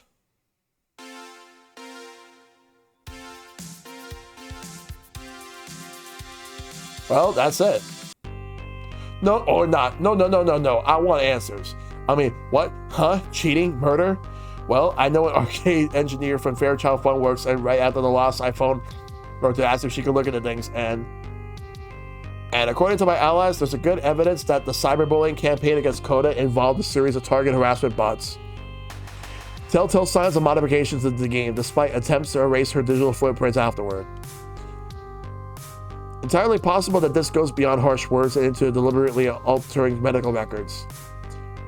One at a time, please. Apologies, very rude of me. Grace, ladies first. Oh, okay, well then. I believe that Victoria Proud made her Iris hack FOD2 and ensure her triumphant win at Pengy Paradise. So, to be clear, we're calling hacks on that match. Limoscore told me to never speak to him again after that match, but seemed worried, nervous even. I don't know why he would go along with cheating, but clearly he felt conflicted. Now it makes sense. Are you kidding me? She cheated to beat us? All this angst and woe and worry was because some retiree refused to let go of the spotlight? That's it. Zapper's gonna break some kneecaps. I'm gonna go to work on her. Whoa. Let's verify the evidence before we start dealing out frontier justice, okay? Grace, what proof do we have? Well, nothing conclusive, I'm afraid. Modifications were definitely made to the files in the FOD2 machine storage on that day of the match, which shouldn't have happened. The game wasn't auto-updating or anything. Network functions were accessed as well, which doesn't make sense considering we were all playing locally, not online. Wait. Iris can hack FOD2? It's an arcade game, not a computer system. And a voice from my pocket chirps at me. Hooray! Sure I can. FOD2 actually runs on a customized PC. It's hackable, just like any other computer-based system. It's always been a possibility, hacking a high-level esports. It happens all the time with non-professional games. People install scripts or bots. But we've always thought it was impossible on the pro circuit since the games were locked down so tightly. What if we switch it up? But if someone could access a game during a match and hack it while it's live without someone noticing, it's possible.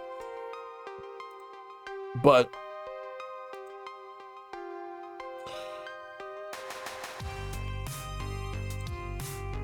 Iris wouldn't cheat. She's this benevolent genie in a bottle kind of app, right?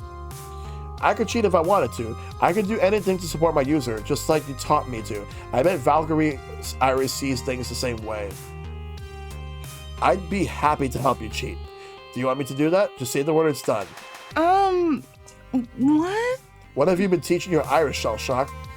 Let's completely forget what she said just now. Focus on the Valkyrie hack, please. I thought Iris would refuse to work for evil people, but if you could sway your Iris to that point of view, so could Valkyrie. Hey, I'm not evil. I mean, not saying you are. I'm just saying Valkyrie is a master manipulator. She could likely convince her Iris that cheating was somehow a good thing.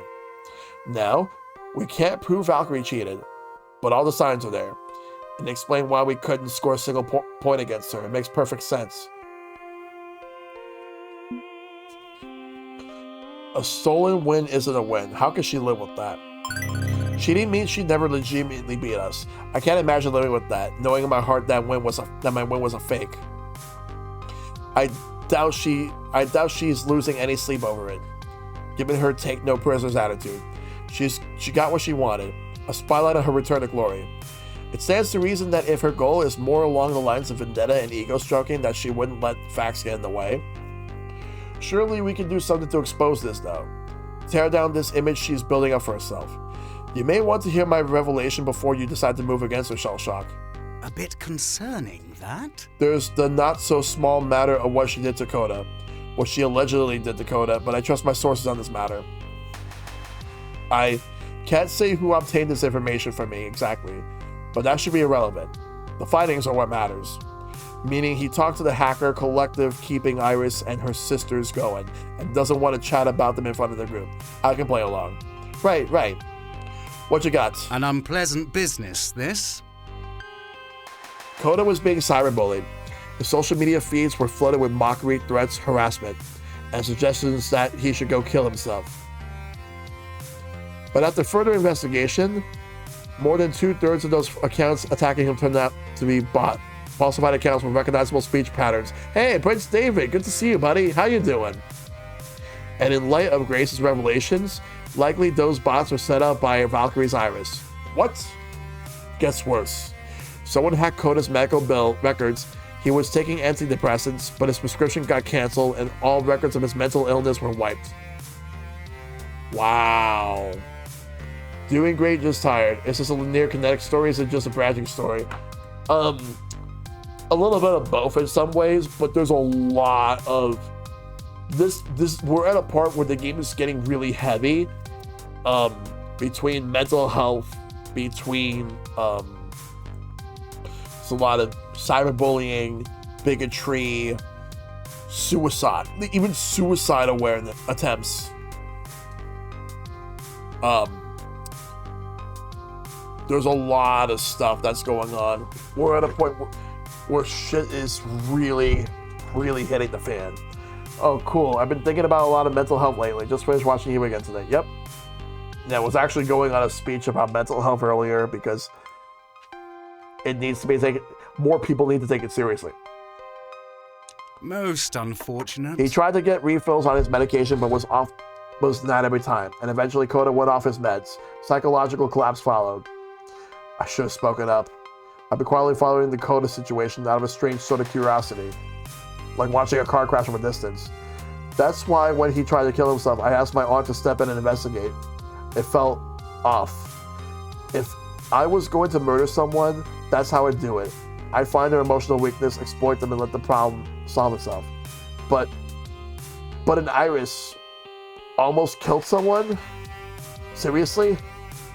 What sort of twisted code of vectors is Valkyrie teaching her Iris that she'd be willing to go that far? Domino's right, but this is too indirect to accountably be considered murder. Valkyrie and her Iris simply arranged to push Koda over the edge. It was already emotional peril after we humiliated him in front of the internet. An encouraging push isn't illegal, technically. I hate to say it, but they're actually correct about this shit.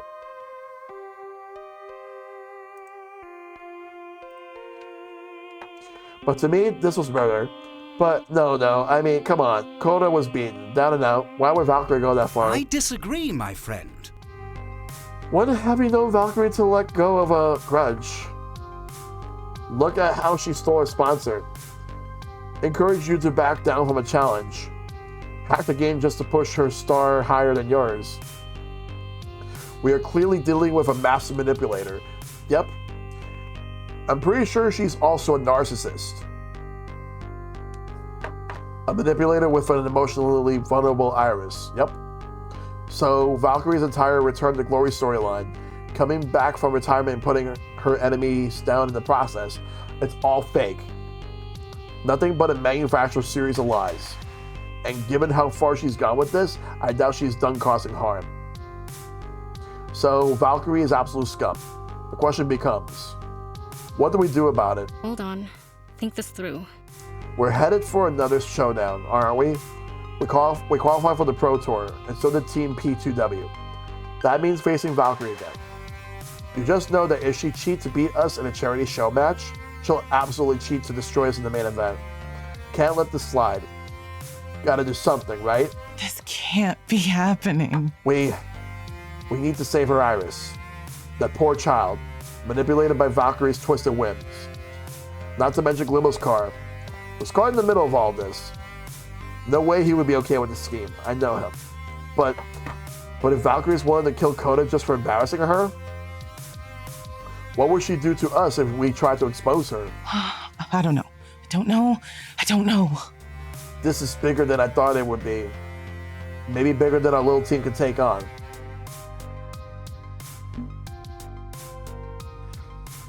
Dangerous or not, we can't let her get away with these crimes. I'm just as worried, Grace. And you're right that this is bigger than our little team. But that's why we have to do something about it. If she gets away with this, it sends a message that anything goes in the name of esports success. That bad actors can go unpunished, and toxicity is acceptable. You wonder what's the sad reality about that sentence?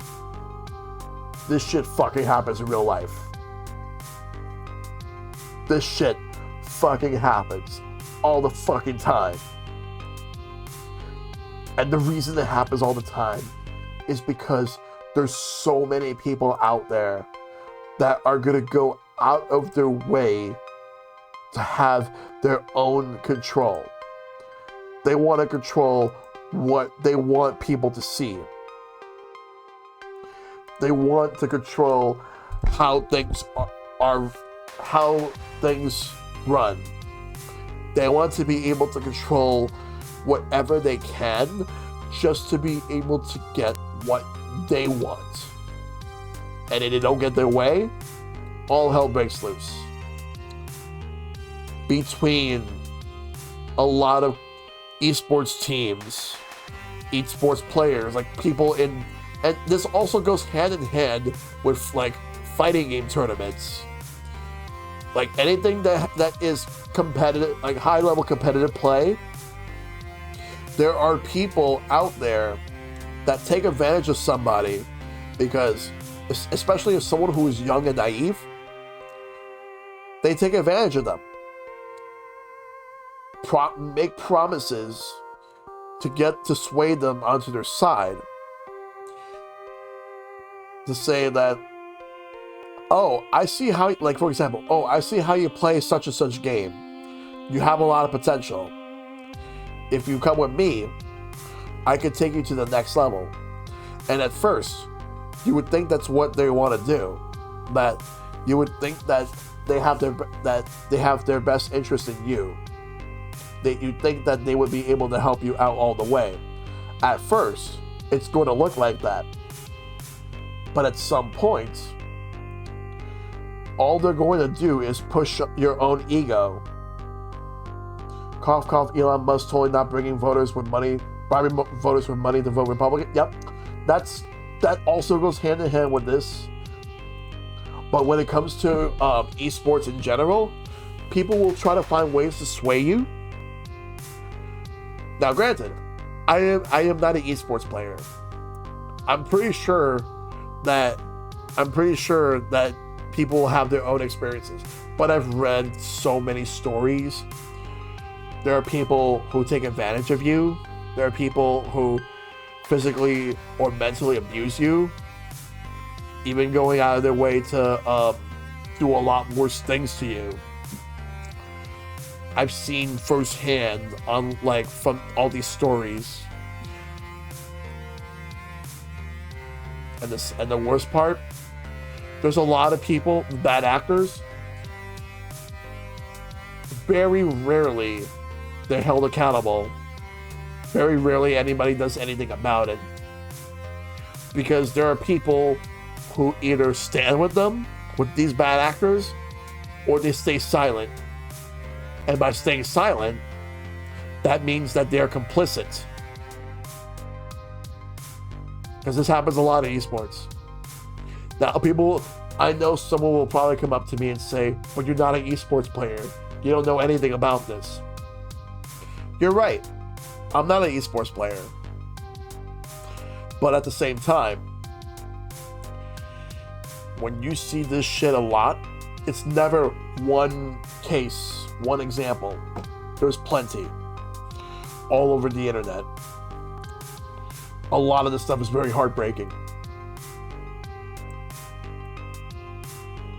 And no one deserves to have to go through a lot of bullshit. No one deserves to be taken advantage of.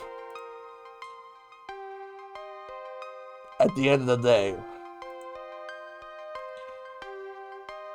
the only thing that matters is to get the support from the people who actually do care about you.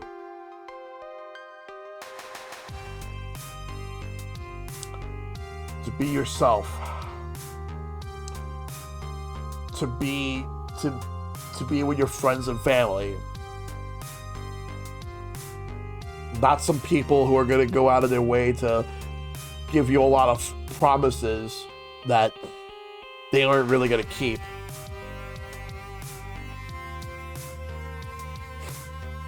So maybe we'll be putting ourselves at risk, but we have to act. As you wish. Then we will act, so be it. What's your plan for exposing the crimes of Victoria Prode and toppling the Throne team play to win? How will we beat her, you ask? Simple. I have no idea, but I'm hoping it'll be simple. Oh, it's quite simple, actually. We just need to install a packet sniffer and cheat detector package in the FOD2 machine. And it'll detect when her iris hacks it in. Great. How do we do that? Well, I guess we convinced the Pro Tour organizers to install custom software of my own design and trust when it says Valkyrie's cheating. Maybe this isn't so simple after all. I don't think one little newcomer team, especially one that was beaten by P2W in the past, will be able to convince them. So we require leverage. Something that will give us credibility, or at least a position of strength to be allowed to expose Valkyrie. This is going to take some planning. And given I've been through the emotional ringer today, my brain is shutting down. Can we pick this up tomorrow? I'll consider the options and get back to you. Of course. We trust you to find the path through this unknown territory. Bearing that in mind, that one misstep will result in what little we have left of our public image being annihilated, effectively ending the best team forever. Yes, let's avoid that, if we can. It's official. I am way over my head here. Defending my team, and esports as a whole, from a megalomaniacal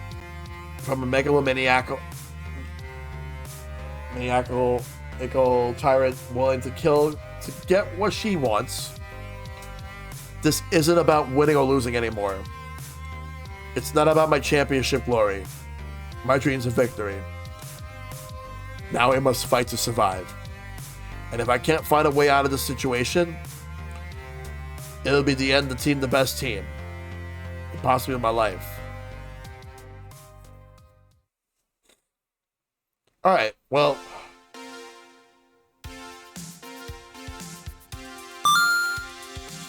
You win! There we go. Let's look at the scores. You've proven to be a gentle, sweet, and compassionate soul. 34,750. The final level. We're gonna save.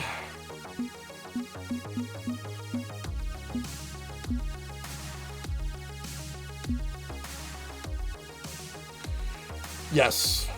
So we saved. Winner stays on. We will come back to this game on Tuesday.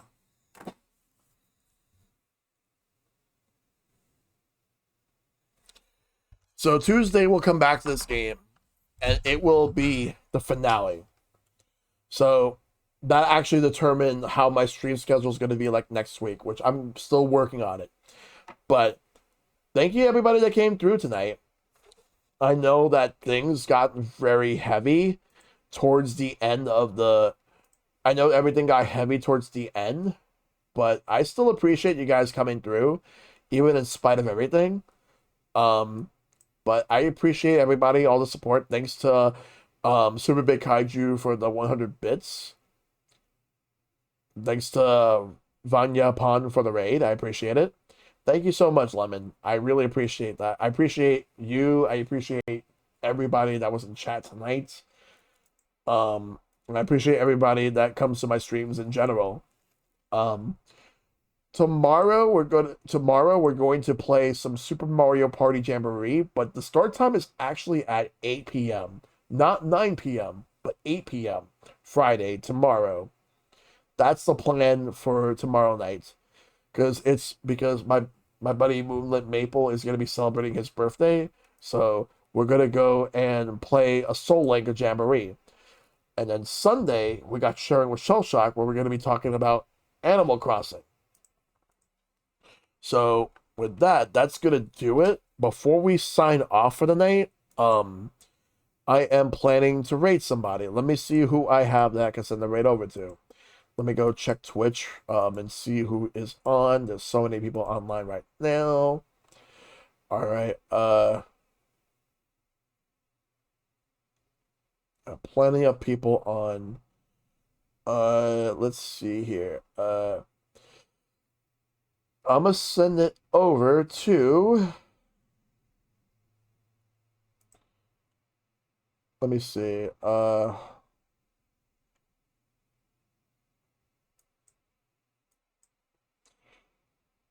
I'm gonna go send the raid right now. To LMAC. I'm gonna send the raid over to LMAC.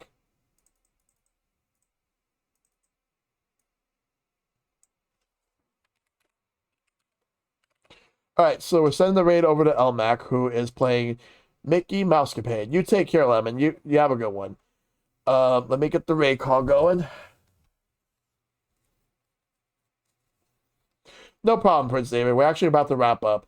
We're gonna go send the raid over to LMAC right now. But thank you all so much for tuning in. I really appreciate you guys coming through. We're gonna go send the raid over to LMAC, playing some Mickey Mousecapade. So make sure to take care of yourselves. Be awesome. Stay awesome. Tell your loved ones you love them. Check up on them as always. Fight for everlasting peace. And I'll see you guys next time, tomorrow night. And now you are playing with power, and make sure to be kind to yourselves and to everyone you know. Much love to you all, and y'all have a wonderful night. Thank you for waking me up. Up till now, how many times I tried to tell you, please take care of yourself. Then with tear-stained eyes, I sadly said goodbye.